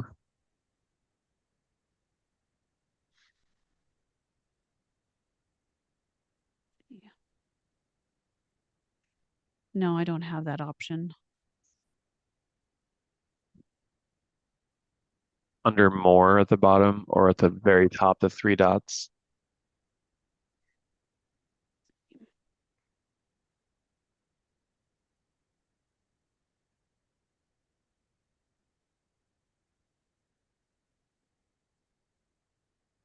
I don't think that, yeah. I don't think I have that. Okay. All right, well, let's take a 15-minute break.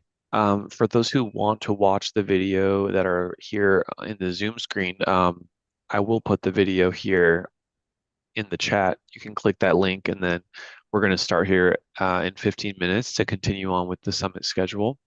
So go ahead and find the link there for Dr. Pang's tinnitus video. And then we will post it on YouTube. So my team will post it on YouTube. So I definitely encourage watching it, and we'll make sure it goes live on YouTube within the next week. So yeah, let's take a 10-minute break, and then we'll come back for Dr. Golenhofen, Dr. Jastroboff, and myself. All right, thanks, Suzanne, and thank you guys so much.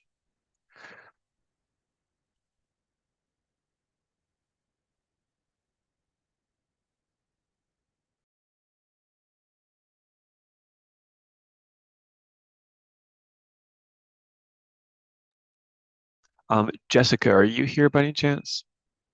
Oh, I have a question for you. Yes, I'm here.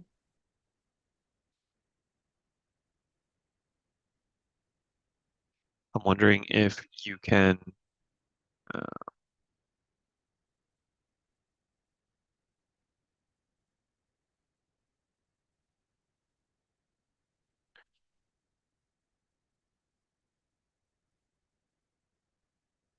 okay, so Jessica, I'm wondering if you can find my link in the chat and then go ahead and share your screen.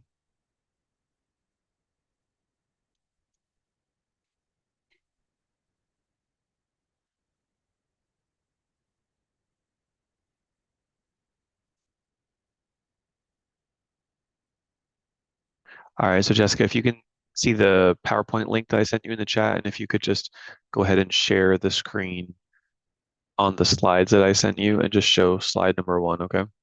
Thank you.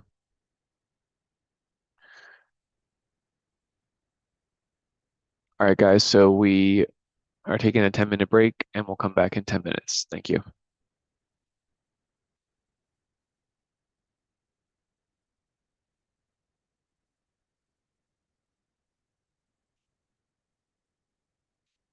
And then press slideshow, Jessica, in the top.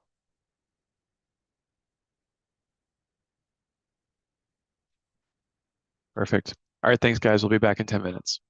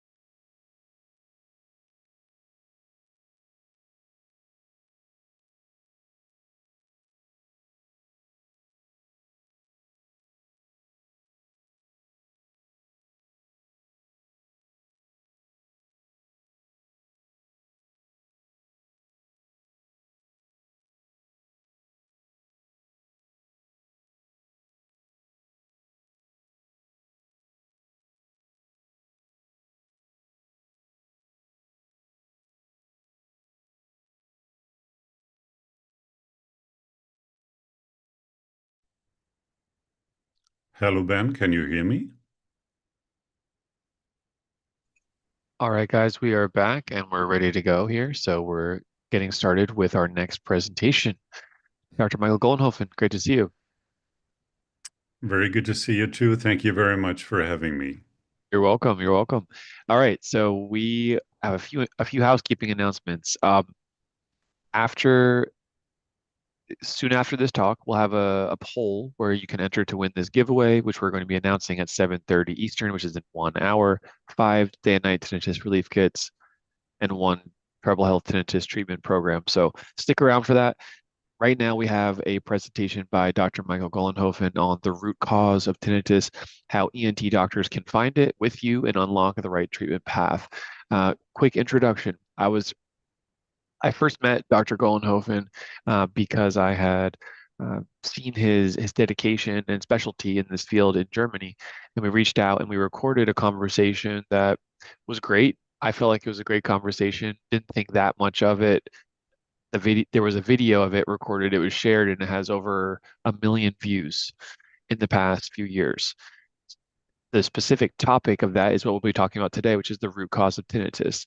Dr. Goldenhofen is a board-certified ENT physician in Germany. He's the CEO of TinniCare, which is a global digital tool that can be used for tinnitus. He also has a PhD in immunology and decades of clinical experience. He's one of the rare ENT doctors that say, hey, I specialize in tinnitus. Come to me. I can help you with it.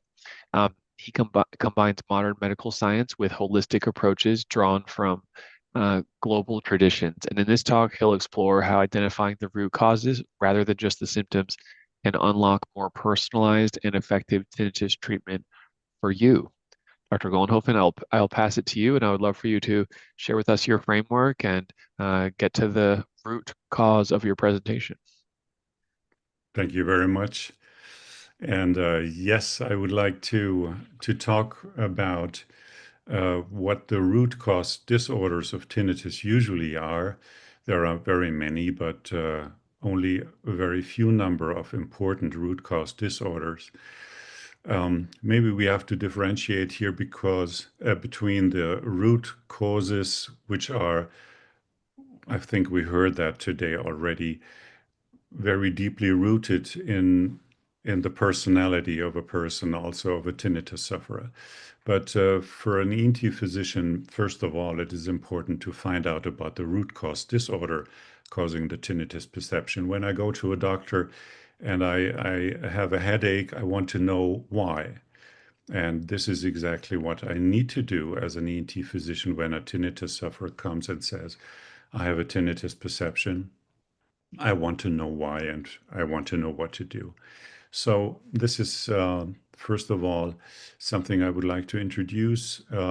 What do we actually do in an ENT practice? And I also want to tell you, I do this since 3 decades, that it is not so difficult to find out about those root cause disorders. I will show you later why. The treatment, however, is very complex very often. So I do not want to say that it is simple. But before I do not really find out what I do need to treat, how should I ever be able to find the right treatment? So my conviction is that we need, when we want to counsel a tinnitus patient correctly, then we need to explain what the disorder is. As long as I stay unspecific, I will not do a good job in my perception. So let me share my screen and give you a couple of slides, not very many. Don't want to flush you with information on slides, but I would like to show you a little bit something about those root cause disorders. So excellent. Thank you so much. And type in the chat. Have you seen a video with Dr. Goldenhofen? Have you been introduced to this in the past? Let us know in the chat. All right, Dr. G, back to you. Thank you very much.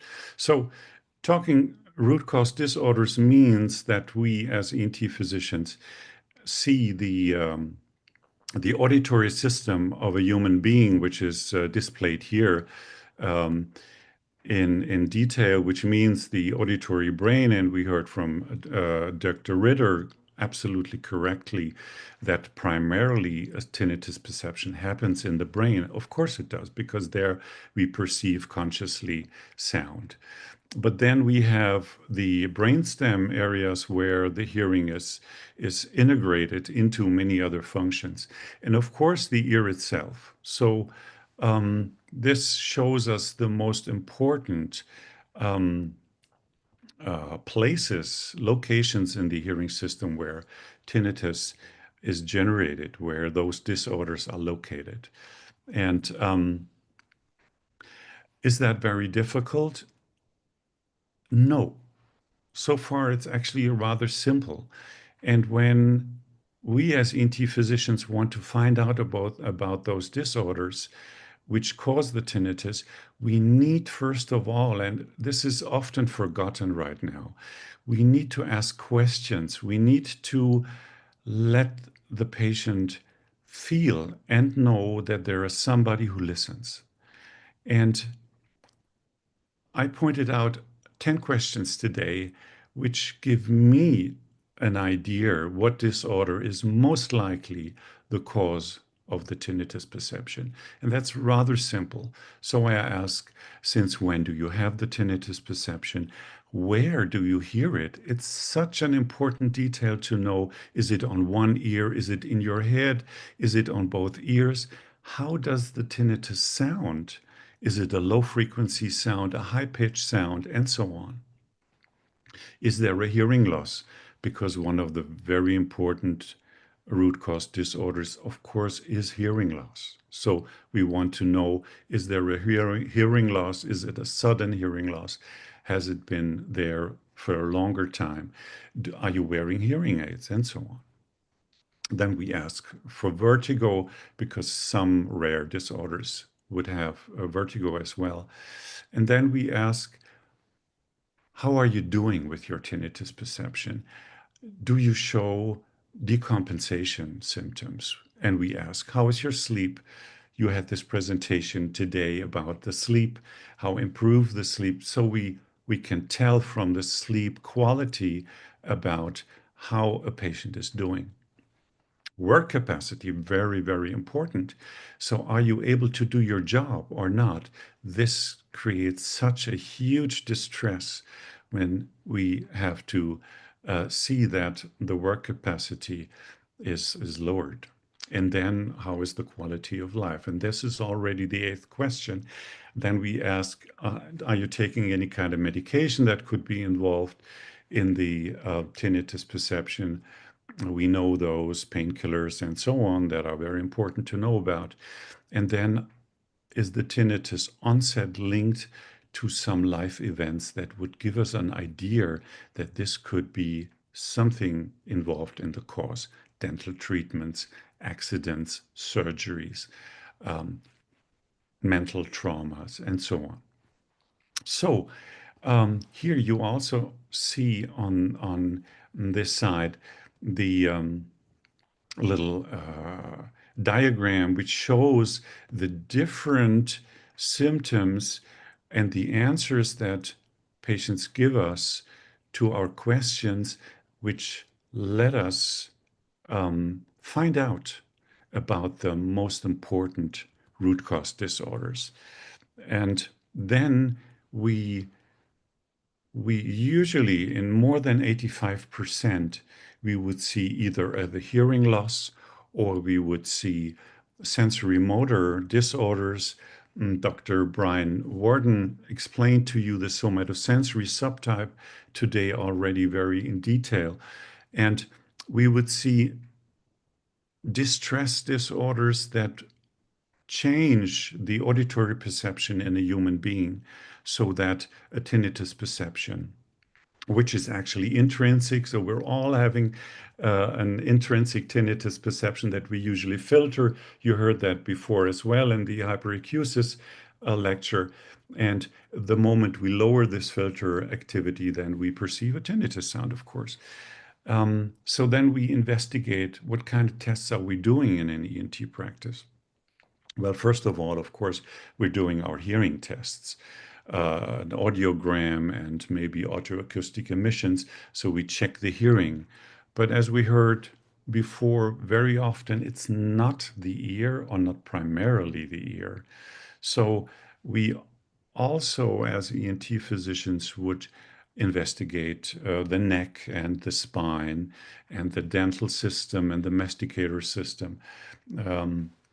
So this is very important. And what we will find out then is a very distinct pattern of symptoms that give us an idea which disorder is causing the tinnitus perception.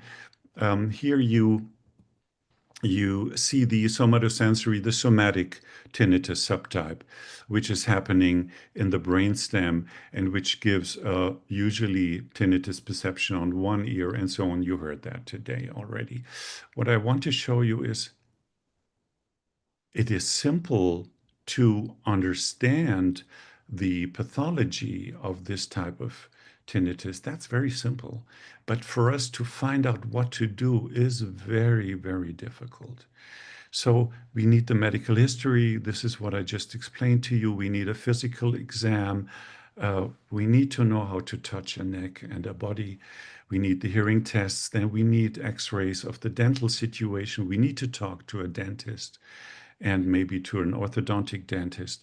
And then we try to find out, maybe through treatments, how does the patient react on this and this kind of treatment, either osteopathy or injections or acupuncture.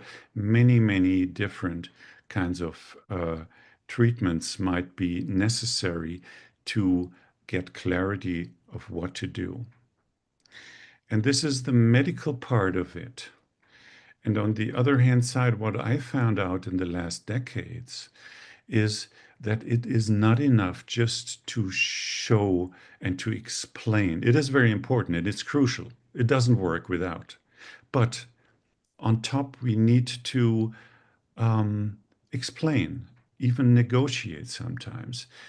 What is the best way of management? What does the person need to do in order to improve a situation, to improve sleep, to get back into work life? So this is the therapy, explain a therapy. And on top, what I found out is so extremely important is to assist patients in the journey. You heard that before. I heard some of the presentations today. It is always about a journey. It's about a transformation. You want to transform from the person with tinnitus perception to a person without tinnitus perception. And there is no quick fix for that. There is no pill, no device that just works for itself. And for us as therapists, as ET physicians, as any kind of therapist, it is important to assist our patients in this journey. And it takes weeks and months, sometimes a year. And that's why when we talk about treatment, my personal conviction is that we need to counsel and that we need to work with our patients subtype specific. I am speaking the word for subtype specific means root cause disorder specific. Counseling, management, and transformational work. And that's why I try to create a platform and a tinnitus assist or coaching program where I assemble groups of subtype patients so that they can work with each other and talk to each other as peers talking about the same type of disorder. It doesn't make so much sense to have a somatosensory subtype patient talk to a brain-related subtype patient because they're so different in many things. And in my personal work that I do with my patient from abroad, what I show you here is to bring them into a coaching program for body-related, means the somatosensory subtype, and brain-related, which means the bilateral type of tinnitus perception, and the inner ear-related and the endolymphatic space-related subtype, so that we can do a very specific work together, having a live call, a weekly live call together where we can share experiences, share success stories, share problems. And this is assisted by, here for the body-related subtype, through a video informational and educational program that the members do work through. And by that, they're assisted through weekly live calls over a period of 4 months. And this is usually enough to really step into being motivated, being brought into this transformational process of the different subtypes that also are, from their mental background, completely different in many, many respects. So still, going on this transformational process means to make the disorder behind the tinnitus perception comprehensible. It makes, as I said before, it necessary to show what the best methods for management are. And yes, it is also on the transformational process important to talk to the human being and assist in this transformational process. And that means, for me, what meaning could that have, that this tinnitus perception lives in me? What does that mean? Where do I have to transform? What do I have to do with my life in order to transform into a person without tinnitus? This, I think, is the way we can do with our patients as ENT physicians, being the physician on one side. On the other hand side, build a team of ENT physician and audiologists and dentists and orthodontic dentists, orthopedics, and so on. We need a team to best assist our patients and help them on the journey to transform from one person to the other. And I hope I could explain that to you in an understandable way. For the last 10 minutes, I would guess we go through some questions that are important for you. And I'm here to assist with that. Thank you so much. I love this framework. I know it's helpful for the doctors, and when we are clear to the patient, it helps them a lot. So let's fire up the questions and continue here. Guys, there's 271 people here live on the Zoom call. This is excellent. All right, so we've got some questions. I think the main question, Dr. Goldenhofen, that I'm seeing up here in the chat is, how do I really know if I have somatic tinnitus? It seems like, oh, maybe this is the missing piece to the puzzle for me. Maybe this is the thing everyone's been missing, but maybe not. So how to advise people on whether there is a there there? This is a very important question, because the somatosensory subtype is the one that we found out about only, like, I mean, the first publication was in 1993, but only a few tinnitus doctors do even know about the subtype at all. So that's why it is so difficult to find somebody to talk about. And how do I find out? Well, it was Brian Warden before who said it's usually on one ear, not on two. It is usually having a very sudden onset It comes all of a sudden. Patients can tell the minute, the day, the month, the year where the onset happened. It's usually a high-pitched sound, sometimes also a hissing sound, but mostly a high-pitched sound that changes very much over the course of weeks and months. Sometimes it can even disappear because it's more a reflex happening in my brainstem. It's either there or sometimes it can be gone. You know, it's either happening or it's not. And these are the symptoms that would explain to me. Yes, it's right what Dr. Warden said, that I can usually modulate it through movements of my head, movements of my jaw, sometimes even pressing on certain areas on my body. But these are the symptoms that would point most towards this subtype. And let me just Thank you. say, I tried to write into the chat my email address and my website from my practice, and also the coaching and counseling website, so that you could reach me in case you want to. Yes, absolutely. Let's take a moment to highlight what would be the next steps if someone wanted to start some of your programs or reach out to you. What should they do? First of all, they could see the website of my practice. On my website, I have there a little algorithm, what I call this tinnitus subtype test.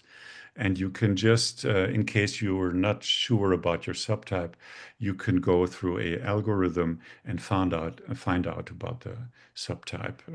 It ends with an email that the system sends you about the preliminary subtype diagnosis, so to say. This is the practice website, tinnitusclinic.de, has an English translation as well. And for the coaching, it is TinnyCare, tinny-care.com. And I have a number of resources. I have our podcasts on it, Ben, from years ago, under resources. And I have a book that I give away for free, which also already informs about the basic principles of my program. It's a couple of dollars, just the transportation that is paid, that I give away for free. There is an online course with very detailed information about every single subtype. There is another course for professionals as well, but for tinnitus sufferers, there is a very affordable 2-hour online course that I could see and learn about all the subtypes, all the resources, all the theory and the practice. How am I actually treating this kind of subtype? And if that isn't enough, if I do need assistance, if I want an expert at my side for 3 to 4 months, I offered this coaching program where I onboard my clients, in this case they are clients, to a educational platform, a learning suite where they run what I just showed through a educational video sequence, and at the same time have a weekly Zoom call with me and the group of the subtype peers. Excellent. Well, if you could please put those links or your contact information in the chat for people who are here live, that would be great. And then what's the main website? People who want to reach you, where should they go? You mean the website for the program? Yes. Yes, www.tinny-care.com. Awesome. That's the platform, and you find everything. TINNI-care-care.com. And I wrote it in the chat. I wrote it in. Or you can search in Google, Dr. Michael Gollenhofen, ENT, Tinny Care, and you'll find it there as well. Excellent. Let's do one more question, then we'll bring it to a poll. So the last question we have here that I'm seeing come in is for what advice do you have for people that seem to have a type of tinnitus that isn't easily solved by the doctors they've been to? What, maybe we're now getting into more of the emotional nature of this, or having hope, being able to have the willpower and persevere. What have you seen be effective to communicate to this group of people who are trying to find the root cause or trying to find an effective treatment, but they haven't yet?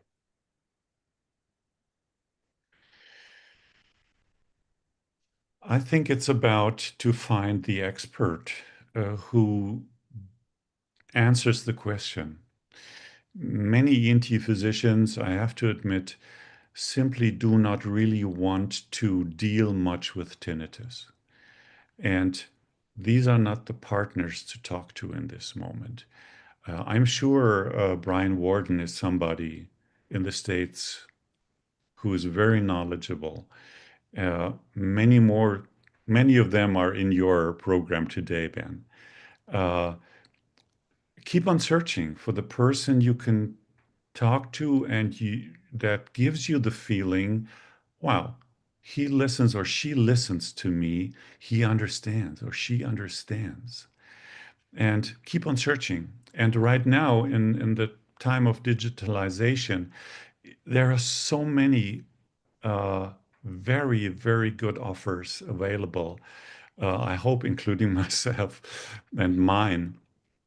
And you just go through it. But as an ENT physician and an experienced tinnitus doctor, I want to tell you, we find out about your subtype. Believe me, it's not so difficult for us. And I also want to share my personal conviction that I like to compare the tinnitus situation nowadays with the global warming in some ways.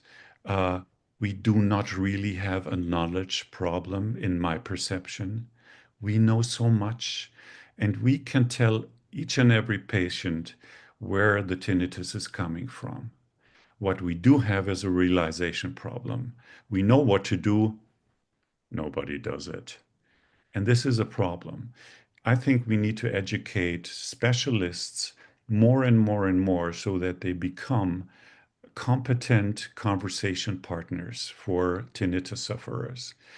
And I'm really not sure if we need so much money for research, to be honest.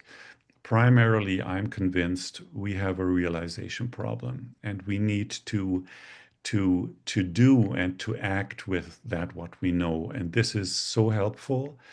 On the other hand side, we know going this journey with our patients is always in tinnitus a difficult thing to do. It's not easy. To assist a patient with a chronic symptom on a transformational journey to become somebody else in medicine is always difficult, but it is possible. Do not give up hope with a symptom like tinnitus. There is help. Excellent. Guys, let's give our virtual round of applause and gratitude to Dr. Michael Golenhofen here. Let's talk soon. Thank you Thank so you much very for much for having me, Ben, and bye-bye. Bye-bye.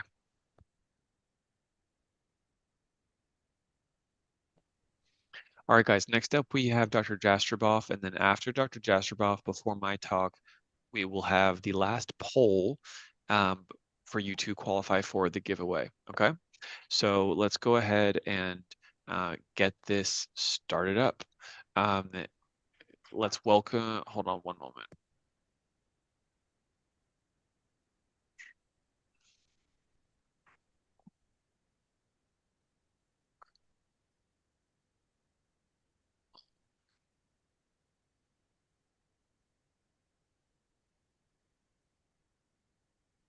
Okay, guys, this is an exciting moment here. Hold on one second.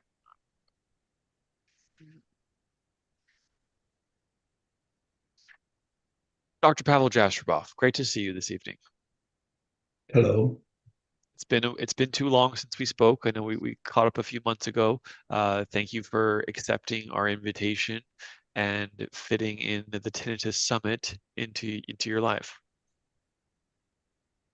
Oh, you're very welcome. It's a pleasure talking again. And previously, I was talking in 23 in your summit about specifics of TRT and results.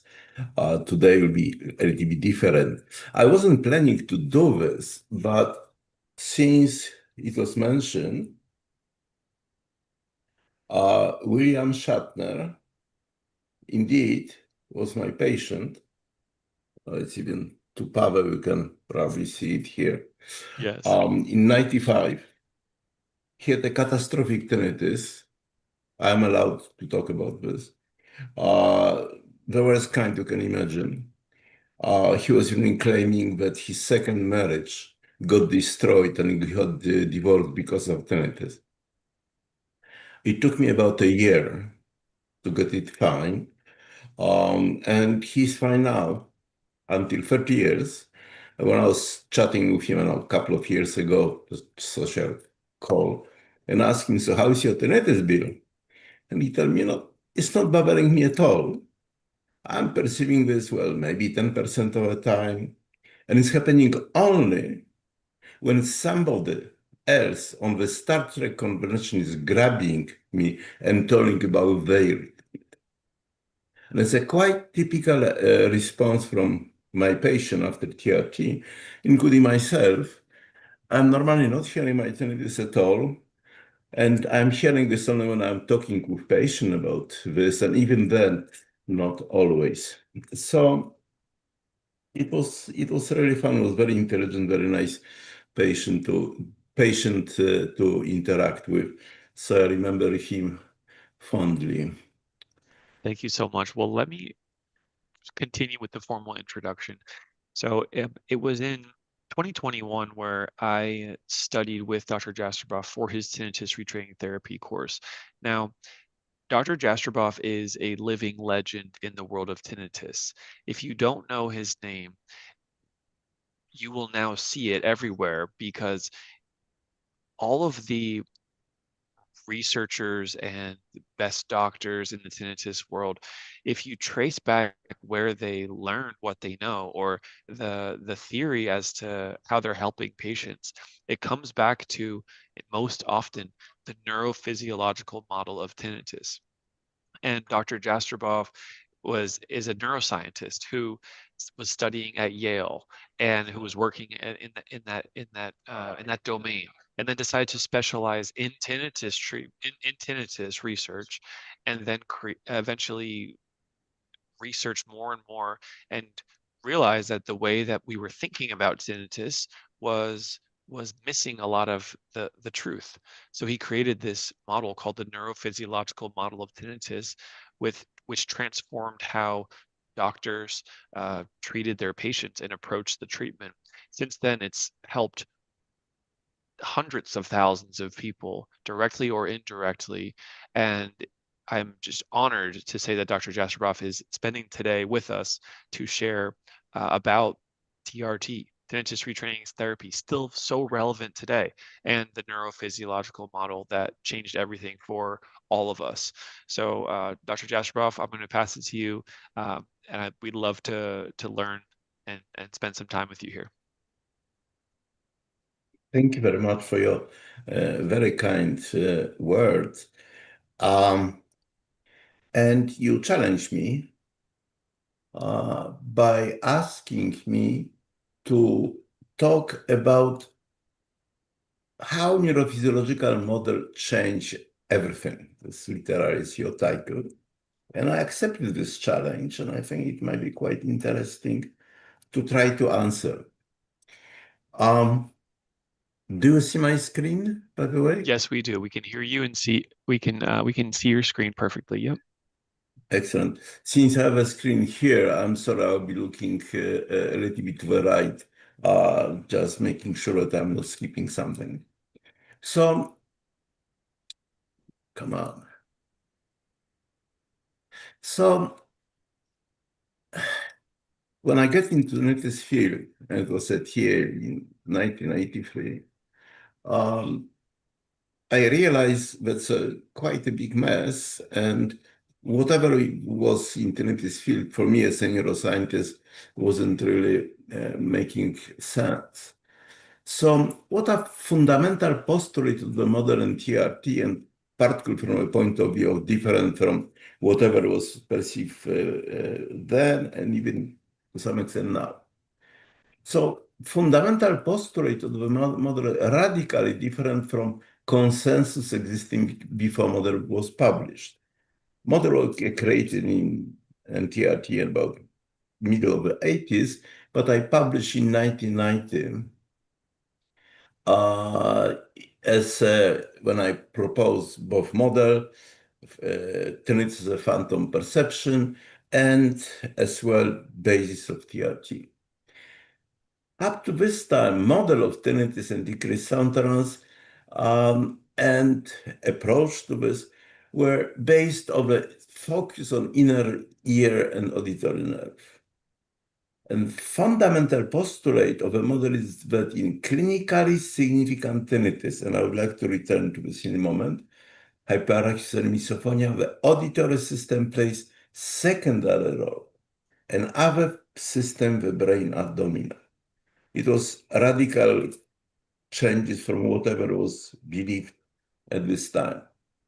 And as well, I was pointing out in this 1990 paper that limbic and autonomic nervous system were crucial in clinically significant tinnitus and DST.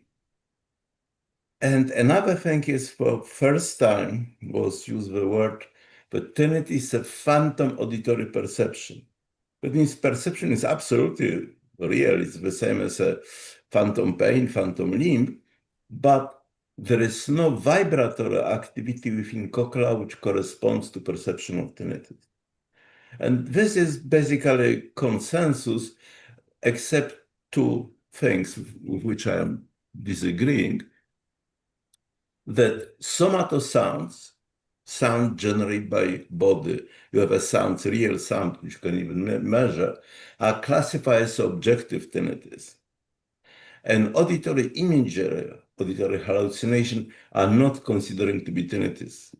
From my point of view, it's a central tinnitus which involves reverberation of activity in the brain.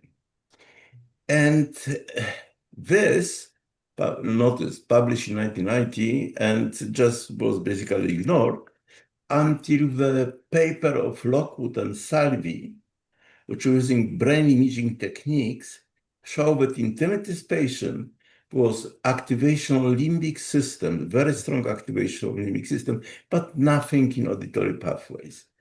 And this changed dramatically, what was perceived, because, well, people start realizing that maybe whatever I'm proposing makes some sense. And you have a list of a concept from neuroscience, from neurophysiology, which are in the model. And just I would like to mention most important. First of all, inducing habituation of tinnitus signal. Habituation is a concept that exists from time of Pavlov. But the issue was, as a goal to induce habituation of tinnitus signal, that means preventing spreading neural activity perceived as a tinnitus from the auditory to other systems in the brain. And this was base for TRT, which is one of the specific implementation of the model. Now, recognizing that conditioned reflexes are heavily involved in this, and dominant role of subconscious part of the brain, I did a study on 303 consecutive patients, analyzing results and predicting what can be used to predict tinnitus severity. And what is interesting, the duration when people were aware of tinnitus, the same as a loudness, subjectively judged loudness of tinnitus, was not related to severity whatsoever, which pointed out that subconscious pathways were dominant. and that subconscious and conscious part of the brain are working independently to large extent.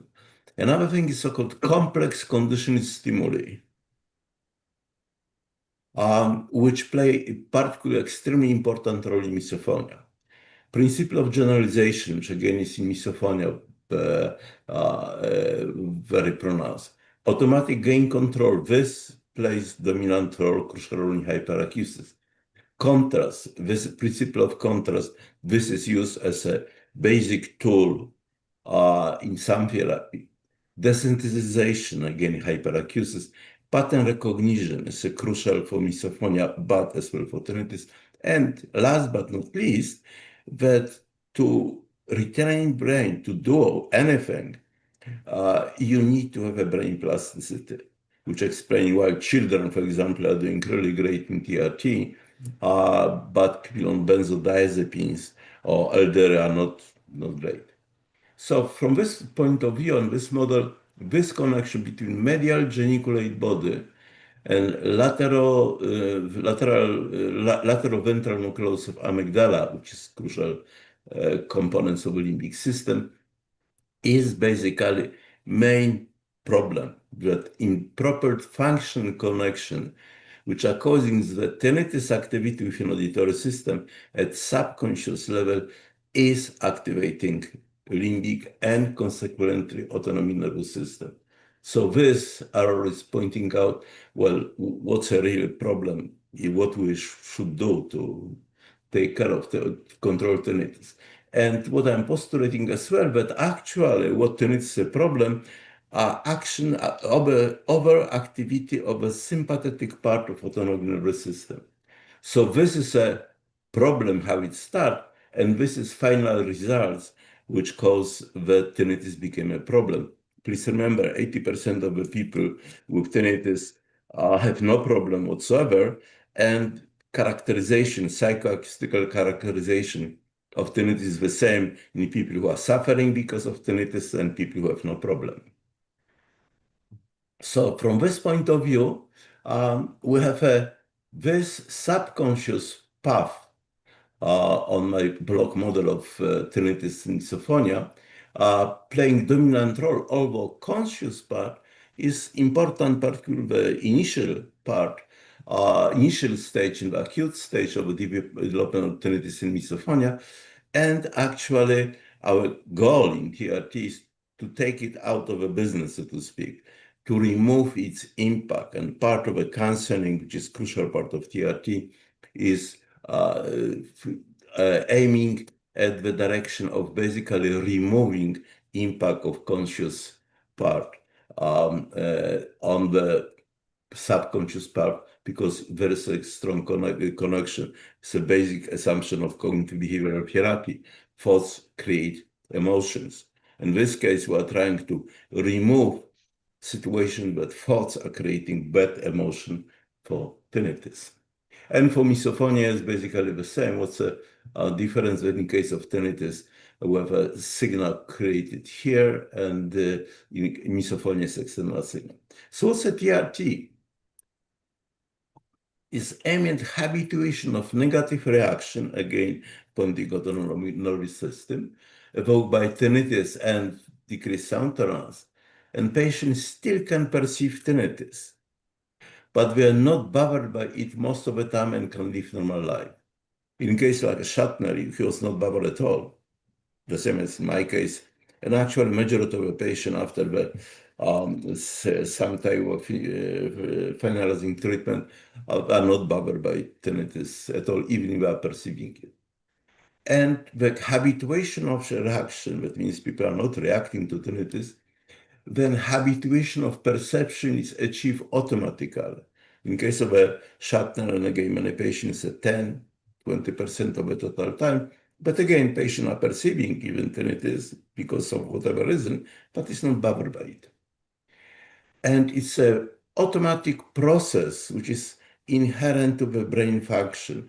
Brain habituates to all signals which are not important. Without this feature, we'll be not surviving. We'll be unable to sort out the things because we can actively, consciously focus and do something on the one thing requiring our full attention. Try to read the book and write a letter at the same time. And I mentioned that subconscious loop is dominant and that we are situation of a complex conditioning stimuli. It's not simply just tone and reaction, but many of other things, even from other sensory system, is crucial. And again, we'll get with the misophonia. So we're trying to achieve extinction, retraining of subconscious reflexes, and through this prevent the spreading of tinnitus signal to other part of the brain. Now, very crucial things for TRT. But in treatment is aimed to work above on the site of tinnitus source. Therefore, etiology of tinnitus is irrelevant. You can treat with TRT any type of tinnitus, even somatosounds, because we're not trying to do anything with tinnitus signal. Perception of tinnitus is dropping to about half, but it's a result of one of the connection, actually of this connection from amygdala to inferior colliculus, which is causing the, depending on our emotion, processing of a signal within auditory system is changing. Now, TRT consists of counseling, is essential part of TRT, and sound therapy. Both are based on neurophysiological model of tinnitus. But please note that this is just simple implementation of neurophysiological model of tinnitus in TRT. But sound therapy can be replaced by any method which would decrease strength of tinnitus signal. For example, pharmacology, electrical stimulation of the brain, or Lenire. Whatever is decreasing strength of tinnitus signal can be used as a part of a habituation-oriented method. And again, TRT is simpler implementation of it. And now, how TRT differs from other method? The medication, the cochlear, electrical stimulation, sound therapy are trying to suppress tinnitus signal. This was from the Vernon time when masking was dominant, where we were trying to mask tinnitus. Person is not perceiving tinnitus fine. On the other hand, we have a medication, psychotropic medication, aimed on decreasing strength of a reaction of limbic autonomic nervous system, and as well, majority of the psychological treatments acting the same way, improving coping. But tinnitus is still a problem, but simply is not as bad. Now, how TRT is different? TRT is not trying to do anything at all with tinnitus signal. It's not trying to do anything reaction, because simply if you break this connection, you do not have a reaction, so you don't have anything to cope with. So TRT is, again, preventing spreading of tinnitus-related neuronal activity to other part of the brain.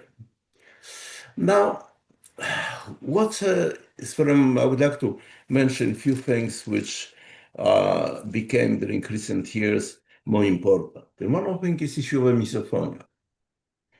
We propose existence of this phenomenon, name, definition in 2001, 2002, of the literature.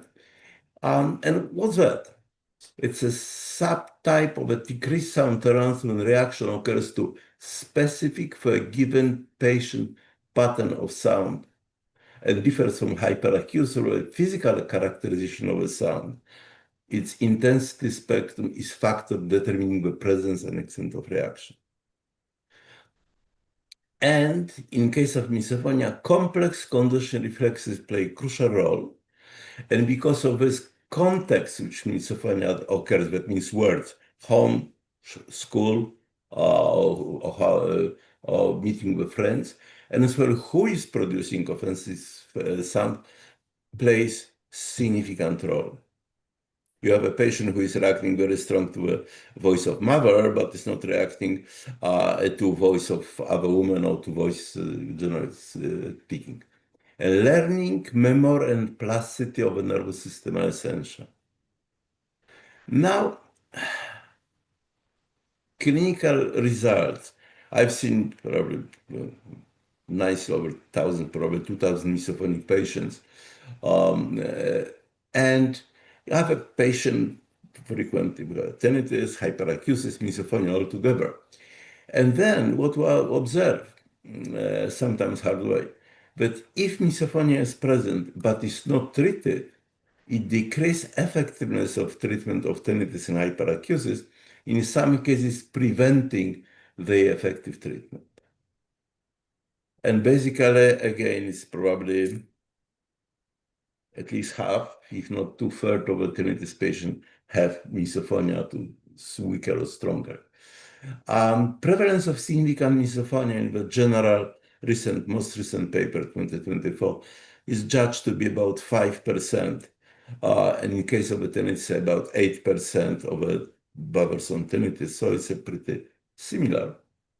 And again, misophonia, when it exists, is frequently has a stronger effect on patient lives than tinnitus. If you take an average middle of the road misophonia and average middle of the road tinnitus, misophonia will be much more bothersome, much more disturbing patient life. And now proposed mechanisms of hyperacusis and misophonia, which are different, we propose, are showing quite desensitization treatment is effective for hyperacusis. And it was shown from time of Vernon, 1970 or something like this, but it's totally ineffective for misophonia. So what's our definition of decreased sound tolerance? We're dividing this into hyperacusis and misophonia, and phonophobia is a subtype of misophonia. So hyperacusis, a reaction to sound depends only on its physical characterization, spectrum intensity. Time course, coded in phase of spectrum, and meaning of a sound are irrelevant. In case of misophonia, negative reaction to sound with a specific pattern meaning physical characteristic as secondary.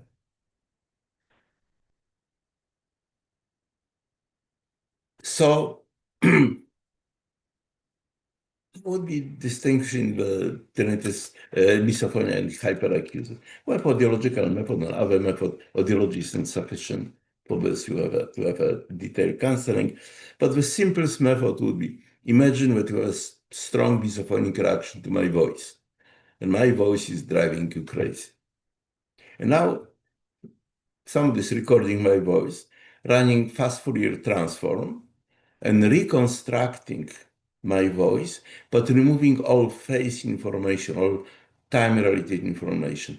So my voice now sounds like a noise. It has exactly the same spectrum, intensity, spectrum. Everything is identical, but has no meaning. And then hyperacusis patient will react in similar or the same manner to both my voice and noise made out of my voice.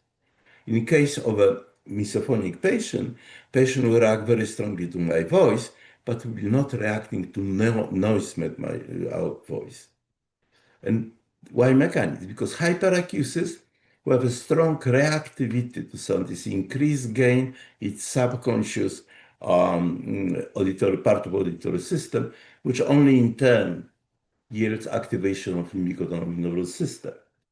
Misophonia is abnormally strong reaction of this autonomic limbic system, resulting from enhanced function connection between the auditory limbic and autonomic system for given patient pattern of a sound. Misophonia is basically learned. So in case of a hyperacusis, this part, subconscious part of the brain is over-amplifying sounds, and we have research data from single unit recording dorsal-cochlear nucleus and evoked potential in humans from inferocolliculus and so on, which are strongly supporting this postulate. This is basically nearly consensus. It was possible that I was initially thinking that cochlea might be involved, outer hair cells, but clinical data are contradicting this. It seems it's just here. This signal is enhanced here and in turn is causing this problem. Now, mechanisms of tinnitus and misophonia are pretty the same. The difference is where signal is generated. In case of a tinnitus, This abnormal neuronal activity is creating subconscious part of auditory system, most presumably dorsal cochlear nucleus, and because of this enhanced connection, pattern recognition stimulate everything else. In case of misophonia, this part is perfect. It's just normal. Nothing is happening, but this connection is abnormal. So in case of misophonia, we have external sound. In case of a tinnitus, internally generated signal. Now, only recently, basically from 2010 to 2015, misophonia gained some larger attention. And the number of paper published is just growing in exponential manner. And the special issue of Frontier Neuroscience, which includes first time consensus definition of misophonia. And our paper will present the history of discovery and our approach to differential diagnosis with treatment. So you have those papers now extremely highly quoted. Our paper actually has more downloads than 95% of all papers in Frontier Neuroscience. And it seems that attract attention. Now, the very basic concept of neurophysiological model are the same for both misophonia and tinnitus, but substantial difference exists which need to be taken into account in implementation of counseling and some therapy. Again, both are based on neurophysiological model, but different parts of the model are more playing significant role. In case of a tinnitus, for example, complex conditioning stimuli are not playing that much role, but in case of misophonia, absolutely crucial. And published several papers describing mechanism and treatment.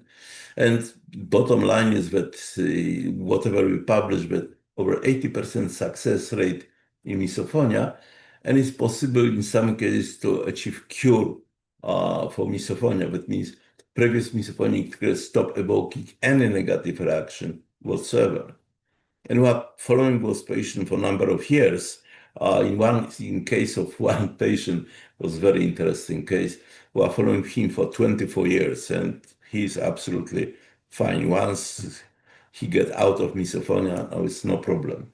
And actually, Margaret was presenting this in Korea last year, evidence of successful treatment and potential cure in misophonia using TRT.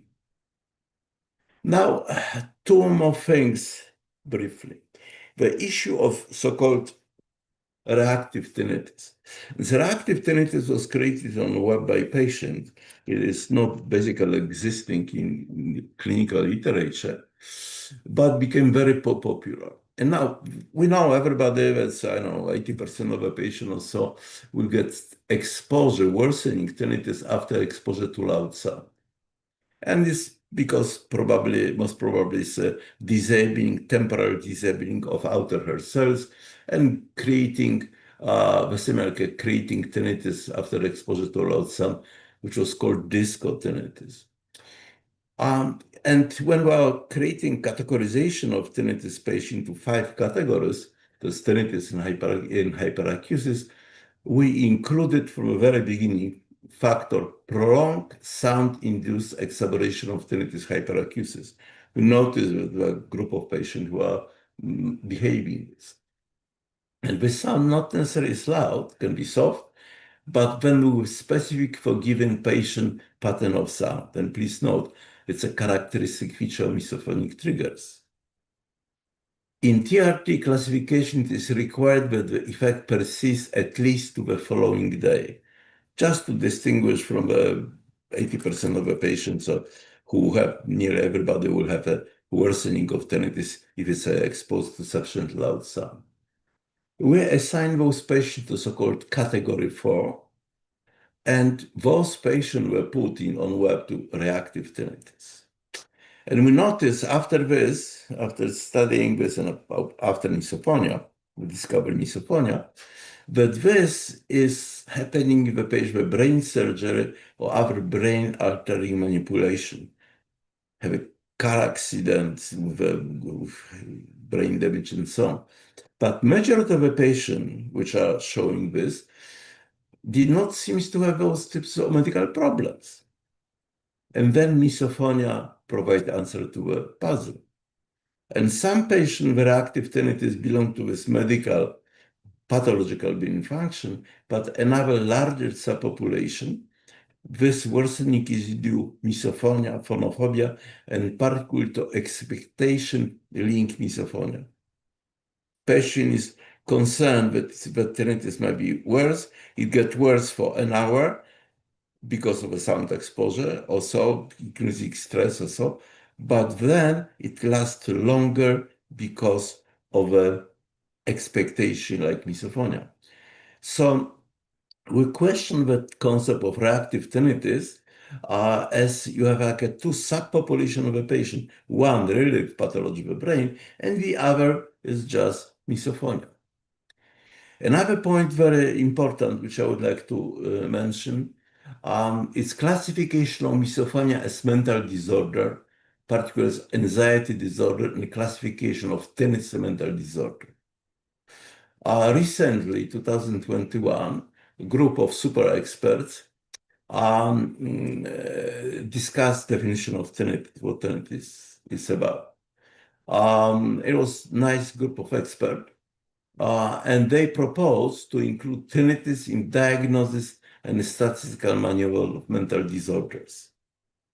I was initial in this group of experts, but I refused to be co-author of this paper because I disagree strongly with what they are publishing. And authors recognize consequence of this approach is a quote from the paper, from this paper.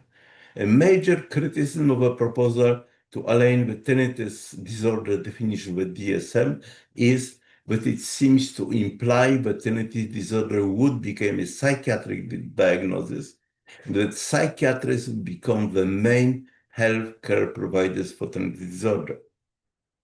But nevertheless, this is seriously considered and is published in the excellent paper in excellent journal. And part of this confusion, I believe, is due to lack of recognition of situation evoked, reactive, depression, and anxiety versus chronic, another different code in the manual ICD-10 and ICD-11 manuals, the same for the anxiety disorder. But this fact, even is formally recognized, is not really taken into account in literature and in literature and research and publication.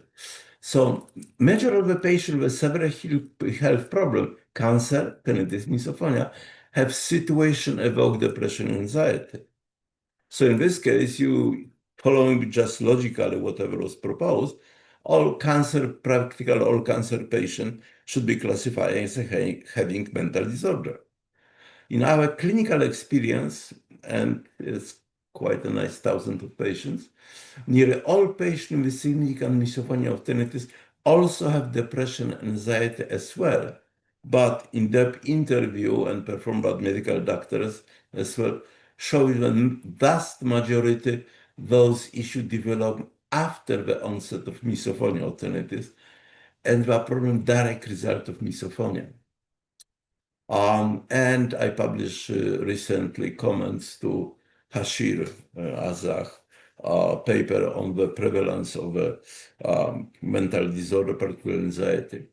And very recent paper, it's literally last week, of expert in misophonia and with psychologists and top experts of misophonia in psychology, reached interesting conclusion, analyzing the data.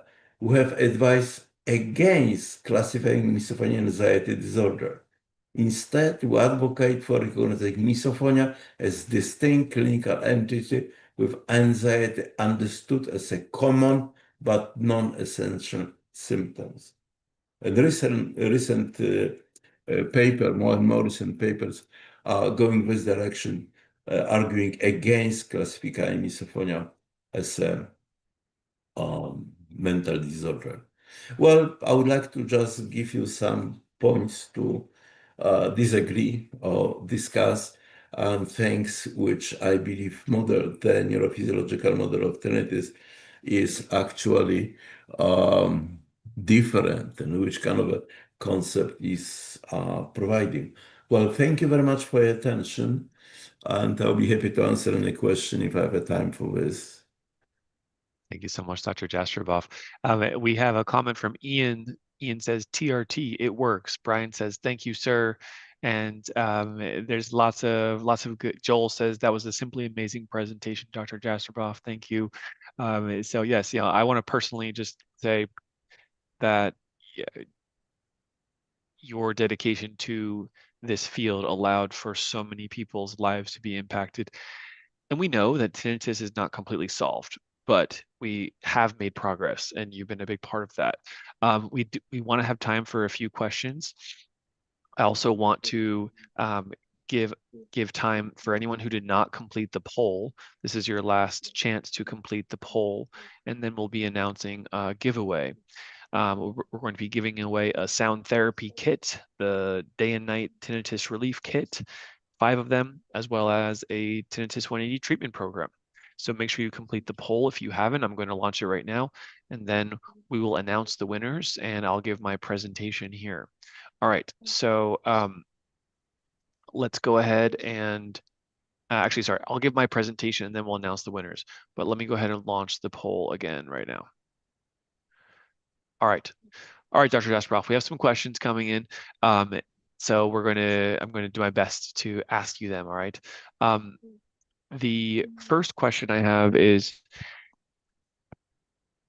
in modern times, how has the data on tinnitus retraining therapy outcomes changed compared to 25 years ago when you were first starting to really publish the data on this? How have things changed in the results that providers and patients are getting? Initially, it was basically no result because I was making sure that we have a real result. So I wasn't publishing or teaching, even though we start courses in 1996, when I already like 800 patients. A result from any center, and majority of this was like 1,700 patients, several studies in Cambridge, 1999, show between 70-something and 90% of success rate. And it's a pretty consistent. The problem is that those studies were published from the clinical, not randomized studies, which is quite difficult to do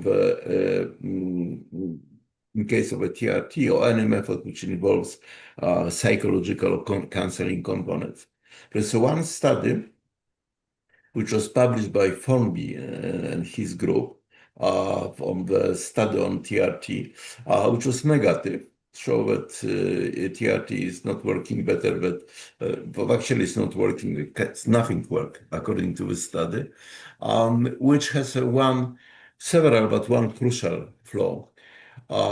Each audiologist involved in the study, VA-based study, saw like 3-4 patients, and the same audiologists were seeing patients in the group with masking, in the same with TRT.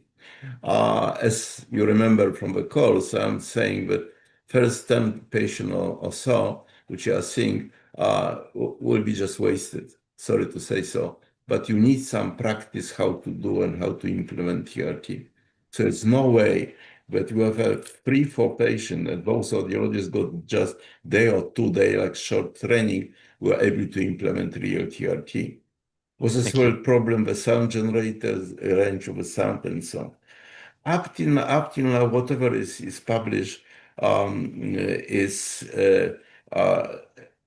is still with about 80 something percent success rate for this publishing. And I would like to point out one more thing. If you compare directly the best CBC's cognitive behavioral therapy study, Lancet Sigma et al. Of the TRT, they got the improvement of about 12 points on THI, which is similar in Henry's study after just using plain stand. In case of TRT, its average is 30 points. And other things, I got the direct information from company from Lenire, from Ireland. And they wrote to me that average improvement in Lenire is 18 points. So it's definitely something interesting. 80 points is close to this 20, which is considered normally as being effective. But still, it's in the TRT is doing better. The problem is the TRT need to be done correctly by somebody who got a proper training. Our recent courses were 5 days course, 8 hours a day, and it's a lot of information, and not everybody after the course is able or is inclined to do TRT. So the problem is that if TRT is done correctly, it works. But unfortunately, there are people who are saying that they're doing TRT, but it's not real TRT. Yes, very true. From Very our true. perspective, just what we are seeing, the crucial difference is improvement in our success because of particularly because of misophonia and changing counseling, some therapy.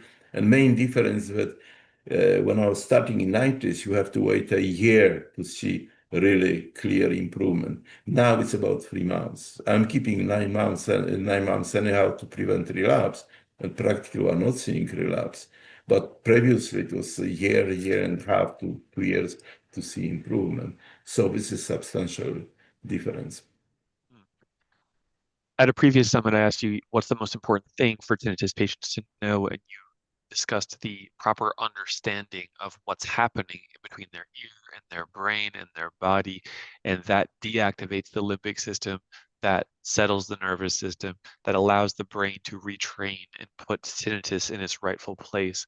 That stuck with me. So everyone who's here at the summit, they're learning, they're understanding better, and I think that's really a part of our shared mission.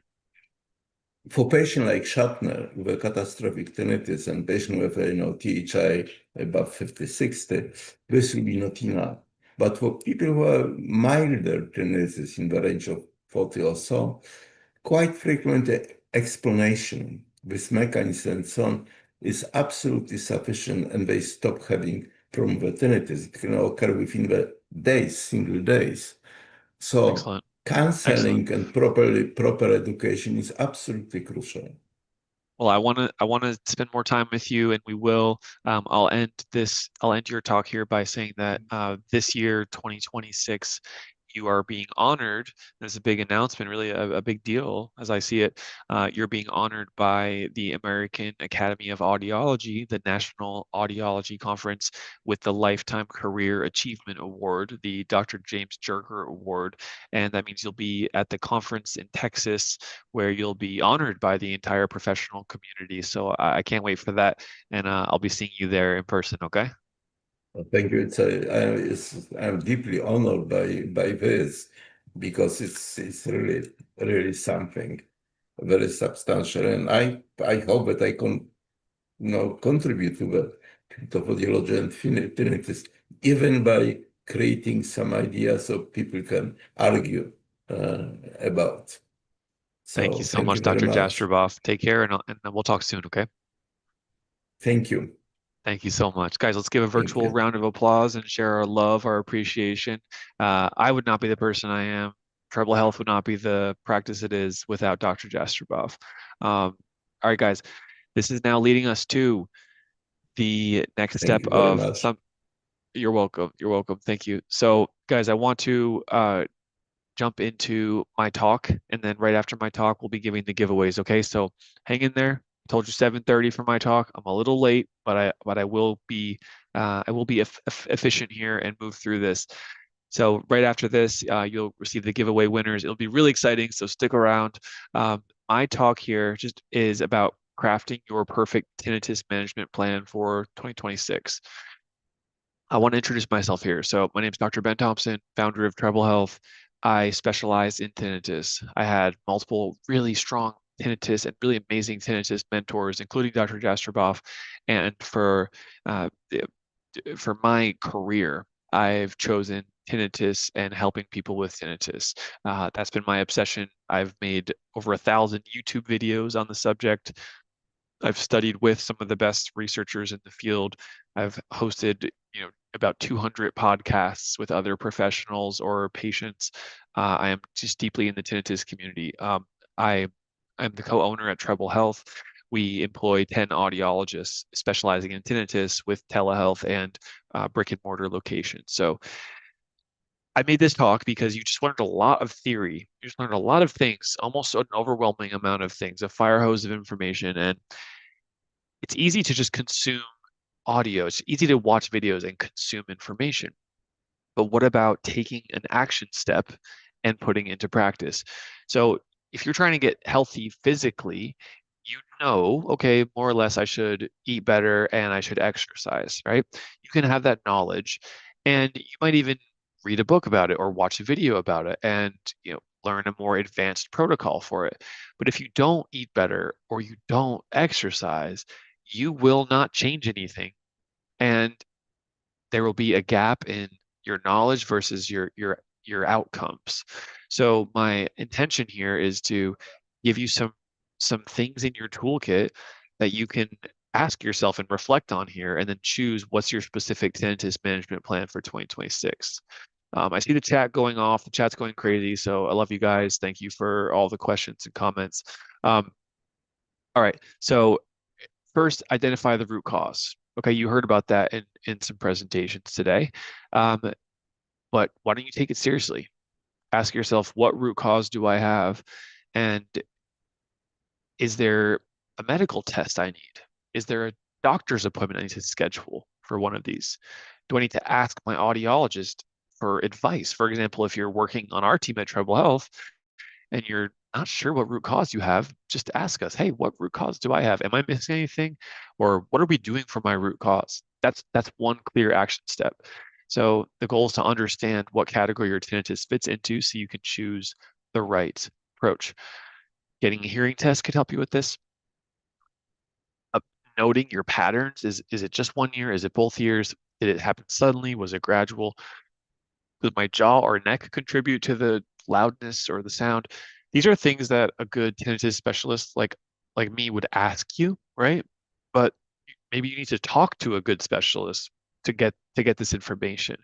And then finally, when you do talk to that specialist, just bring your history to it. All right, so that's number one, the identifying the root cause. Is that an action step that you're going to take in 2026? Is that something that you're going to take seriously? All right, if it is, then you know what to do now. The second, and I have 10 of these, right? So the second, you don't have to do all 10, but pick a few of them and actually do them in the next week or today. You can start. So number 2 is sound therapy. The goal is to reduce the tinnitus contrast in your auditory brain and support habituation over time. You've learned about how the brain can reduce tinnitus, how sound therapy can be one part of a treatment for this. And the key principle for your sound therapy is have sound that is medically appropriate and it's softer than your tinnitus. Avoid fully masking your tinnitus all day. I saw in the chat earlier, masking doesn't work. Completely masking your tinnitus doesn't work. Sound therapy that's softer than your tinnitus does work for a vast majority of people. So make sure you're leveraging that to the maximum amount. Here's an example of a sound machine. There's also medical devices on the ears, like sound therapy devices, hearing aids. There's also simple apps from your phone. But an action step for sound therapy is have sound enrichment during your day. So if you're in an indoor quiet environment like your home when you're not working, or your office or your home office, that's a quiet place that for most people, that's when tinnitus is the most bothersome, as well as going to sleep at night, falling asleep in your quiet bed. So what types of sounds are you using in those situations? And are you following any protocol?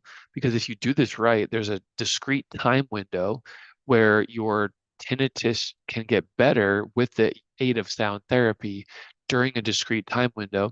And then once that time window is completed, then you don't have to use sound therapy on a regular basis. Some people might think, oh, I don't want to use it as a crutch. I'm going to need it forever.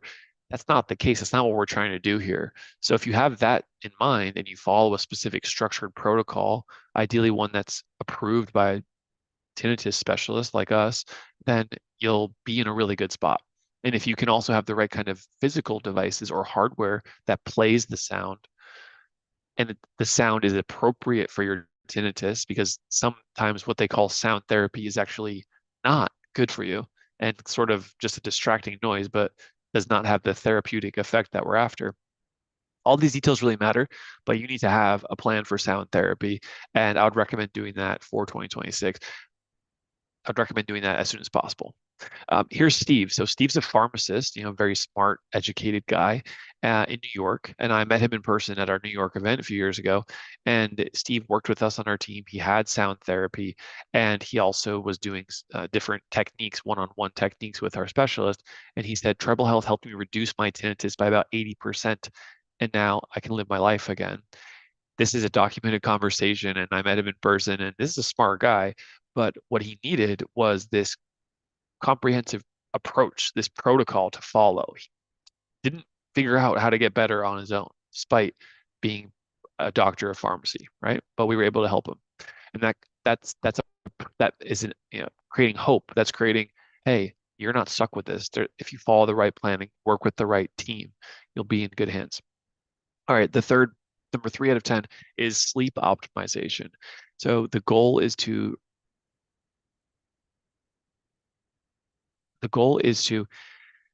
leverage best practices for sleep.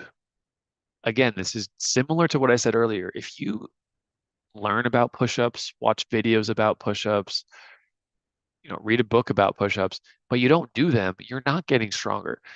With sleep, you have to put things into action. It is a behavior-based approach that leads to the best results.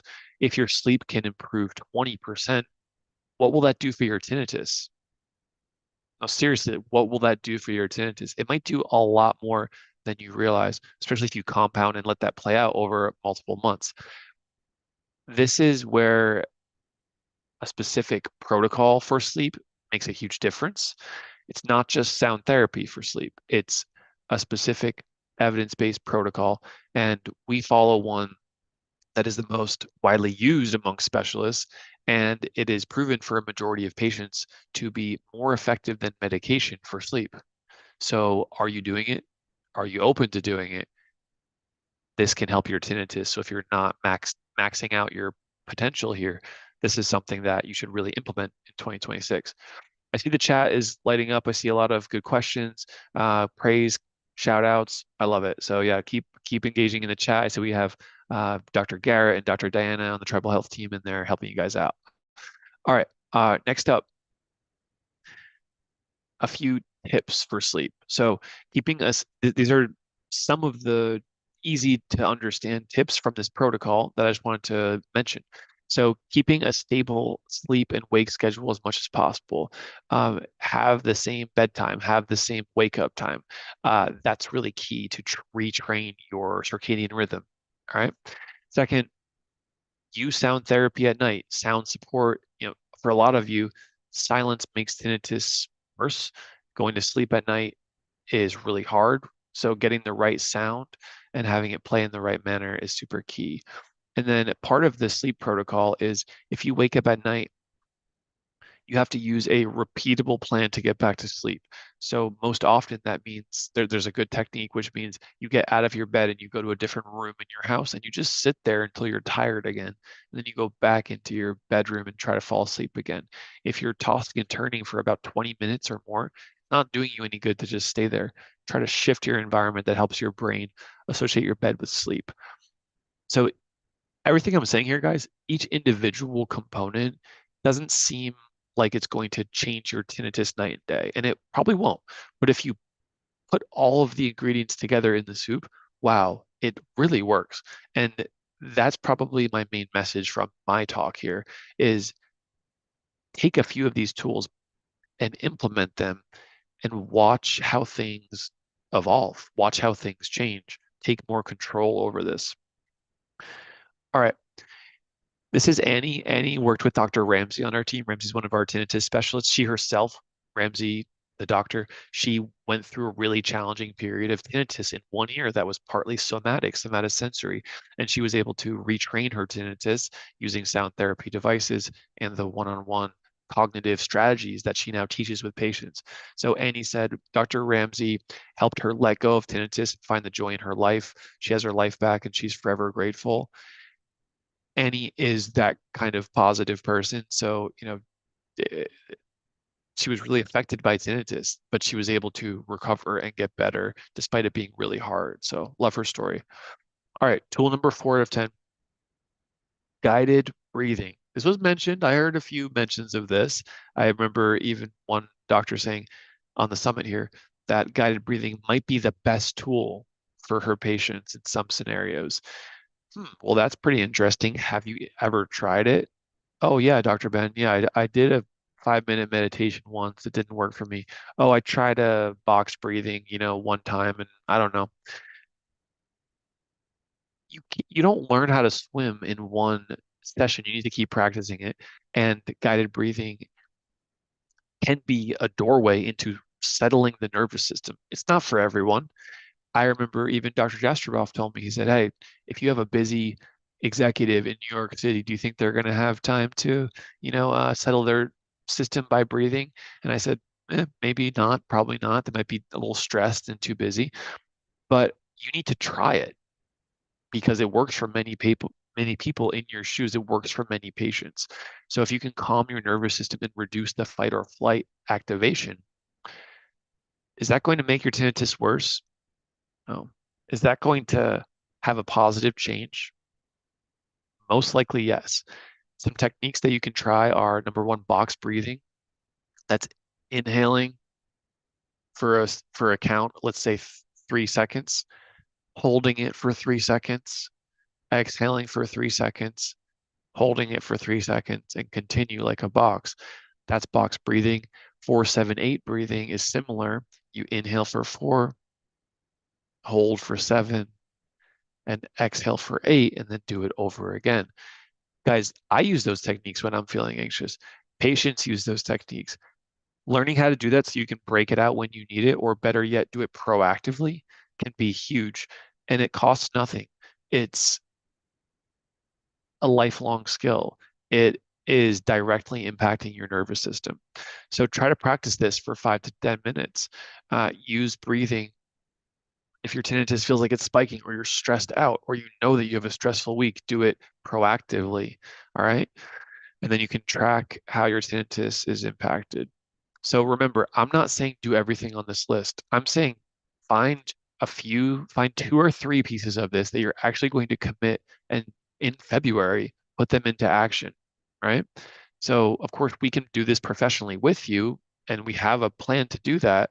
However, I want every single person here to come out with an actionable item that they're going to implement in their life, something that makes sense. So far we've spoken about the root cause assessment, sound therapy plan, sleep protocol, guided breathing techniques. All right, those are some good ones. Next up, we have tinnitus retraining therapy. So you just learned about it. The goal is to reduce the reactivity and change the brain's limbic system response, nervous system response to tinnitus. I think that you're making decent strides on that just by being at this summit. But what about working with a doctor who specializes in that? That's pretty good. If you were going through a mental health issue, wouldn't it be nice to work with a mental health specialist, someone who's helped hundreds or thousands of people through the exact same scenario? I think that you'd probably get a better result than trying to do it on your own. Similarly with tinnitus, that's what this can do, because this is a protocol that's developed specifically for tinnitus, and it's personalized to the individual. So that's something that you should really lean on and leverage. And if you don't have that in place, then maybe that's one of your action items, is to take the next step with that. Try to sign up for a program. Try to talk to someone who's trained in TRT. I did the tinnitus retraining therapy course. I'm a certified provider, and there's multiple doctors on our team three other doctors on the Treble Health team who are also certified in tinnitus retraining therapy with Dr. Jastroboff. So we're certainly a good group to get in touch with and learn that piece of it. Randy is a patient who I spoke with, did an interview with. He worked with a doctor on our team. He has this emotional video where he says, I feel like Treble Health literally gave me my life back. He was struggling with sleep. His life had turned upside down. He was using sleep medication. He's a successful airline pilot, but in a matter of a few months, his whole life became just a nightmare. He wasn't able to work. He had everything turned upside down. And working with us, following this program, using fundamentals of TRT, a handful of months later, he felt like himself again. Tinnitus was significantly lower, and he's set up to go work and fly planes, commercial airline pilot again. So this is the kind of 180 turnaround that we want to see, and this is why I'm sharing it with you. Okay, number 6 out of 10. And guys, not everything here will work for everyone. All right. So don't give up. I see some comments of, oh, I might have tried this, but it didn't work that well for me. I see Pat and John saying TRT worked for me, or that's the one I want to do. I see someone else, Jay Morrissey, saying, I don't think TRT worked for me that well. So Vanessa, Vanessa's saying, hey, don't give up. That's the idea here. It's not a one-size-fits-all approach. So I'm glad you tried something that's evidence-based. And if it didn't work for you, then that doesn't mean it's over for you. That means keep going and find another angle to address this. All right. But these are all proven strategies that I'm showing you here. So we need to together find the one that is the right fit for you. Okay, next up is CBT. So you might think initially, oh, therapy, does that mean I'm talking about my feelings and emotions? Does that mean that I'm, in a talk therapy session? And I think that's a big misconception, because what I've learned is CBT is learning specific mental techniques to change the brain's reaction and response to tinnitus. It's very common that we have inaccurate thinking. I'm afraid that I'm going to lose my hearing because of tinnitus. I don't think I'm going to be able to get better from this. I don't think there's any treatment that's going to work for me. I've tried everything. These are common thoughts that people share to me, right? And these are the things people are speaking out loud, but just imagine the thoughts that are actually happening, that are automatic, that are going on for you. There's probably a lot of those fear loops, anxiety spirals, sleepless nights. It sucks. Like, it's a lot to deal with. But to understand that a lot of researchers have found that when CBT is implemented for tinnitus, learning these specific techniques, these specific mental strategies or exercises, that their tinnitus gets better. How could that possibly be, that you're changing your thinking or working with someone in this method could lead to less ringing in the ears or less ringing in the head? It's not an obvious connection, but this is one of those areas, just like guided breathing, that is very underappreciated and underutilized. People say, well, is there a natural cure for tinnitus? I'm looking at everything on this list right now. Does anything seem unnatural? Everything seems natural, right? Nothing is an invasive technology or anything like that, right? There's no surgery, there's no medication here. So overall, CBT, what it does is it can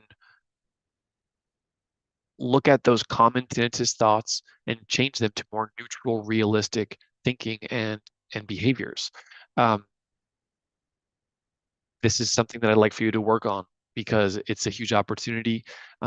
In a moment, I'll be sharing a special offer I'm making, and there's a few techniques, a few CBT PDF documents that are techniques that we found to be very successful with our patients. So I'm going to share those.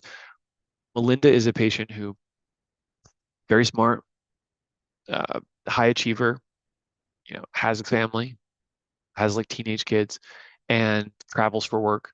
And her life was just turned completely upside down. She was stuck in this heightened nervous system state where, even though the tinnitus didn't seem so crazy loud, she couldn't stop thinking about it. She had very high awareness of it. And her anxiety levels were just through the roof. She was considering, like, do I need to take a leave of absence of work? Can I continue on like this? This is not sustainable. she's someone who implemented the CBT techniques. She's someone who, yes, she used sound therapy, and yes, she used guided breathing, but she really went deep into changing the catastrophic thoughts, the anxiety loops, the negative spirals, all of that, which is very common in our community. She took that seriously, and she said, Treble Health is a beacon of hope. They helped me to significantly reduce my tinnitus volume and awareness within just a few short months. These are not outlier cases. Like, these are very common for the work that we do every week. We have multiple graduates that we work with. So I'm sharing this to you because you might not know someone who's gotten better from tinnitus, but I know many, many people. All right, number 7 is to support a healthy brain. So if you have a hearing loss, in order to have the best tinnitus treatment outcomes, you should consider wearing hearing aids. And that's for your tinnitus, right? Yes, it's good for your hearing as well, but the reason that you should do it, the reason that you're here on this summit, is because you want to be in a better place with tinnitus. And it turns out that treating hearing loss is good for your tinnitus, quite good. It's one of the tools that's in our control that works for a lot of people. And those same hearing devices, hearing aids, can be programmed for tinnitus treatment. Make sure if you have hearing aids that they're programmed well. It's pretty common. People come to me and they say, oh yeah, I tried hearing aids, didn't really help my tinnitus. I ask a follow-up question, well, how are they programmed? Did you have amplification? Did you have sound therapy? And then we realize, oh, those are not optimized for tinnitus. I wouldn't expect those to do all that much for the level of tinnitus you have. So that's really important. Not all hearing aids are created equal for tinnitus, and how they're programmed is how they're programmed by someone who knows what they're doing is the difference maker. I've seen that over and over again. So speak to someone who specializes in tinnitus to review your hearing level. We can help you out with that, and then decide what to do from there. But it turns out that treating hearing loss is a really important piece of tinnitus treatment. All right. Okay, a few others. I'm going to be a little quick on these.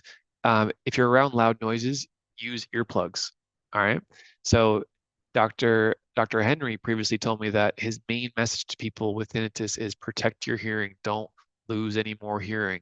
Around loud noise, have earplugs. Maybe going to be around loud noise, bring earplugs on your keychain or in your pocket or in your purse. All right. So that's a smart thing to do. It's prevention, right? We do want to prevent further things getting worse. Okay. And number 9 is sound sensitivity. We spoke about that, but it turns out that about a third of patients have some sensitivity to dishes clanking, voices, water running, high-pitched sounds. It just sounds too loud, it's too much. So addressing that and having a system for how to protect your hearing and how to get that sensitivity back to normal is really important. And then finally, are there any somatic factors? So if there's a quick win that we can get with your jaw or your neck, we should try to get it. As we learned, those are not easy things to completely erase. However, we should consider trying them. And someone like myself can give an estimate for what we think how much we think certain factors are going to actually lead to the reduction of your tinnitus. All right. So this is for you guys, and then we're going to do the giveaway. All right. So the weekly self-check, which is, okay, what is my tinnitus on a 1 to 10 scale? Right? How am I sleeping on a 1 to 10 scale? What's my stress levels? Things that I can't even control, things that are just kind of happening in my life. All right. That's a good thing to journal about or take note of. And then what I want you guys to do right now is these 10 strategies. What are 2 of them or 3 of them that you will take seriously starting today and in the month of February and beyond? So again, those 10 are, and I want you to comment in the chat which ones they are right now. Number 1, the root cause. Number 2, sound therapy. Number 3, sleep. Number 4, breathing. Number 5, TRT. Number 6, CBT.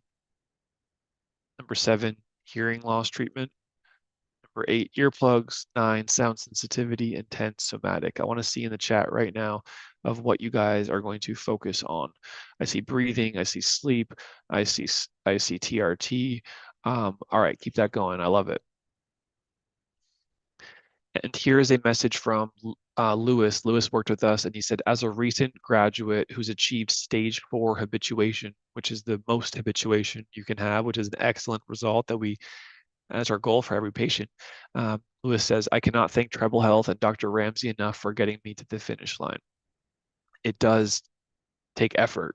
It does take time. There's a treatment protocol that I want you to follow. All right.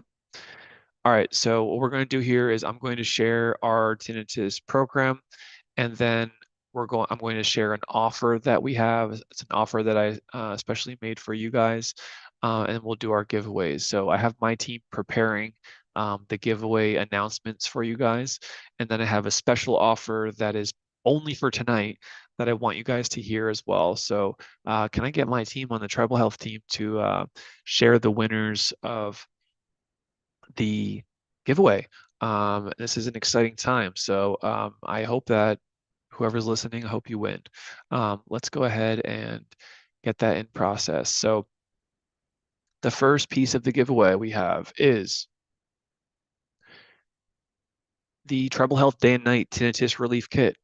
So over the years, we've tested various sound therapies, and this is a kit that has a high quality sound machine that you can use during sleeping or during daytime.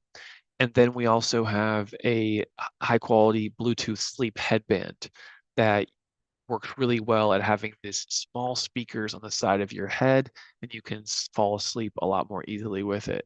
So this is something that we created, the Treble Health Day and Night Tinnitus Relief Kit. We're giving away 5 of them. So I hope that some of you guys are here right now because I want to see you in the chat. Super excited. And what we're going to do here is I'm going to say the names of these people. And my team, if you could let me know in a message to me who are the 5 people. And then we're going to ask you guys to reply to us with your shipping address if you're here, okay? So here are the 5 people. We have Deb H. We have Elizabeth B. We have Mary S. We have William S. And we have Laura M. So congratulations, guys. Let's give a round of applause. And I don't know any of you personally, but I know that you're a real person. I know that you're a real human, and you're going through a real human experience with this tinnitus. So I'm happy to help you, and courtesy of Treble Health, thank you, and we're happy to share that with you. Okay, so if you are one of those people, just make sure you get in touch with us. We'll be sending you emails to confirm the shipping address for those relief kits. All right, so next up we have the Tinnitus 180 program giveaway. All right, so what we want to do here is I want to explain what this is. This is eligible for anyone else who's listening who's not already a Treble Health patient. All right, so the Tinnitus 180 program at Treble Health, this is something that we have been refining over the last 4 years. We've actually helped over 2,000 patients through this treatment since Treble Health began. That means 2,000 people have gone through this comprehensive treatment via telehealth, okay? And the results show significant reduction in tinnitus. The average patient within 3 months has a 35% reduction in their tinnitus. And we measured these patients over time. And then we found that on average, the average patient had a 50% reduction in tinnitus during the treatment window that we looked at. So what does that mean? It means tinnitus is not set in stone. Things can get better. And having the right plan and program in place is really key. It also shows us that, wow, telehealth works quite well. So we would send the physical devices to your house. We can program everything remotely. We have highly specialized doctors who probably aren't within a drive to you that can meet with you over telehealth. So you have the best doctors, you have the best physical devices, and we have had great success with that. And the whole industry and profession has been supporting us and confirmed that. All right, so what is the Tinnitus 180 treatment program? 180 degrees means turn things around for you. So I'm going to explain what that is. The first piece of it is a pair of prescription-grade sound therapy medical devices. They're from the leading manufacturer of these devices. They have a robust library of sound therapies that we play inside of the devices. You would wear them on your ears for about 6 hours a day. You would live your normal life. These devices help to retrain your tinnitus through sound therapy. You would use the devices during the tinnitus treatment window. If you have a hearing loss, then the devices can also correct your hearing loss. All right, so that's important for tinnitus. In addition to the medical devices, you also have 8 one-on-one private tinnitus specialist appointments. It's with a doctor on my team who their only job is focused on tinnitus treatment. This is all that we do. We have all the right tools and know how to take you on the journey. The other piece, this is the 12-part live clinician-led tinnitus education series. What does that look like? Well, twice every month, you'll have a highly curated live session and we'll bring you through a program, right? What did we learn today? That this detailed education program for tinnitus, implementing things along the way, is huge for your outcomes. So we've created basically, our best stuff here. And if you're in the Treble Health program, you get this twice per month for 6 months. Highly recommended, very, very strong. It's led by myself and our head of audiology on our team at Treble Health. Really, really good. And then additionally, in the Tinnitus 180 program, you get the day and night tinnitus relief kit, the high quality sound machine, the sleep headband, and you also have priority email and SMS access to your audiologist. And we also have the Tinnitus 180 guarantee. So we've had this for about 2 years. If you don't achieve a clinically significant reduction in tinnitus, you'll be refunded in full for up to 180 days. Terms apply. You can ask us about it. Should you start this? That is a really strong piece of this. So we're taking out that, well, what if it doesn't work for me piece of it? So we've got a plan for that. Okay, so the Tinnitus 180 program giveaway, let's go ahead and do it. And then right after, I have this special offer that's available for you guys tonight. So can I get a virtual drum roll, please? And I was told that this person should be here live with us. So if it's you and you get selected, then I would encourage you, I would like for you to turn on your video and share a little bit of your reaction, because that's fun. So let's see here. Who do we have? Okay. So we have, I'm just confirming here. Okay. So the recipient of the Tinnitus 180 program giveaway is Deb Boyce. Deb Boyce, if you can please come to the stage. Congratulations. Let's see if we can find Deb here. Okay, let's bring Deb on as a panelist. Congratulations, Deb. If you would like to share a few words, let's just hear 1 or 2 words and then we'll go into the rest of the presentation here. Deb, are you there? Could you please accept the invitation?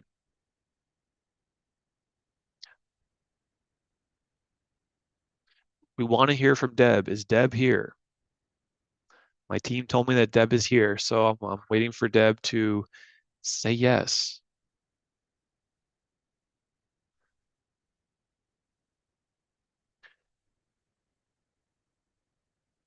Deb, you need to accept the panelist position. Cannot hear you.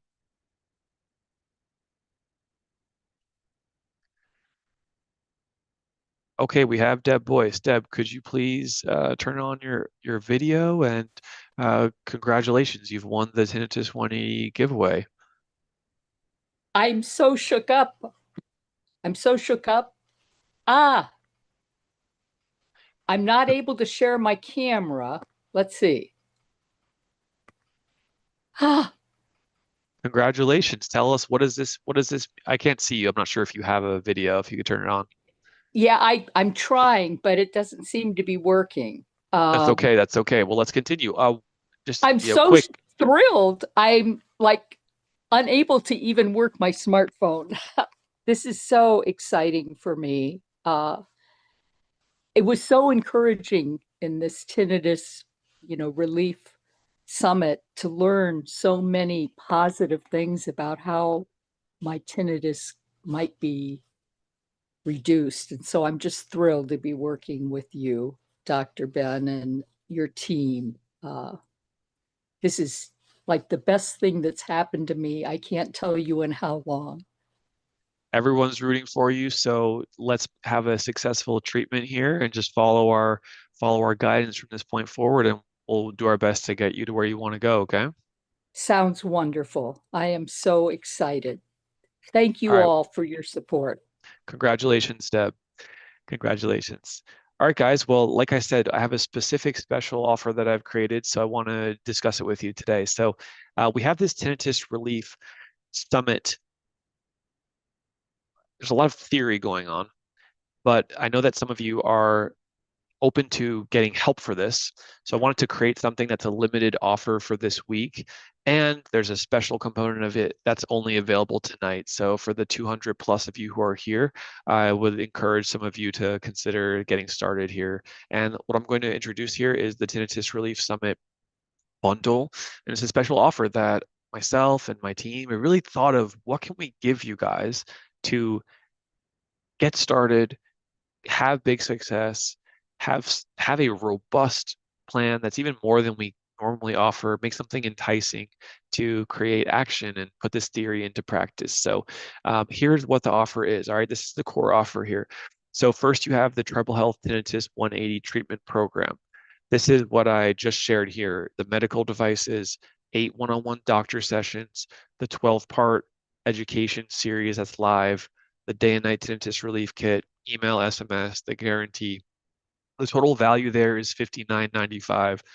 Literally, that's what it costs if you were to buy it from us yesterday. If you were to start treatment with us, that's what the program costs. However, to make this special, we offered some other things. So the second piece of this offer is a personalized tinnitus case review by myself and Dr. Suzanne May, the head tinnitus specialist at Treble Health. So we'll make sure that everything we're doing for you is exactly what you need to do. We'll review your hearing test, your history, what is your goal, and we'll make sure that your case, your protocol, your treatment is aligned for that. So I couldn't think of something better to help with the security and the confidence that this is going to put you on the right path.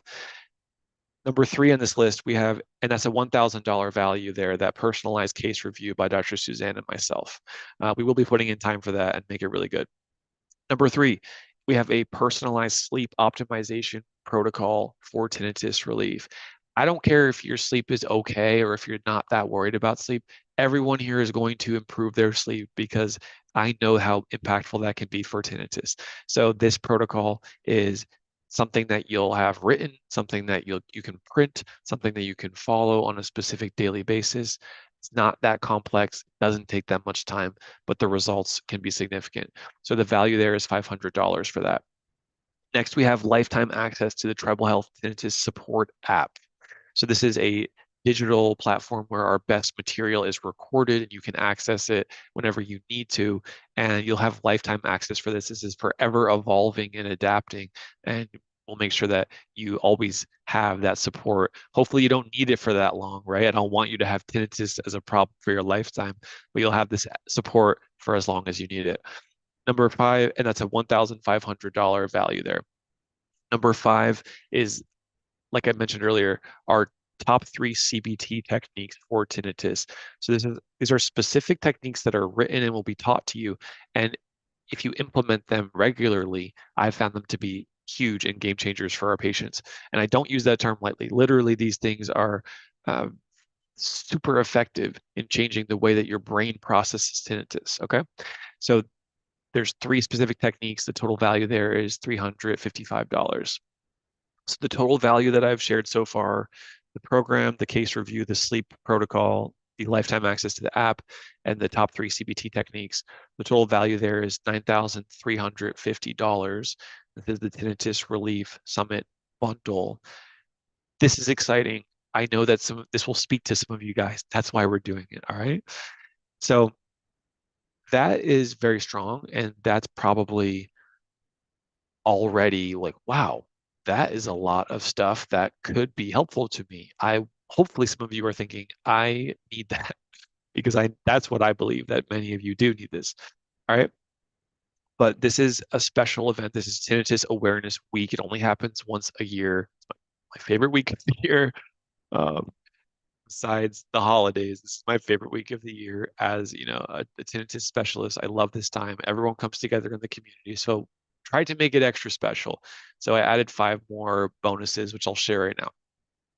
The first is a find your, and remember the total value there is on the screen, but now we're adding 5 bonuses. The next one is a Find Your Tinnitus Root Cause Masterclass. So this is hosted by myself and Dr. Golenhofen.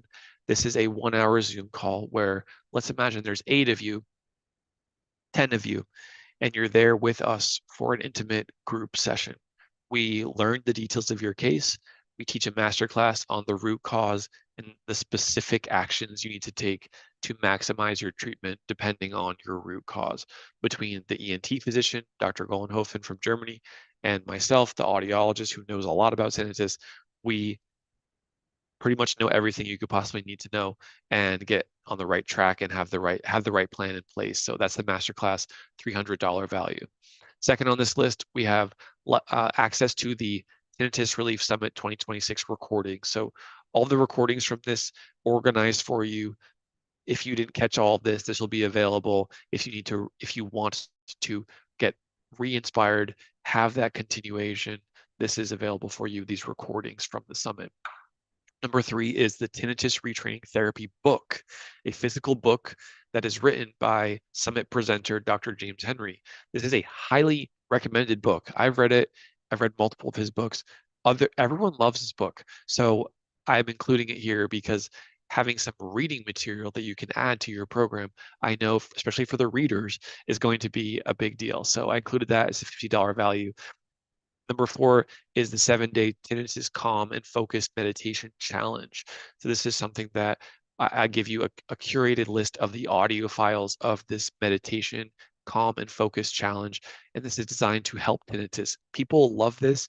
And the way I present it to you in this bonus is a nice way to follow. So that's a $250 value. And then finally, bonus number 5 is our filtered ear protection earplugs, a set of 3 of them. We use them with our patients. They're really effective for preventing loud noise exposure. They're effective for sound sensitivity. That's a $50 value. All right. So all these bonuses that are extra, these 5 extra bonuses, the total value there is $1,150. So stay with me, guys. This is what I shared first. We have the offer itself, the Tinnitus Relief Summit bundle, the Tinnitus 180 program, the personalized tinnitus case review, the sleep optimization protocol, the access to the Treble Health Support app, the top 3 CBT techniques for tinnitus. That's total value of $9,350. And then we added the $1,150 value for the Root Cause Masterclass, the Tinnitus Summit recordings, the Tinnitus Retraining Therapy book by Dr. Henry, the 7-day Common Focused Meditation Challenge, and the Premium Filtered Ear Protection Set. So I tried to give you the best thing I could possibly think of that we can offer that would really move the needle for you. This is what I came up with. So the total value is $10,500. I'm not asking you to pay that much though. So to get started with us, I'm able to offer this specifically for this group for $5,495. And I know that may sound like a lot, but if you look at everything that's included, that is a quite impressive and significant reduction. And this is a very enticing opportunity for some of you. But what I know is that people with tinnitus who are considering treatment, they're often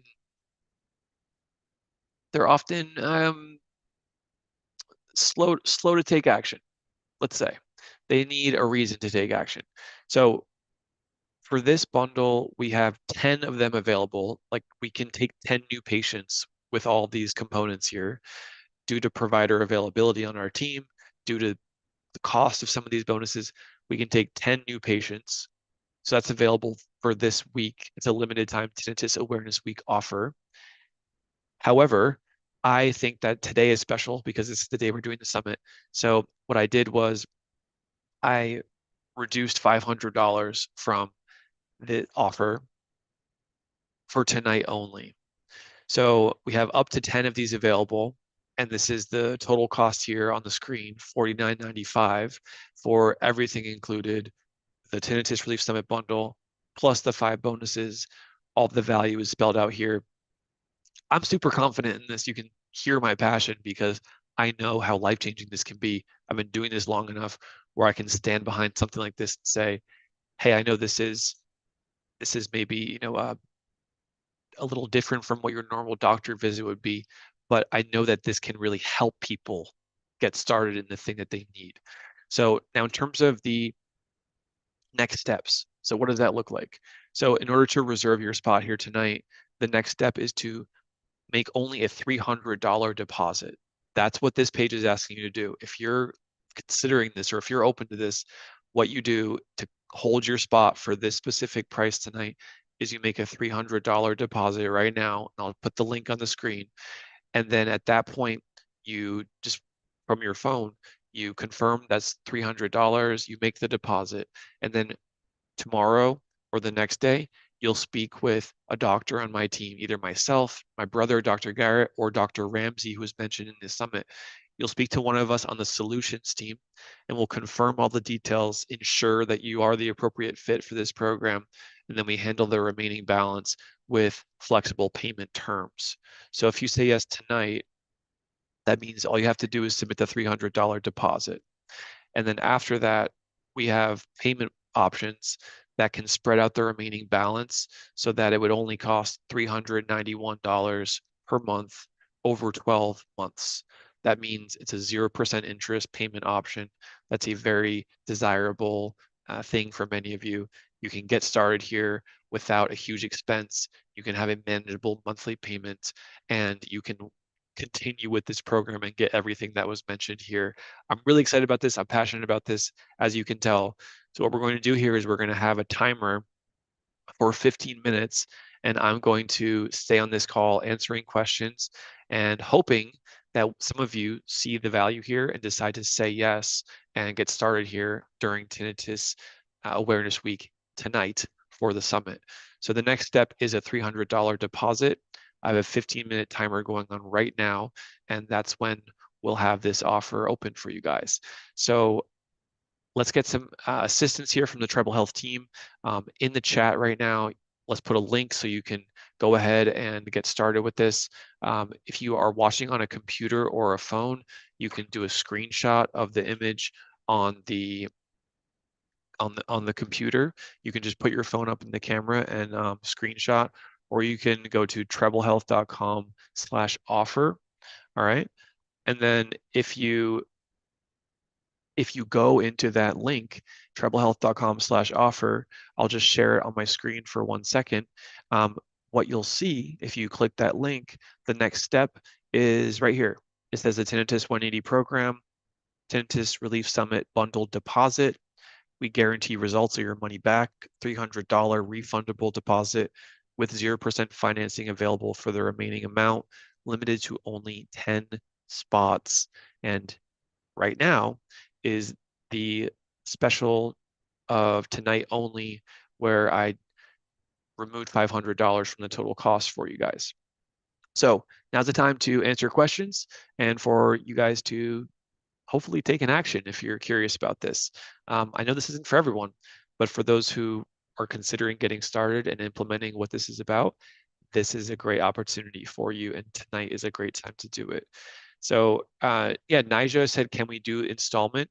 Yes, you can. So we often work with pay over time plans where you would not pay the entire cost all at once, but you'd be able to spread out the payments so that the monthly investment would be more manageable, and you'd be able to continue with the program at a reasonable monthly cost. The monthly cost would be around $300 a month. And then the next step here for you guys, yeah, Naja, I'm happy to answer that. The next step for you guys would be to follow the link on the screen right now, treblehealth.com/offer, where you can reserve your spot. All right. And we're going to get some updates to see who is submitting the deposit, and we'll give some live updates. All right, let's go ahead and answer a few more questions here. Checking my system right here, I see. Ben, if I can interrupt, and who are you? URL Yes, at this the is my brother, Dr. Garrett Thompson. Garrett, great to see you.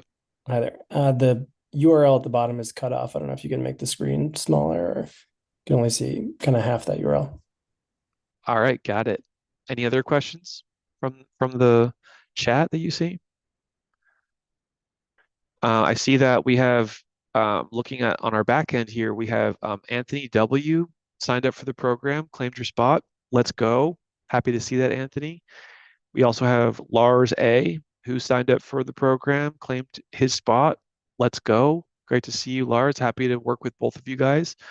And then we also have Marjorie C., who also reserved her spot, and that's exciting. And we're really happy to get to know you guys and work with you during this treatment program. So thank you so much for doing that. And I know that we'll have a few more trickle in here. So if that's you, go ahead and ask your question now. We've got over 10 minutes here to help work through this. All right. I'm going to. Ben, we have a couple questions. Yeah, go ahead. Does the treatment program only last 180 days? And then another logistical question would be, how long is the offer for the 0%? Like, how long is the financing? Excellent, excellent. So the intensive period of working with us in our program is typically between 4 and 6 months. We know that tinnitus can take time. Now, some patients can be fully better in 3 or 4 months, but we want to squeeze the most out of this as we can. We want to get you the best results as we can. And we found, and the data supports, that following this protocol for about 6 months or potentially more is a good point. So a vast majority of people do follow this protocol for 6 months. Some people need less, some people need more. But the program is called the 180 program because we want to turn your tinnitus around 180 degrees, and we want you to be working with us and following the protocol here for about 6 months. The second question was the financing terms. So very flexible in the financing terms, but typically, and I do have some updates, Garrett. We have Gabriel M. signed up for the program. Gabriel, thank you so much. Thank you for seeing the value in this and trusting us. And to all of you guys, will be then, just so you know, as soon as you make the deposit, the next step on your screen will be to schedule the call with myself or Dr. Garrett or Dr. Ramsey. So you guys, the 4 of you who I mentioned here, Anthony, Lars, Marjorie, and Gabriel, you should be, or Gabrielle, excuse me, you should be scheduling that call with us, and we'll have that on our calendars tomorrow or the next, or hopefully tomorrow, but if not Friday. If we don't see that appointment scheduled on our end, we'll be reaching out to you tomorrow to schedule that. All right. So Garrett, the question again was about the payment terms, correct? Yeah, she was asking how long it's a 12-month 0% is the answer. Okay. Yeah. So in terms of the 0% financing option, it is a popular plan. People are often wanting to get in the program, but keep their monthly costs manageable. And we have a 0% financing option, which is for 12 months. So in order to get to that point, you would need to make the $300 refundable deposit right now. And then we'd be able to speak with you tomorrow or the next day on our call, and we'd be able to confirm all of the details there. We do have flexibility, and we want ultimately to get you help. So if you're open to that, or if that sounds like it will probably work, then I encourage you to sign up tonight to reserve your spot here. And then if for some reason, for anyone listening, things didn't work out, the deposit is refundable. So that's for us to, make sure you're the right fit for us as well. We don't want to, sign up with we don't want to put someone in our program that for some reason maybe doesn't need it. So that's part of the process as well. All right. We have an update that Kathy C. also signed up for the program. Kathy, excited to meet you and for us to work together. So we have five individuals who've signed up so far, and I see Nasia says signing up, thanks. So that would make 6. Nasia, we'll wait for that to come through. I'm still here to answer questions. So we have Elisa saying, can I use this offer for my new patient appointment in Charlotte, North Carolina with Dr. Melissa Karp? So most likely, yes, Elisa, will be able to work with you. Just, mostly we do telehealth at Treble Health. However, we also have some physical clinics. So if you're in the Charlotte area and you prefer to do some of the appointments or all the appointments in person, then we can definitely work with you on that. We are part of the same team, that clinic and our team. And Jane, I'll be at the event on Thursday, the 12th in Charlotte. So yeah, let's talk. So this will be, this particular offer is only available right now, but if you're interested in this and you're going to the Charlotte event, then let's talk and work something out there. All right, I have another update. So we have, remember we have 10 spots open for this, and tonight I felt like some of you guys might say yes. We have Keisha M who signed up. Keisha, thank you so much. Really excited to work with you. Make sure you guys schedule right after you complete the deposit, you schedule the call. So make sure you guys are following the prompts there, and we're excited to speak with you. You'll speak with my brother, Garrett, who's also an audiologist and specialist in tinnitus. That's really cool. Brothers in tinnitus, or myself, or you'll speak with Dr. Ramsey, who is one of our top doctors as well. All right, we have some more time here to answer questions, and there's a few more spots left. So Eddie says, Dr. Ben, are you not doing the Lenire product anymore? No, Eddie, at our locations we are. In Charlotte and Philadelphia, we offer that. That's why the doctor in Philadelphia was mentioned. So if you have more questions about that, then we'd be happy to answer those or work with you.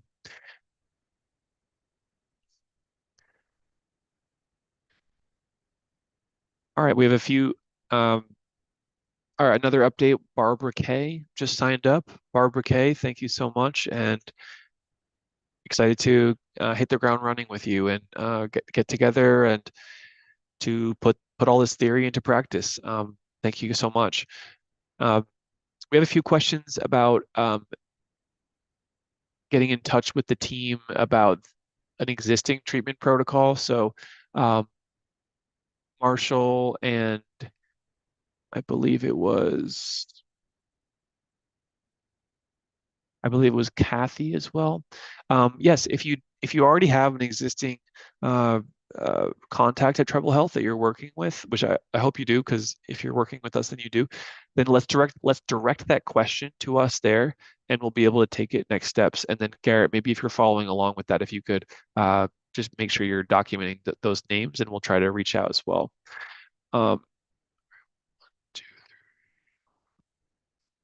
Okay, so far we have 7 spots that are claimed, and we are opening this for 10. So this is great. This is what we hoped, that this event would inspire some of you to start a treatment. I am very confident that we are the right team for you to work with. But the way this process works is that there are multiple safety points along the way. For example, this $300 deposit, it's not binding by any means. So you'll talk to us, we'll confirm all the details for your health, for your ears, the treatment details, the cost, the investment, and then we'll make sure everything's in a good spot, and then you'll officially begin the program. And then remember, there's this 6-month guarantee, right? The 180 guarantee. So if this doesn't work for you, then there's no loss in terms of finances. Like I said, multiple checkpoints along the way for you to be safe and secure that this is going to work for you. Excited to share that we have 2 more spots. We have Jean O, who just signed up for the program. Jean, love that. Thank you so much. Excited to work with you. And I see that your email might have something to do with bicycles or biking. I am a big advocate of riding bicycles and biking, so hopefully we can chat about that if you're scheduled with me for the call. And then we also have, let's see.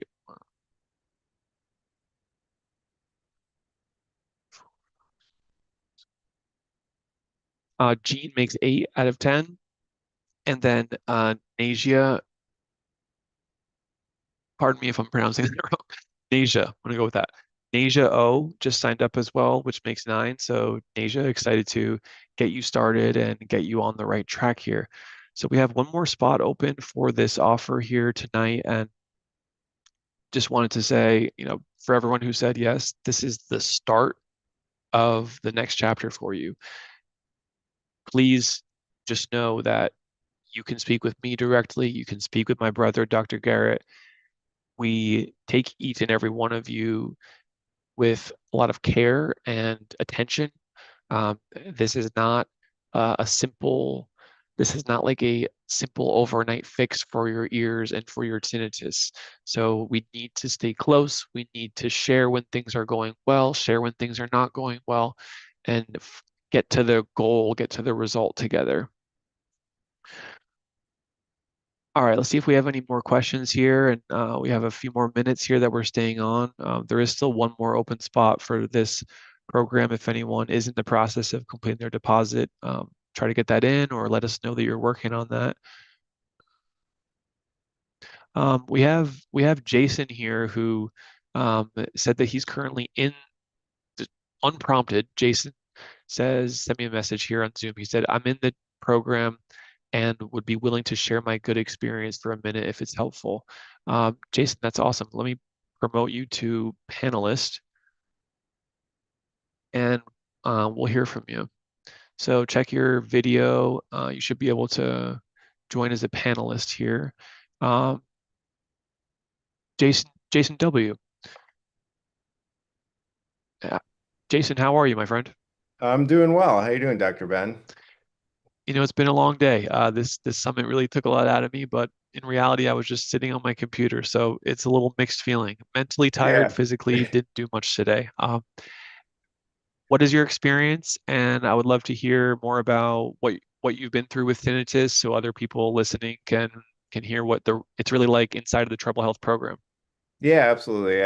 I just felt like I wanted to give back to what all the effort that you're putting in. And so about a year and 3 months ago, I was exposed to loud noise exposure by some speakers at an event, and that led to tinnitus, and it was pretty severe. And I really thought that, well, I went to an ENT, and they said, well, it'll go away with time. I was kind of letting time go by, and it just wasn't going away. So I had seen your information on YouTube, and I looked at it and watched it, and I really felt like what you were doing was good. So it took me a year to get the courage to say I'm going to go ahead and join the program. And I don't know if it was just a trust thing or what it was. I didn't want to spend the money, but I will tell you that it was one of the best decisions I ever made. Like the program that you and your team have put together is excellent, and like I've been blown away by like just one. There was never any pressure to join. Like you got to do this. It was always we're here to help you when you're ready, and then two, when I got started, just the process of like, getting fitted with the hearing aids, which is just sound therapy for me, was an easy process. And then the education that comes along, like with the group sessions and having, every 2 weeks, there's like the group sessions that are in there. And you feel like you're not alone, like you're not the only one that's dealing with this, and you're not, because there's a lot of other people. So there's community, and then Brianna is my audiologist, and she's so good. So I really can't say enough about the program, what you guys are doing. And I had really bad hyperacusis where just loud noises was really irritating me, and I've noticed a difference really very quickly after I started the program. That helped. And then like I work in my office and it's quiet and just the ringing was annoying me, and now I'm not thinking about it like I was. So like there was real results. Um, and so thank you for doing that. And I just wanted to let other people know that if you're on the fence, like this was unprompted. Like I just raised my hand in this meeting because I was here at the end. I saw it. I was like, I gotta, if somebody told me what I'm telling you, maybe I would have done this sooner. And I kind of wish I did. So that's all. That's all I got. Thank you. Thanks so much. That's really sweet. And there's about 100 of us here, so um, thank you so much. And more importantly, I'm glad you're better. What was your timeline of this? Like, how long were you struggling with it? And then when did you start? And then when did you see results? Yeah. So uh, when it first happened, it was like I was exposed to the loud noise and I knew it was loud. I remember even walking in the parking lot back to my car and I was like, man, that was so loud. But I didn't notice anything at that time. But like over the next day, my ears were plugged. They were just felt like a lot of pressure. And I don't know, I don't like going to the doctor. So I was like, well, I'll be all right. And then after about 3 weeks after the pressure all was gone, my ears started ringing. And it was like when the pressure relief, the ringing was there. And one night I woke up and it was so loud, like I really thought I was going to throw up. Like it was just so loud. I couldn't believe the amount of ringing. It was about 4 o'clock in the morning, and I'm like, I need to go see a doctor. So I went to an ENT, and he basically said, you have stunned your nerve, because of loud exposure, and it's going to take time. So at that point, I actually met with your staff, like, and over a teleconference call, and I was told it was going to go away, but maybe they didn't say it was going to go away. They just said it might go away with time. So I was just trying to be patient. And so, but then it just didn't go away and I was still irritated by it. And so, like you feel like it's my hearing, like you take things for granted and you forget how important one little thing is, like being able to hear and then hear without ringing and without like being hyperacusis, sound sensitivity. So it was an emotional roller coaster. Like it was not easy. And so I just got to the point where I was like, I want help. And so I had interviewed, like called around a couple audiologists that are here in Ohio, closer to me. And I just felt like your company was specializing in this like more than anybody else I talked to. So I felt like, well, you're who I'm going to go ahead and give this a try. And, I had to pay for it out of pocket. So I was like, and I was like, I'm going to go ahead and do this. But I was reassured that, hey, if this doesn't work, we're going to take care of it. And I'll tell you, I'm not asking for a refund because it works. I mean, it worked for me.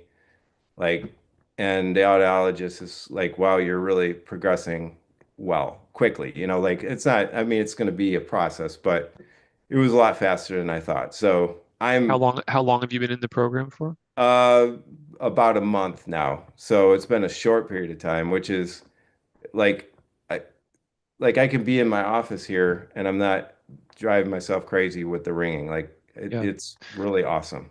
Well, it's So important. It's important in the position you're in to keep whatever is working. Let's keep it working. Let's get as much leverage on that as we can. Let's continue the protocol. Um, Sometimes with such a great response in the first month, maybe it sort of has a natural like, oh, next week, like, oh, things aren't as great as they were. yeah. like we talked about on this summit, like there's this 2 steps forward, 1 step back. That wouldn't be that would be somewhat par for the course. I hope it doesn't happen for you. I hope you just skyrocket like you are. Yeah. Well, I'm glad Yeah. this is working. I will say, my tennis was on the lower end of the scale. It Yeah. was really bad originally. Like it would have been, I don't know, there's an index of some sort and it would have been high. But it has come down over time. But this was like it just it's taken care of a lot of stuff that I was dealing with without the sound therapy. So, and I wear my sound therapy. I pretty much, if I'm awake, I'm wearing it, and it's below my tinnitus, and it's not bothersome. I Yeah. thought, well, maybe I'm like, well, like it's gonna be distracting or it's gonna be loud, so I can't hear things, and none of those things are true. It's just in the background, just so slight, and it's there, and it's just takes off the edge and takes off the edge of the tinnitus. So that's my experience, and I want to thank you for what you're doing because it just you hear ringing in the ears, but when it's you and you got to experience that, it's not any fun. So I appreciate what you're doing for everybody. Thank you. Thanks, Jason. Thanks for tuning in and sharing your experience. Appreciate it. You're welcome. Any advice for Deb, who won the giveaway, who's starting here, and for the 9 people who signed up in the last hour? Any advice for them in the first 2 weeks after saying yes? They still have to finalize some of the financial details, and then they start the program. They receive the devices in the mail. Like the next 2 weeks are pretty important. So, any advice for them? Just listen to what they're telling you. Like, be patient. I think, for me, I don't know. For me, I think the biggest thing was I actually had something that I was moving towards fixing the problem. So, like, for so long, because it was a year, basically, about a year that I just dealt with it on my own without doing anything about it. And then once I took the step and actually, um, you know, started addressing the issue in a positive way, that's when I felt like I really started to improve. So I would just say the biggest step is starting the program, and then you're going to find that there's a lot of other people that are like you that have a similar issue. You're also going to have support from your audiologist, and then the group sessions are excellent. Like just understanding how the ear works, and like I've been blown away by that. So um, just enjoy the process and know that people are there to help you, and that would be my advice. Excellent advice. Jason, thanks so much. Have a good night. Yeah, thank you. Have a good night. All right, guys, Dr. Ben here. So just wanted to add that we do have a spot open, and thank you to Anthony, Lars, Marjorie, Gabrielle, Kathy, Keisha, Barbara, Jean, and Nasia. You guys have done a hard thing, which is, hey, I want to give this a try. So in the next 2 days, we want to talk to you and confirm the details. And then what that looks like is we confirm the billing plan, we confirm your shipping address, we gather some more information to personalize the treatment for you, and we then send out the medical devices. We also schedule your appointments. We schedule 4 appointments within the first 3 weeks, 3 of them with your doctor you'll be working with, the tinnitus specialist, and 1 of them with our technical specialist to connect the technology to your phone. Very easy, seamless process. So that's what we have on our plan. And for this specific offer for today, you guys should have been emailed or texted the link to schedule the deposit. So so what I wanted to share is that this offer for tonight, this is available until 12 p.m. So it's available until midnight. And as you guys who are still watching are considering what to do, I encourage you to take the next step. If you are watching this later or you're watching a recording, then the original offer that was mentioned, the Summit offer, the Tinnitus Relief Summit bundle, you can see right on the screen, it's currently crossed off, $54.95. That will be available to you as with the availability of the providers. So if you make a deposit, then that'll be available to you after today, February 4th. Thank you guys so much. This has been a great summit. It's been a marathon. And I just want to say, if there's one thing you can take away from this, know that relief is possible. Long-lasting relief from tinnitus is possible. Shout out to everyone who made this possible. There's some people behind the scenes in the Treble Health team who I work with every day. Gabby, Jessica, my brother, Dr. Garrett had a big role in this. We had our doctors at Treble Health in the chat helping out. And I want to give I want to give thanks and gratitude to everyone all the guest speakers. I mean, these are really talented people, experts in their field, dedicating their lives to this. Every time I really try to gather an excellent group, I'm like, wow, I'm really impressed. This group of specialists are top 1% in their field, and the tinnitus community is rather small. So to gather all of them here and make it free and available for you guys, it's such a win-win-win, right? It's a win for you. You get to learn and listen to so much. It's a win for the guests. They get to share their message and get some awareness for what they're working on. And it's a win for Treble Health because our goal is to help patients get better with tinnitus. That's how our practice works. That's how the business works.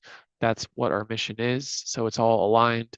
And some of you guys are now starting the treatment with us. So just so thankful for you for being here. And let's now show you what we can do with the actual treatment plan and implementing this theory, implementing these tools that you learned about today.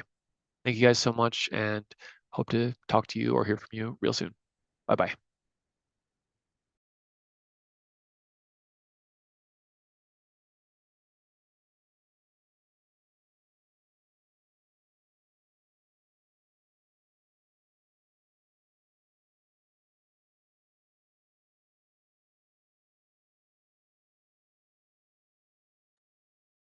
For anyone who came late that wants to watch it, it is available on YouTube. If you go to the Treble Health YouTube page and then the live stream, you'll be able to watch the entire sessions immediately. It's up there right now.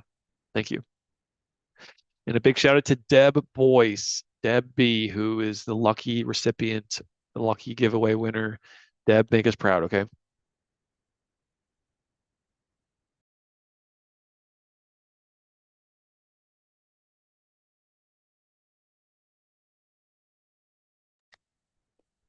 It is so great. I am so thrilled. You know, I can hardly believe this, but I've been so encouraged throughout this whole day of listening that there is hope. I mean, and that's so counter to what an audiologist told me, my gosh, 10 years ago. You know, it was just something I was going to have to live with the rest of my life. And I am really so hopeful. So glad to hear that. Well, Yeah, we are these all rooting techniques. for you. You now have 500 people rooting you on. No pressure. No pressure, no pressure.